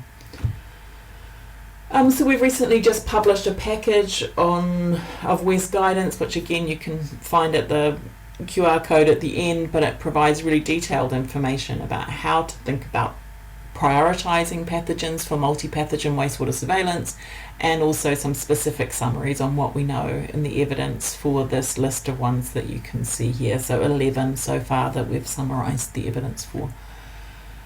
But one thing I wanted to leave you on is just to make sure, as water professionals, we understand this is really quite different from what we would normally do for wastewater or drinking water or wastewater surveillance for treatment purposes. So normally what we want to know when we're sampling drinking water and wastewater, we want to know, are our drinking water treatment processes working properly, and are we protecting the community from diseases that are carried through drinking water and wastewater?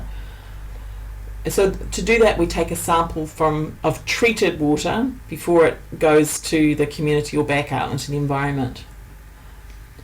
When we're talking about wastewater and environmental surveillance for public health purposes, for what we want to know is, what does the sample tell us about what's going on at the community level?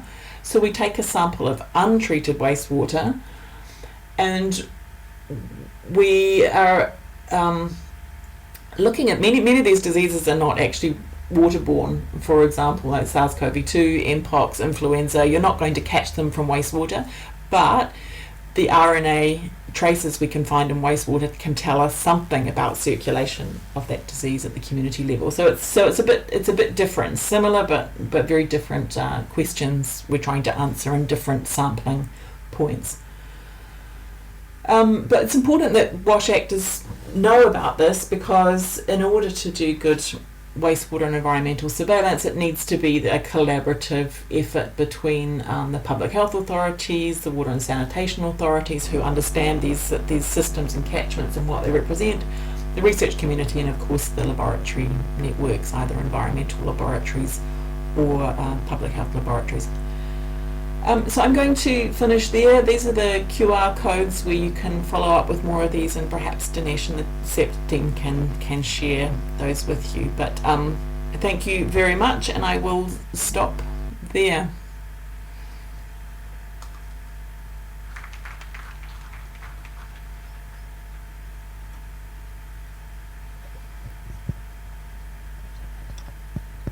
Hello.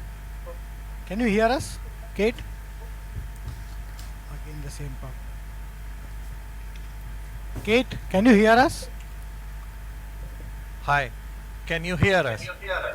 Yes, I can hear you now. Thank you. Okay. Do you have time for a couple of questions? Hello. Can we have a couple of questions? Hello. Hello. Okay. Are there questions? Are there questions?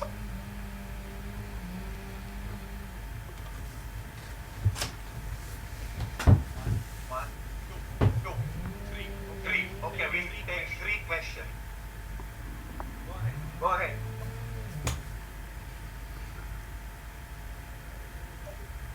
I hope we can hear from Okay, thank you so much. Thank you so much. My name is Mambwe Evans from Zambia, Lusaka. My area of interest is I would want to find out the WHO's position with regards to a vaccination of vehicle-related infection. For instance, hepatitis A and E, polio, as well as cholera. I will exclude cholera and leave the 3. It has been, from my country where I come from, quite expensive to manage these vaccines, despite the high levels of willingness for sanitation service providers to get involved in sanitation service delivery. What's the position of WHO?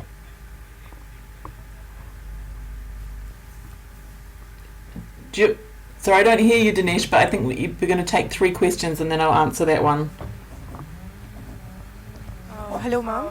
I'm a student from University of Technology, Jammu. I'm working in wastewater engineering. My question is that is WHO working on implementing of the discharge guidelines that have been established by USAPA or the EU, but have not been established in India. Let's say, for example, those governing pharmaceutical discharges or any other emerging contaminant discharges. Is the World Health Organization working with Indian ministries or any other organization to regulate these things in India as well? That was, you were asking about pharmaceutical discharges specifically? Yes, pharmaceutical discharges specifically. Yep, okay, thank you. Hi. My name is Yashika Greswal.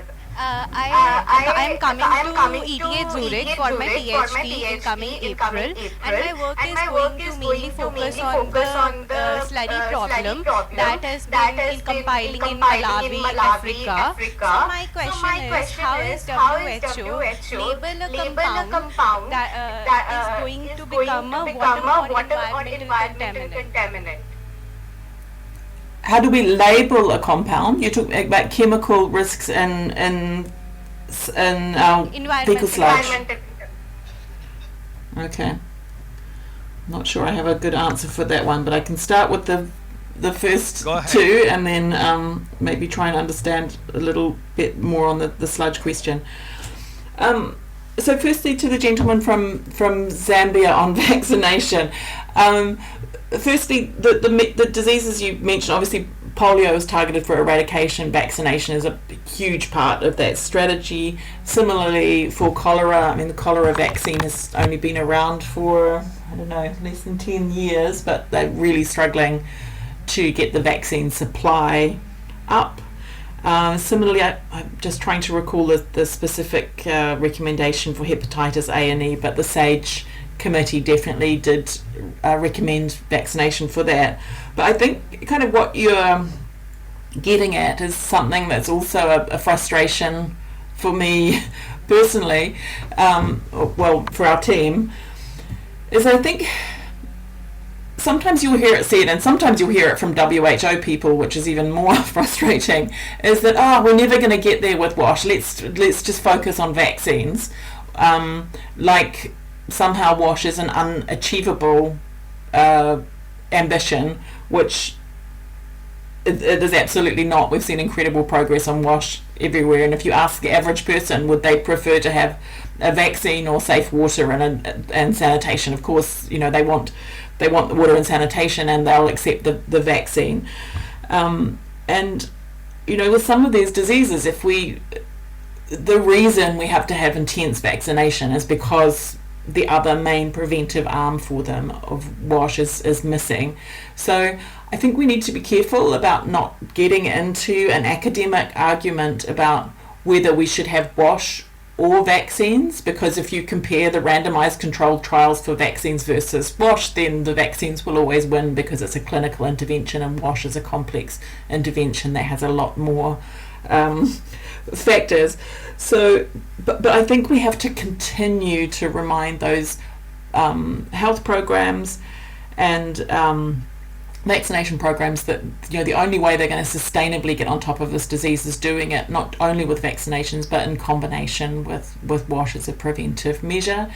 And I think in some cases we have to remind them that doing the WASH is not necessarily their responsibility, right? They're like, so in Zambia you have this amazing work of NOWASCO and others that are making great progress on this, and I think sometimes those running the vaccination campaigns feel a bit threatened by WASH because they're like, oh, this is something really expensive and maybe it's going to draw money away from our vaccination campaigns.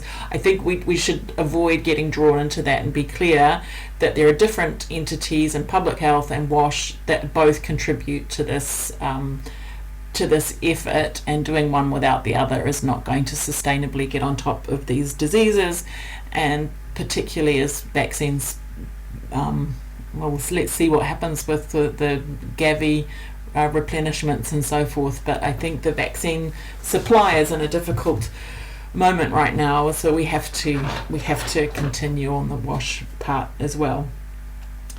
Pivoting to the second question around pharmaceutical discharges, yeah, it's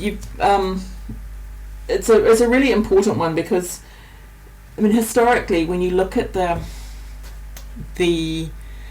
burden of disease associated with WASH, it's largely been infectious diseases, and we've focused a lot on infectious disease management associated with poor water supply and sanitation, and largely from a drinking water perspective. But over the last 20 years, you see a lot more chemical risks coming up. Pollution, of unmanaged chemical waste becoming a greater and greater challenge to drinking water supply, as well as environmental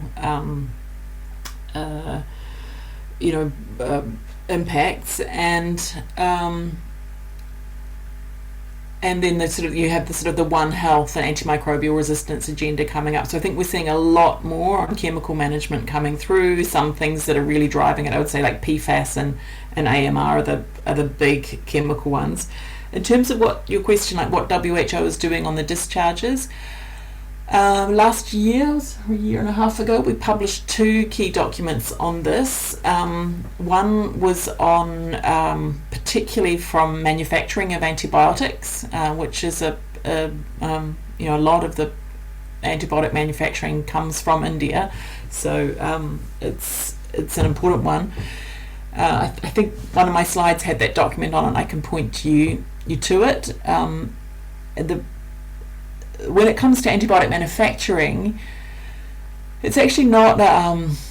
It's actually quite a small volume of wastewater, but the reason we focus there is because it's a very high concentration often that leads to emergence and spread of new resistance, and it's also something that the pharma sector has a responsibility and capacity to actually deal with. It's a quite a lot harder to look at controlling emergence of resistance through conventional wastewater treatment technologies. That's where it's coming from human excretion rather than chemical or industrial pollution. And similarly, we put a second document out on this, which was more at the other end of the pharmaceutical chain, which was around safe disposal of unused medicines, which is needs to be better managed in the context of all healthcare waste management. So there's actually a lot of other little pockets of chemical waste management and treatment that we could dip into. But those are some of the recent ones, as I mentioned. So yeah, PFAS and AMR and those documents I pointed to. The third question around sludge. I think you were talking about chemical components of sludge. I think this sort of falls under our safe use of wastewater and sludge reuse guidance, which if you're going to ETH and you're probably working with Linda Strand or someone like that, and yeah, there's a real need to update those guidelines on safe use of wastewater. They're mostly focusing on microbial risks, a little bit on chemicals, but I think the area is there's a lack of global guidance in that area. When we look at national standards on it, they're all over the place. There's not a lot of consistency. So I think you're moving into an important and sort of neglected area of study. I will stop there. Hopefully that catches it.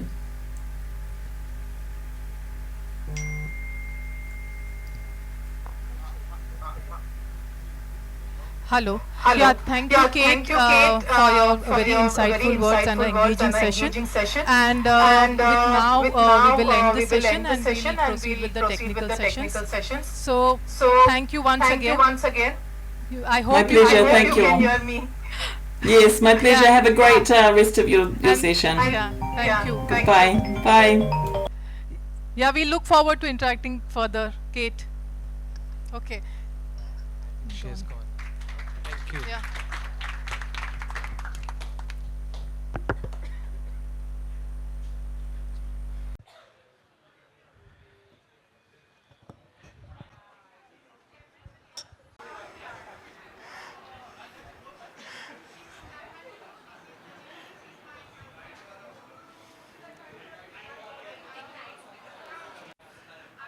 Okay, I can see Satish ji, Hitarth. There are people on the ground. If you can just ask them to come quickly.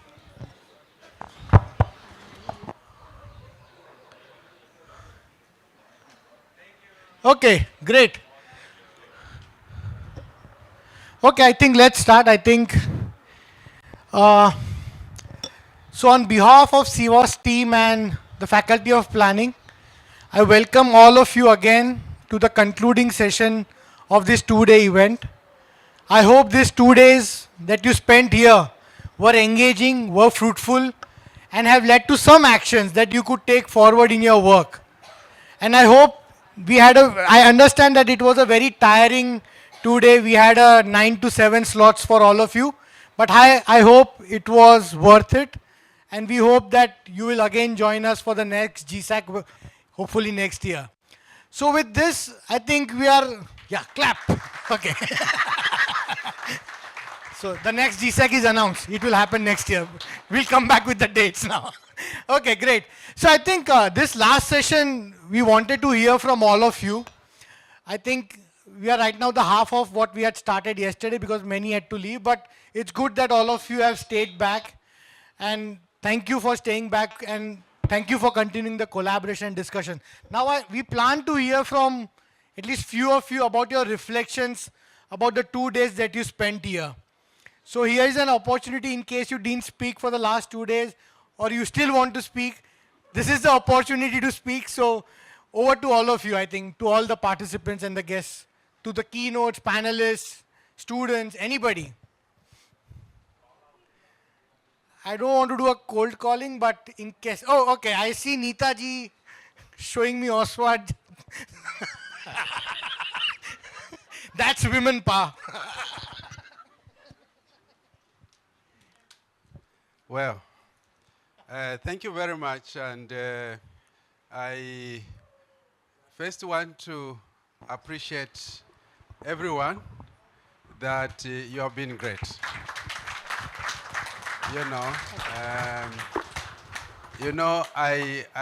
It's rare that I stay to the end of the conference. Often I quickly go away. But here, this environment is so good. I don't know how many of you feel like I do. It's calm, it's peaceful, you know, and you interact freely with the students, with everyone. It's just been great.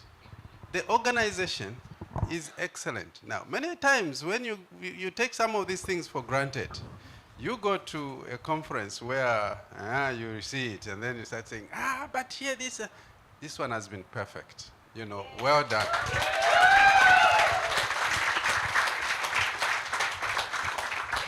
Well done, and keep it up. I mean, the students have just been bombarding and coming with questions, and keep up that spirit. Keep asking. You will get the answers.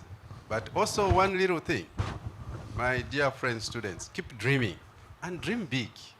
You know, don't just, I was telling one, no, I want to be very good at remote sensing. I said, no, that's not good enough. You better also know about the other aspect of remote sensing. What are the laws? How is the governance of this remote sensing? Because that is going to facilitate this, you know. But keep dreaming and dream big. Do not look down upon what is happening here. You know, I remember my very first presentation was a poster presentation like we're doing outside, you know. And we thought we were being troubled, being asked all sorts of questions, but we're being trained. You know, we're being trained, and from there you grow. You know, you just desire to grow and desire to learn to present up and at your level. You know, yes, for your MSc or for your PhD, learn all the academic jargon, but after that, learn to speak or to explain your profession like to a 10-year-old person. Because that's how you explain to politicians. If you can't explain to a 10-year-old, you can't explain to a politician. Thank you very much. Thanks, Osward. I think you rightly mentioned the environment. You have been here for last 2 days. We have been here for 16 years, and we are not able to leave yet. We are still here. So that's the atmosphere this university brings to all of us. Great. Yes, I see one ma'am standing here. Just name yourself, introduce, yes. And then thank you for the opportunity. So in this 2 days workshop, I learned the different perspective, especially for gender, governance, finance, and community perspective. Mostly it is very interesting thing is issues have discussed and way forward, and the experience from the guest. I think it's a really interesting. I think that is one thing. And they are also sharing about the case studies in different countries. That is a very interesting thing. More than that, the cultural program done by our students, that is a very interesting. And I could be able to discuss with nearly more than 10 students of your university. I'm inviting on behalf of Dan Foundation for internship. Please send it to them. Thanks. Great. Anyone else? Yes, I see one hand up. Yeah.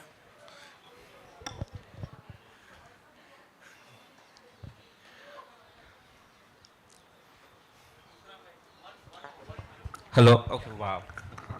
Hi. I'm Uttaran Bhuya. I am from first year of in infrastructure planning. So obviously this was the first time I'm coming, obviously experiencing this, and I think one of the great thing was that obviously you can see my professors are sitting here, my peers are sitting here to be together and to learn from each other. That was a very interesting thing. Like for example, there were panel discussions where a lot of organizations came to talk about in Kutch, like how they're working with water and all. So to see like how different organizations were coming and then what their strengths and their weaknesses was.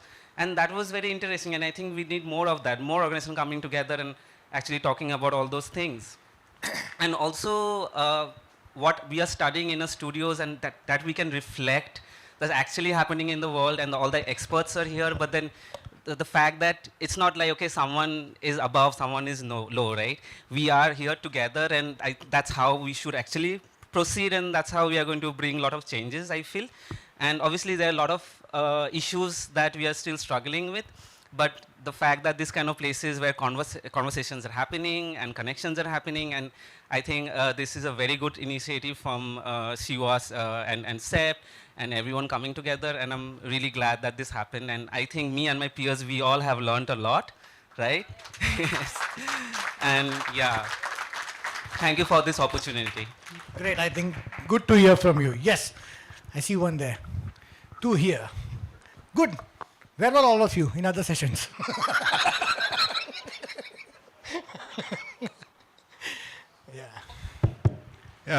First of all, I would like to thank you from the inner heart of my nooks and corners of my heart to and Professor Doctors both Mehta ji. Because what we felt like being graduated from a university and working in the development sector, someone was saying that, okay, pilot to scale up, right? There is a huge gap.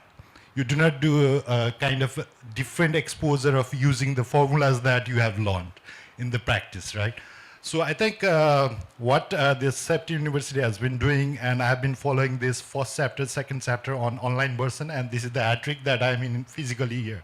Great. So I think this needs to be spread out across the region as well. In the sense that Global South Academic Conclave, I would say that good things are already ticked out. I do not want to go beyond that, right? Because it's filling the gap between the academician and the practitioner. Yeah. That's the best thing I would have expected as an academician, being the university graduate student. But now as a practitioner, I think that's the gap fulfillment. The few suggestions I would like to see to make a little bit of higher in the terms of that having a learning sharing platform, not only limited to this university, but you guys are fortunate to have this opportunity. Rather, CEPT could be pioneer university in having a learning sharing with other universities as well.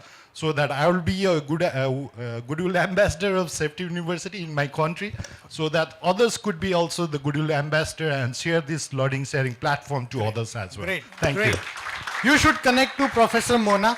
She is our GSGS head, and she has a network of all the universities. I see, yes. Yeah, you doing like this to me. Okay, you now. Yes. My friend from Lusaka. Yeah. Okay. I would really want to appreciate the organizers. If I can forget any other way, let me forget, but inclusiveness is what I am remembering in all the presentations.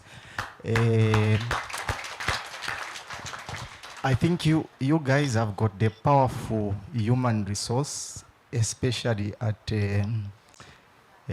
university level. I now have discovered the secret of your success that you've made as India. You've invested so much in the students, and we're asking for something. If these resources that you are training as students, please, could also be exported in terms of research.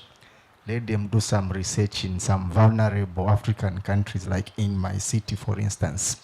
So much is going on, but very little research.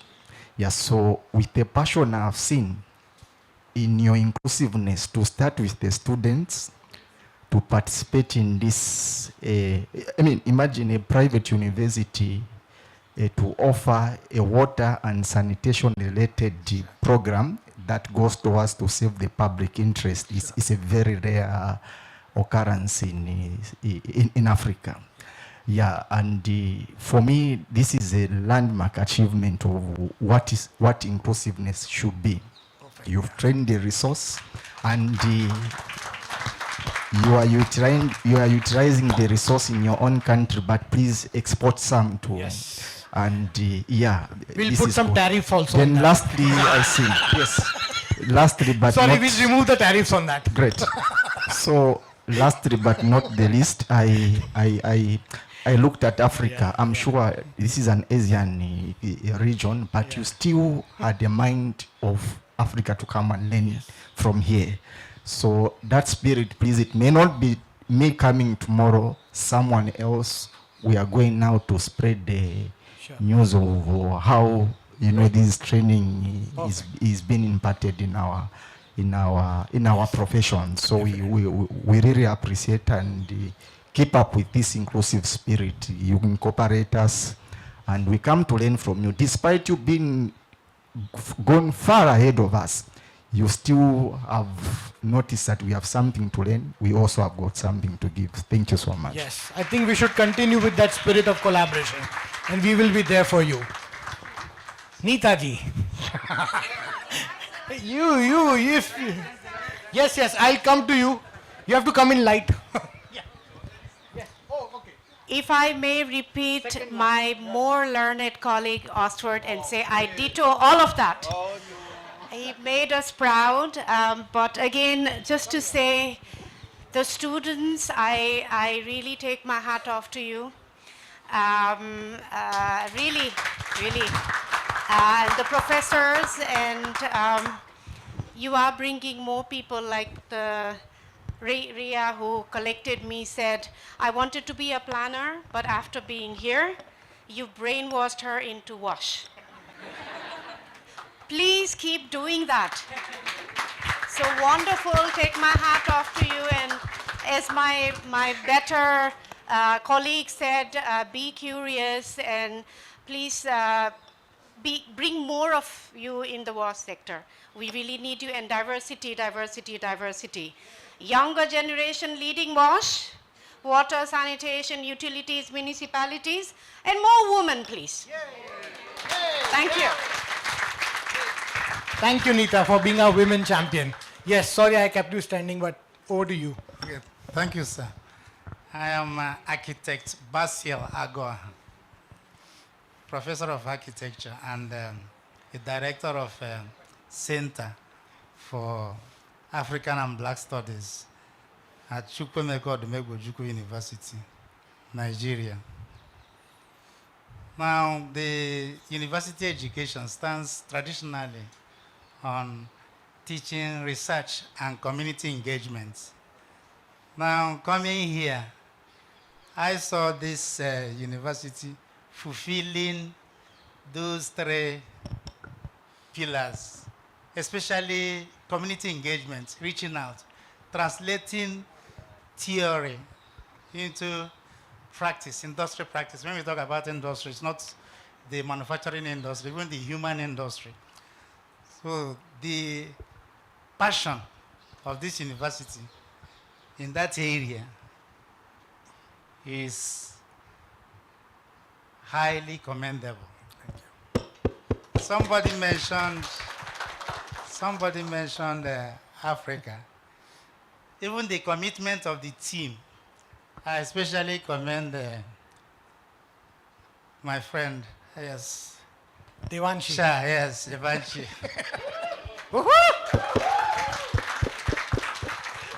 Her passion and the commitment made me, she knows what I'm saying. The obstacles in my country. Yes, you can stand up. You should stand up, Devanshi. So everybody can see you. So the obstacles, I wish, or I don't know, but I wish many of you would be like her. The commitment was exceptional. Great. And that encouraged me, strengthened my spirits to actually, although you knew a little about it, to actually come to this place with expectations. And I want to assure you that that expectation was highly superseded. Because looking at what has happened, and especially this community engagement, reaching out, translating what you are doing here into interventions, real interventions, not paper interventions. Very commendable. So, somebody mentioned Africa. And by extension, collaboration outside this place. And from the contacts I have made, even the students, that spirit of collaboration and reaching out has also been imputed in the students, because the few I met, they were actually encouraging me on how to strengthen the collaboration. So I assure this community that my university and this university will have a stronger collaboration. Like somebody talked about reaching to Africa. I've already started Perfect. that direction. Yeah, thank you. And I had promised you a connect, so here is your connect. You should talk with Professor Mona, okay? So I have done with my job for the last 2 days that you have been following up with me. Now over to Jane. I see Jane's hand up. You? Okay. Now another 5 or 6, okay? And you have to be quick. I'll start by thanking, I don't know whether he's here. Chimney? Yes. He's the one who picked me from the airport.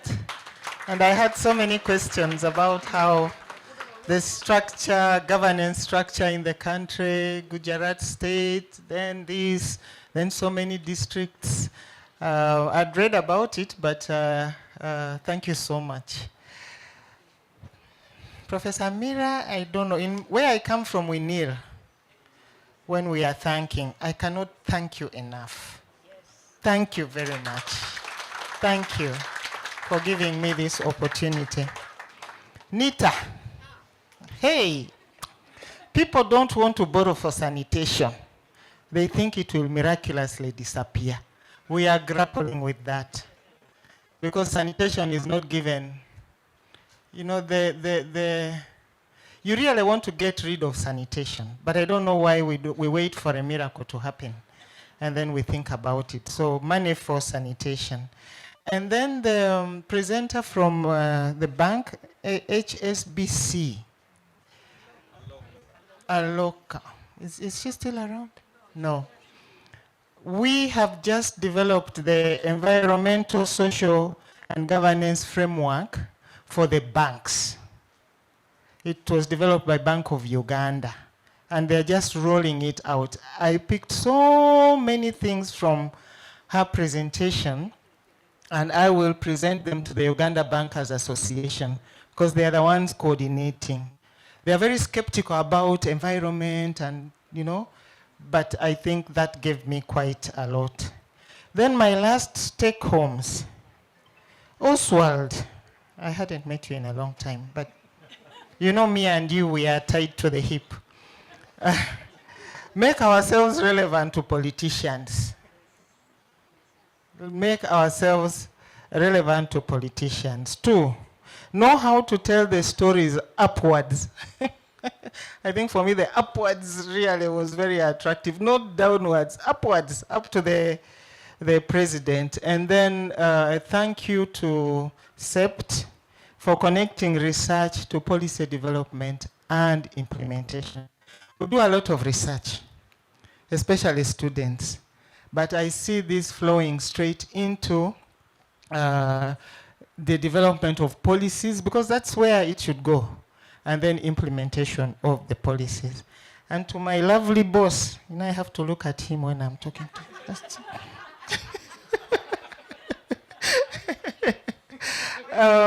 He has done great to inculcate in us staff, not just understanding systems strengthening and the whole systems approach, but also to talk about it. And every time I listen to him, I learned something new beyond the passion, but understanding things and then knowing how to tell the same things to my mayor, to my district chairperson, and soon to my president. Thank you. Great. AK, I know you are standing and you have to leave, so over to you. We can't hear you somehow.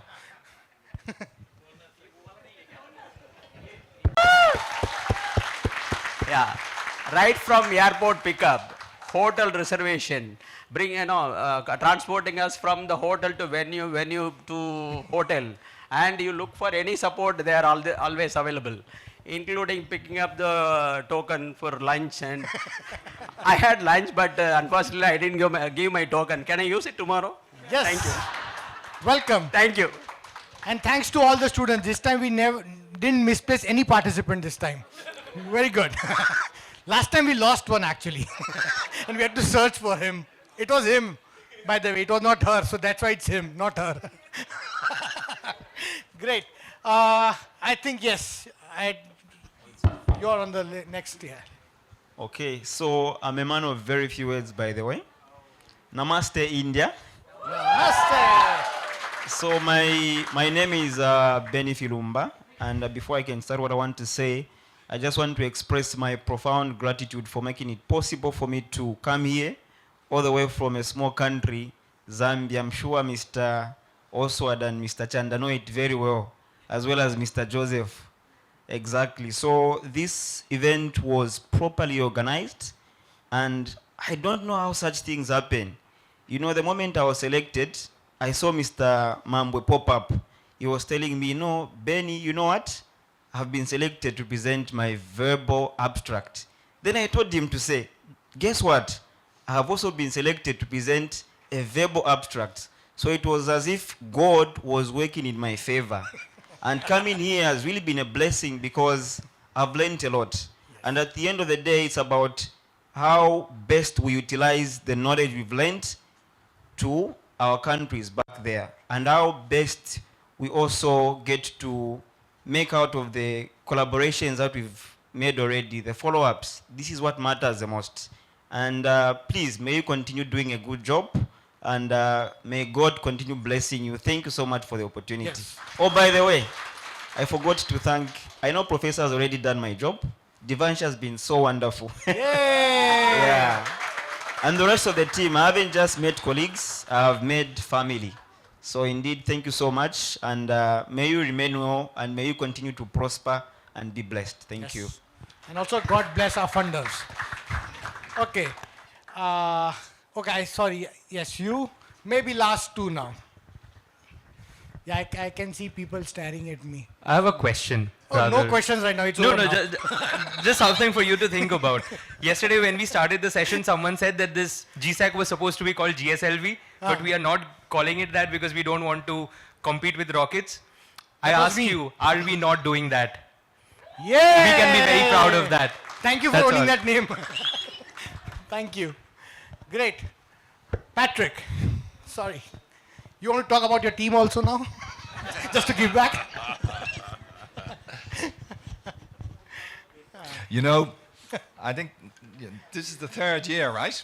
Yes, and third year. I think everyone else from my team's been invited except me. To be honest, I thought I was being boycotted because I'm from the north and you were. But you know, I'm Irish, so we always think we're really from the global south too, Mira. That's the thing, you know?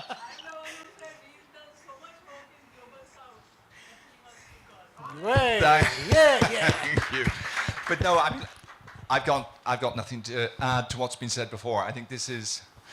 I was in Dhaka 2 weeks ago at the preparatory meeting for the UN Water 2026, and honestly, you know, that meeting was everything that, in my mind, is worst about our sector. It was badly organized. No one really knew why we were there. It was full of big people making big speeches about things we all knew about already. You know, how many times do we need to be told that 2 billion people don't have access? Blah, blah, blah, blah, blah, blah, blah, blah, blah, blah. So it was just so nice to come here, to be with people who are actually thinking, to not be talking about youth, but to be with youth. And I think, and you know, I don't need to, this is my second visit to CEPT, and it's a real pleasure, and to the university, and it's such a beautiful location, and you should all look up about it, because you know, this is built by one of India's global leading architects. This is a brutalist gem. If you like brutalism, I love brutalism. This is what brutalism is all about. You know, it works, and look at it. We're all sitting outside it's in your winter. It's still warm, but we're in this hall, and it's fresh, and it's breezy, and it doesn't rely on too much energy. It's a fantastic space. But what I also love is the feeling I get from the students. You know, I mean, many of us who know India a bit, it can be very hierarchical here, but I don't feel that here. I see the professors, I see the students, I see you all mixing. So thank you to Sakshi, who came and picked me up at the airport. Thank you to Dara, who organized all of my flights and my complicated itinerary. And thank you to all of you for just making it fun. Thank you very much. And thank you, Jane, for always saying something nice to me. But Great. Thanks a lot, Patrick. Yeah. Okay. Mona Ben, over to you. You are representing CEPT. We all yes, are I was just covering up on that. Yeah. No, I think I'm very much part of what we are doing, but I think it's truly, truly humbling. I gave you the analogy of river when I talked about where we academics stand, and it's so humbling to see our upstream and downstream, everyone here, those who have graduated, those who are studying, those who have taught us, and many, many partners who are our friends when it comes to thinking, generating new ideas, debating, disagreeing and then agreeing to disagree. And I think that's the culture this place has given us, and that's what we take forward. And it's so humbling to hear such good words about our students, you know, that reinstates our hope.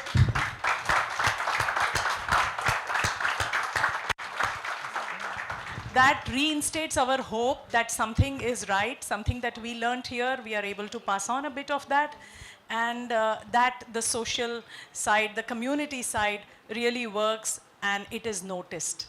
And I'm sure you all also see, we keep telling them that there is something called act of volunteering, and there's not everything that is transactional, and we are very, very humbled that each one of you could feel that. Thank you very much for coming here, making it, and of course the amazing team that we have at CWAS. Yes. And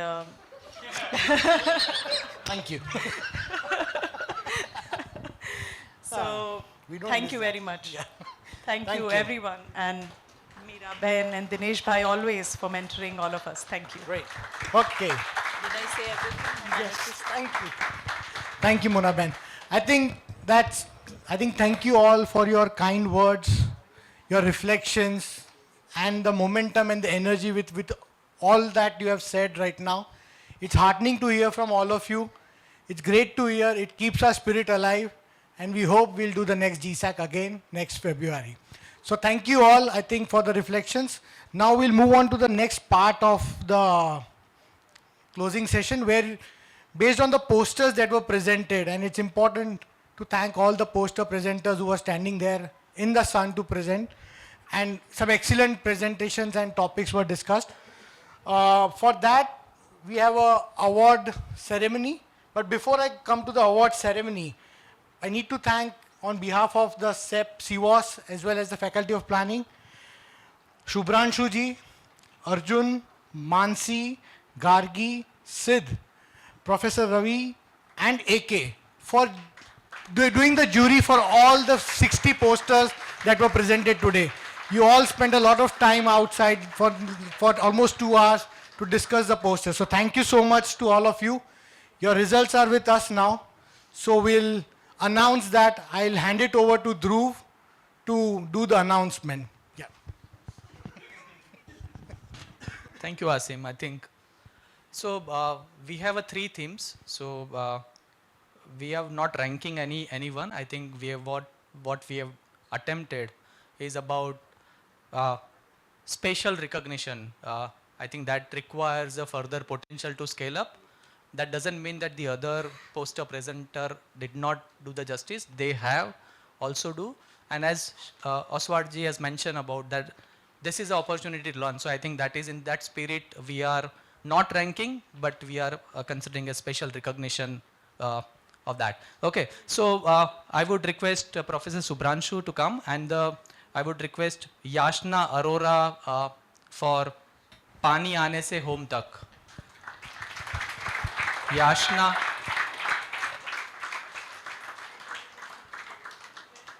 I think, oh yes.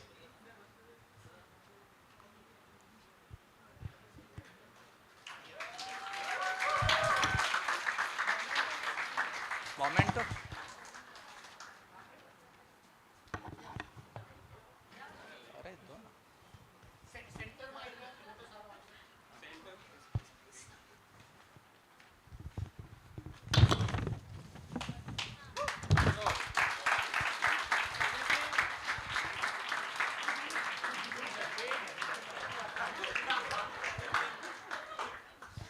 Thank you, Professor Subhranshu. Yes. I would request team from the Climate Resilient Waste Management Services of Small and Medium Towns, Viral, Mansi, Mayuri, Sagar, and Devanshi. And I would request Gargi to present to the team.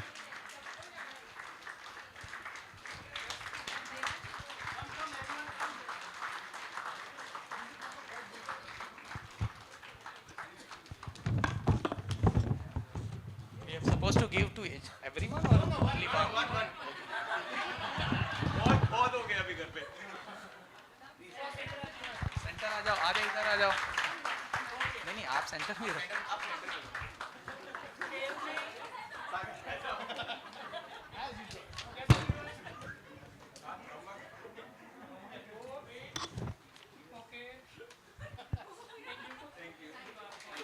Thank you.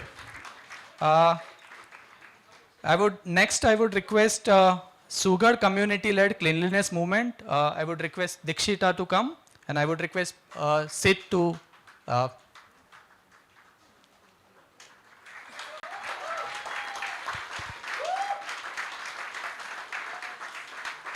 Dikshita represent the 50 years old NGO based out of Ahmedabad, Vikas.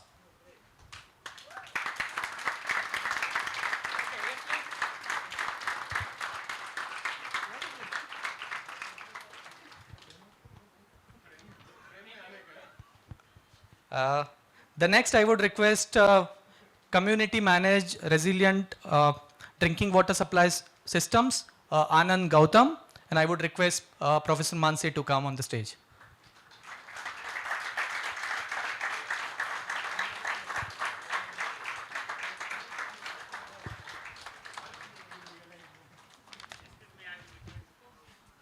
Yes, please do join.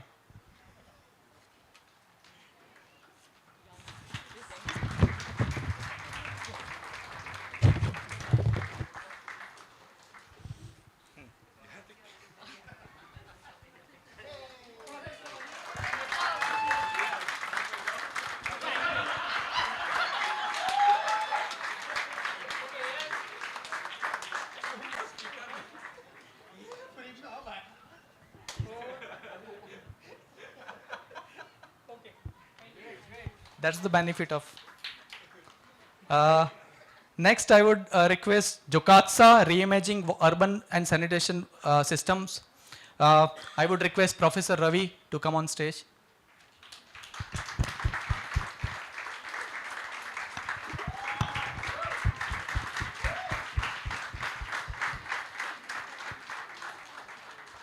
This is your second GSAC or third? Yes. Second. You were here last year also. Yeah. Yes, she's receiving award for the consecutive second year.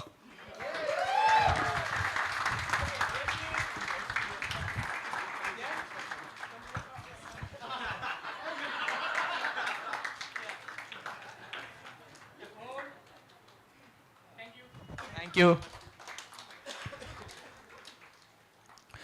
Next, Rishabh Shah. Built environment, climate health and well-being of weavers. And I would request Professor AK.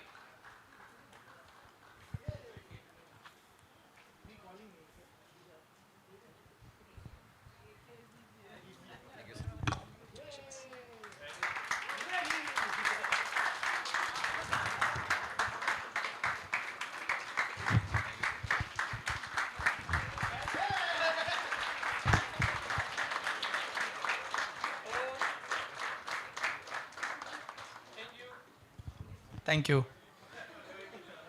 The next and the final one, the climate resilient water security for rural Maharashtra. I would request Kasturi, Jinal, Arya and Harish on the come, and I would request Dhara to come on the stage and give the award.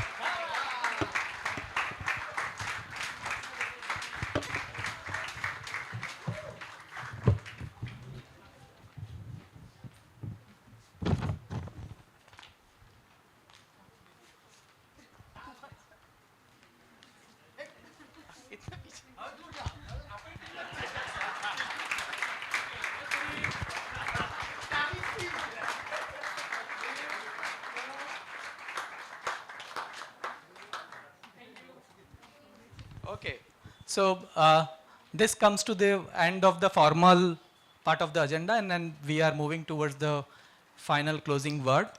I think we have reflected the similar culture, and I think it is proven that it is, in a real sense, there is a strength on this space which translated and converted what Osward ji has mentioned about you feel that, and I think most of the participants can also feel. I also had an idea of saying about the dream big, because the CEPT University, this space actually taught us dream big, but not only dream big, but do actions to make it happen on ground. I think that is the strength what this university brings, and I think that is something the one of the call for actions what we have started when we have taught that what is the expectation from this GSAC is actually not only discussion, but discussion beyond that's the closed hole, and it's go into the action. So I think it is some way there are reflection what we have received. I think hopefully it is translated into the actions in future. The second, the talk when we are discussing about the design of the program, the first things what we have decided about these next, the World Water Day theme is the water and gender, and I think we specifically fitted because our theme is monitoring, governance and financing, and unless and until we bring the women lens into the picture and give the recognition, it is not going to be happen to complete our theme. And I think thank you Neetaji for again reinforcing those thoughts, and actually that is translated in the day one actually talk about the major need for a simple asking question. I think that is something the university also taught. Ask right nature of questions and the results you will definitely get. And I think that is something what yesterday what we have been deliberated, that is translated into the today's discussion as well. So I think more power, and I think we'll do more action on ground. And there are young professionals, and you can see that there is a more women representative into the young professional. I think they will be the future leader. I think best of luck to everyone, and best of luck to the country like us, because they will be the leading us in the future. So great. I think that is the second key takeaways from the discussion. The other is been talking about, there are lots of pilots has been talking about in the many conferences. I think during the 2 days of discussion, what came out, what Patrick has mentioned about the think about systems. I think again the major key takeaways what we have received is about Global South does not require more pilots. I think it requires more systems that can give answer solution to the, I think many participants also talking about that there is a aging infrastructure issues in the global north. There are also the systems are collapsing. So it's not something so that global south can be also giving the example how the global north can learn as well. So I think there is an opportunity, and we'll continue to work on the system strengthening. I think that's these are the message what we have received. So let me on this note, I think the Sakshi has mentioned about the hope, and I think Professor Mona has also the similar mention about the hope. I think there is a hope to build the climate resilient future, and I think there are lots of ideas has been deliberated over the period of time. There are poster presentation, verbal presentation, there are excellent ideas, whatever the small actions what they are doing in the different geographies, that has been reflected. I think being a part of the university and from the CWAS as having an idea about the culmination of the all knowledges, I think we'll make an effort to collate all this finding and do the one meaningful call for actions in the coming months, and we'll share with all of you, and all the presentation will be shared by them. With this note, I think I would like to specially thank to all the keynote panelists. I think Neeta ji, Osward, Patrick, Silver, Aloka ji, it was Kate. I think excellent learning opportunities, and thank you very much for making it lively and vibrant. Thank you very much. I would also like to thank all the panelists because those deliberation actually identify the lost of call for actions, and I think without those deliberation, I think we'll stuck with our notion of keeping into the activities in the routine momentum. I think that's give the new ideas, new activities. I think we will deliberate and come back with a more fruitful action going forward. I would request Asim to take this forward, and thanking our other partners. Okay, thanks Dhruv. I think thanks for raising the key takeaways from this conclave. I'll do the end part of it towards a more formal closing as well. I'm standing at the podium because I have to refer this page as well, because I don't want to miss anybody. I think it's important to acknowledge that this GSAC would not have been possible without all of you. So a big round of applause, first of all, for each one of you who are sitting back who have went back home also because of all the reasons, but we need to acknowledge and thank all of you. So as we come to this close of this conclave, we would like to pause and express our heartfelt gratitude again to all of you. We extend our sincere thanks to all the keynotes, to the panelists, and also to the participants who have come all the way from the globe, from India, various parts of India, to even listen to the keynotes and the panelists. So again, a big round of applause for all of you who have been able to make here to this event. We are grateful to acknowledge the leadership of CEPT University and CWAS-CRDF, without whose vision and continued guidance, this platform would not have been possible. Our sincere thanks, especially to the Faculty of Planning, Professor Shalini, Professor Monaman, and all the faculties who have been part of the technical review committees. You all got a message that you have been accepted by a technical review committee. These were all faculties of Faculty of Planning. So let's put a big round of applause. They have reviewed all. We got more than 200 abstracts, out of which 140 got selected and they were presented. So a big round of applause for all the faculty members again and the reviewers for bringing their thoughtful inputs to these discussions. Our heartfelt thanks goes to all the students and the non-teaching staff whose dedication and behind-the-scenes efforts have made this conclave come together. We would again like to thank and acknowledge the CEPT University team. It's not only the Faculty of Planning, but the CEPT Registrar, the CEPT Admin Office, the communication team, the exhibition team, security team, IT team, and all the support staff that made our event at this campus more comfortable and more beautiful. So again, thanks a lot to CEPT University and Faculty of Planning for this thing, for this event. Okay, I have shifted the paragraph. Okay. Oh, that was the humor I had added in the speech, okay? Okay. No, again, I need to thank all the funders as well, the Gates Foundation and the Viega Foundation. This was a planned humor, okay? I have not forgotten the foundation, and both the foundations, the Gates Foundation and the Viega Foundation, for their trusted support and shared belief for supporting us for this conclave that we have been able to do for the last 3 years.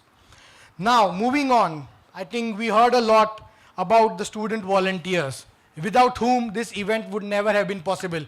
So I would like to call upon, first of all, the student council heads, Shubhika, the cultural secretary, Harish, who is the president, please come on the stage. Abhinav, the placement coordinator, Kimaya, the academic secretary, Khyati, the FP newsletter, Deep, the treasurer, and Anup, the sports secretary. Request all of you to come on the stage. Whoever is available, it's okay. We recognize it's late. And also now I would like to call upon the entire student volunteers team, whoever are here. Thank you, thanks a lot to all of you for your efforts. Please, student volunteer teams, you want to call upon?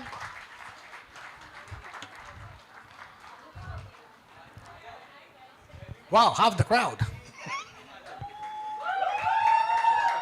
Yes, I'll please keep your hands banging. They have been recognized by all the people. And the group photo. Can you see me also? Dhruv, where are you? Are gender balance karo? Come, come.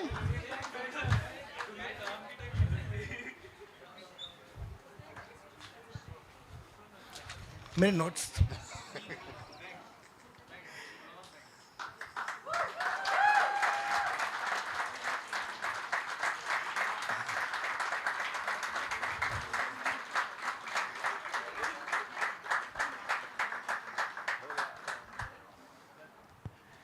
Great.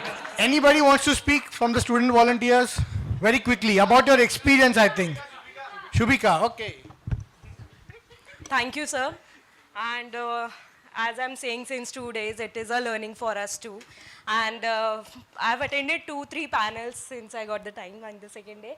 So it was very insightful being from an infrastructure student. We got to, as we are doing our DRPs. So I heard a few insightful pointers from Alejandro, sir, sorry if I'm mistaken the name. So about the hotspots and how the performance-based indicators they are assessing. So it was very insightful for us. And apart from this, it was a very nice and insightful 2 days. So that's it. Thanks. Thank you guys for the volunteers, because we had a reviews from the second years and most of them on the site from the council also. Our juniors and my other batchmates were there for the CWAS, and you guys were helped us to what to do also. And it's keep on happening from last year we are come here, and next year they'll take you forward and they'll help you also. Thanks a lot, and thank you for spending many sleepless nights for last few days, and for picking up all the panelists from the airport, and for all the logistics arrangement that your team has done. Kudos to all of you. Thank you very much. I can't forget a special note of thanks to the CRDF team as well, especially Hitarth. Are you here? Yes, there he is. Stand up, Hitarth. If you want to come here, photo bhi aayega. Come here. Hitarth and Shivangi, they have been the support for this entire event to the CWAS team and the CEPT universe. They were like the bridge for us between CEPT and the center. They have helped with all the MEA clear, all the visas that you got, the people who are coming internationally, all the MEA clearances were managed by them. They were following up with the ministry day, night, day in, what happened to our visa approval process. So kudos to them. Because of them, you got the visas and you are here today. So thank you. I would also like to thank Mayank Bhai. Oh, there he is, the one with, yes, that's the one. The entire logistics that was arranged here, the chairs, the tables, whatever you see here, the posters was arranged by him. So thanks a lot to him and the screen as well. This is the first time the experiment that we have done, and I think it's worked. So thanks a lot to the CRDF team, to the CEPT team, to Mayank Bhai and the CEPT canteen team. I think all the food that you had for the last 2 days was from the canteen. So this is what students also get. It's not only that it was a special lunch for you. We believe that we are in academics and we all need to do what the students also do. So thank you to the CEPT canteen team as well. Now moving on to my last part of the section. Yes. Okay. I can't forget, and I have to bring a bit of humor every time, so sorry.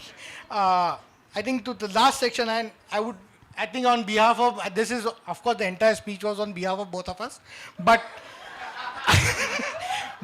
we would, no, it's not we would like to call upon Meera ji and Dinesh ji, without whose vision and guidance this conclave would not have been possible, and we both would not have been standing here, and the entire team. So if you can come on the stage, ma'am and sir. I'm calling you ma'am and sir now, because you have been our gurus, all our gurus. I think everybody sitting here, you have been the guru of all, even the president. So, yay! 3 rounds and 3 cheers for them. I think it could not have been possible without them. So, Guru also wants to say something. Yeah, I think it is a very personal and emotional moment for both of us also, because we have been, I think, over the 18 years working under both Dinesh and Meera, I think with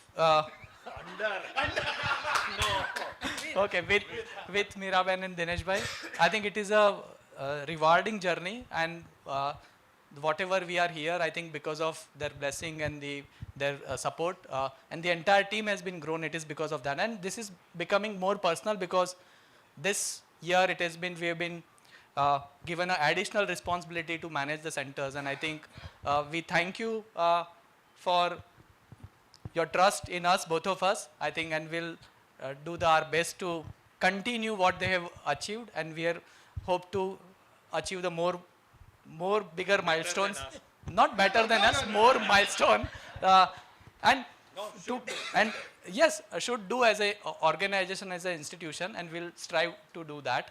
And thank you, and we'll continue to look forward your support. Thank you. Thank you, ma'am and sir. The team is also coming. Okay. This work that you saw for the last 2 days, there have been some people who have been working on this for the last 6 months. for what this 2 months, 2 days have been for you. And we can't forget both of them. So I would like to now call upon Saubya and Jay, the two people who made this happen, with the team of course, but they were the one who are on the front line and you were approachable at any time to tell you, please come here, don't stand there on the side. Come here, come here. वहाँ पे photo नहीं आएगा, इधर आओ. I have to make back jokes also, so come here. Oh, birthday also, so please wish her a happy birthday everyone. It's a birthday gift. Happy birthday, Saubya. There is a cake party for all of you on behalf of Saubya. Okay, I think these two people I need to thank on behalf of the entire CWAS team and the CEPT team because they worked from the scratch shaping GSAC what it is today. In addition to them, I need to call upon Dara, Hiral and the Utopia team because of which all the travel and the logistics, all your safe travels have been through them. So come here, I don't see Hiral here, but Dara, Hiral, they were the backbones of all your travel logistics and all. But they were not alone. You want to say something? Okay, we will, okay. But they were not alone. I need to call upon the entire team that has worked tirelessly behind this. And I would like to call upon the entire CWAS team who had made this event a great success. So entire CWAS team. Bhai, aa jao. Come. Let people know.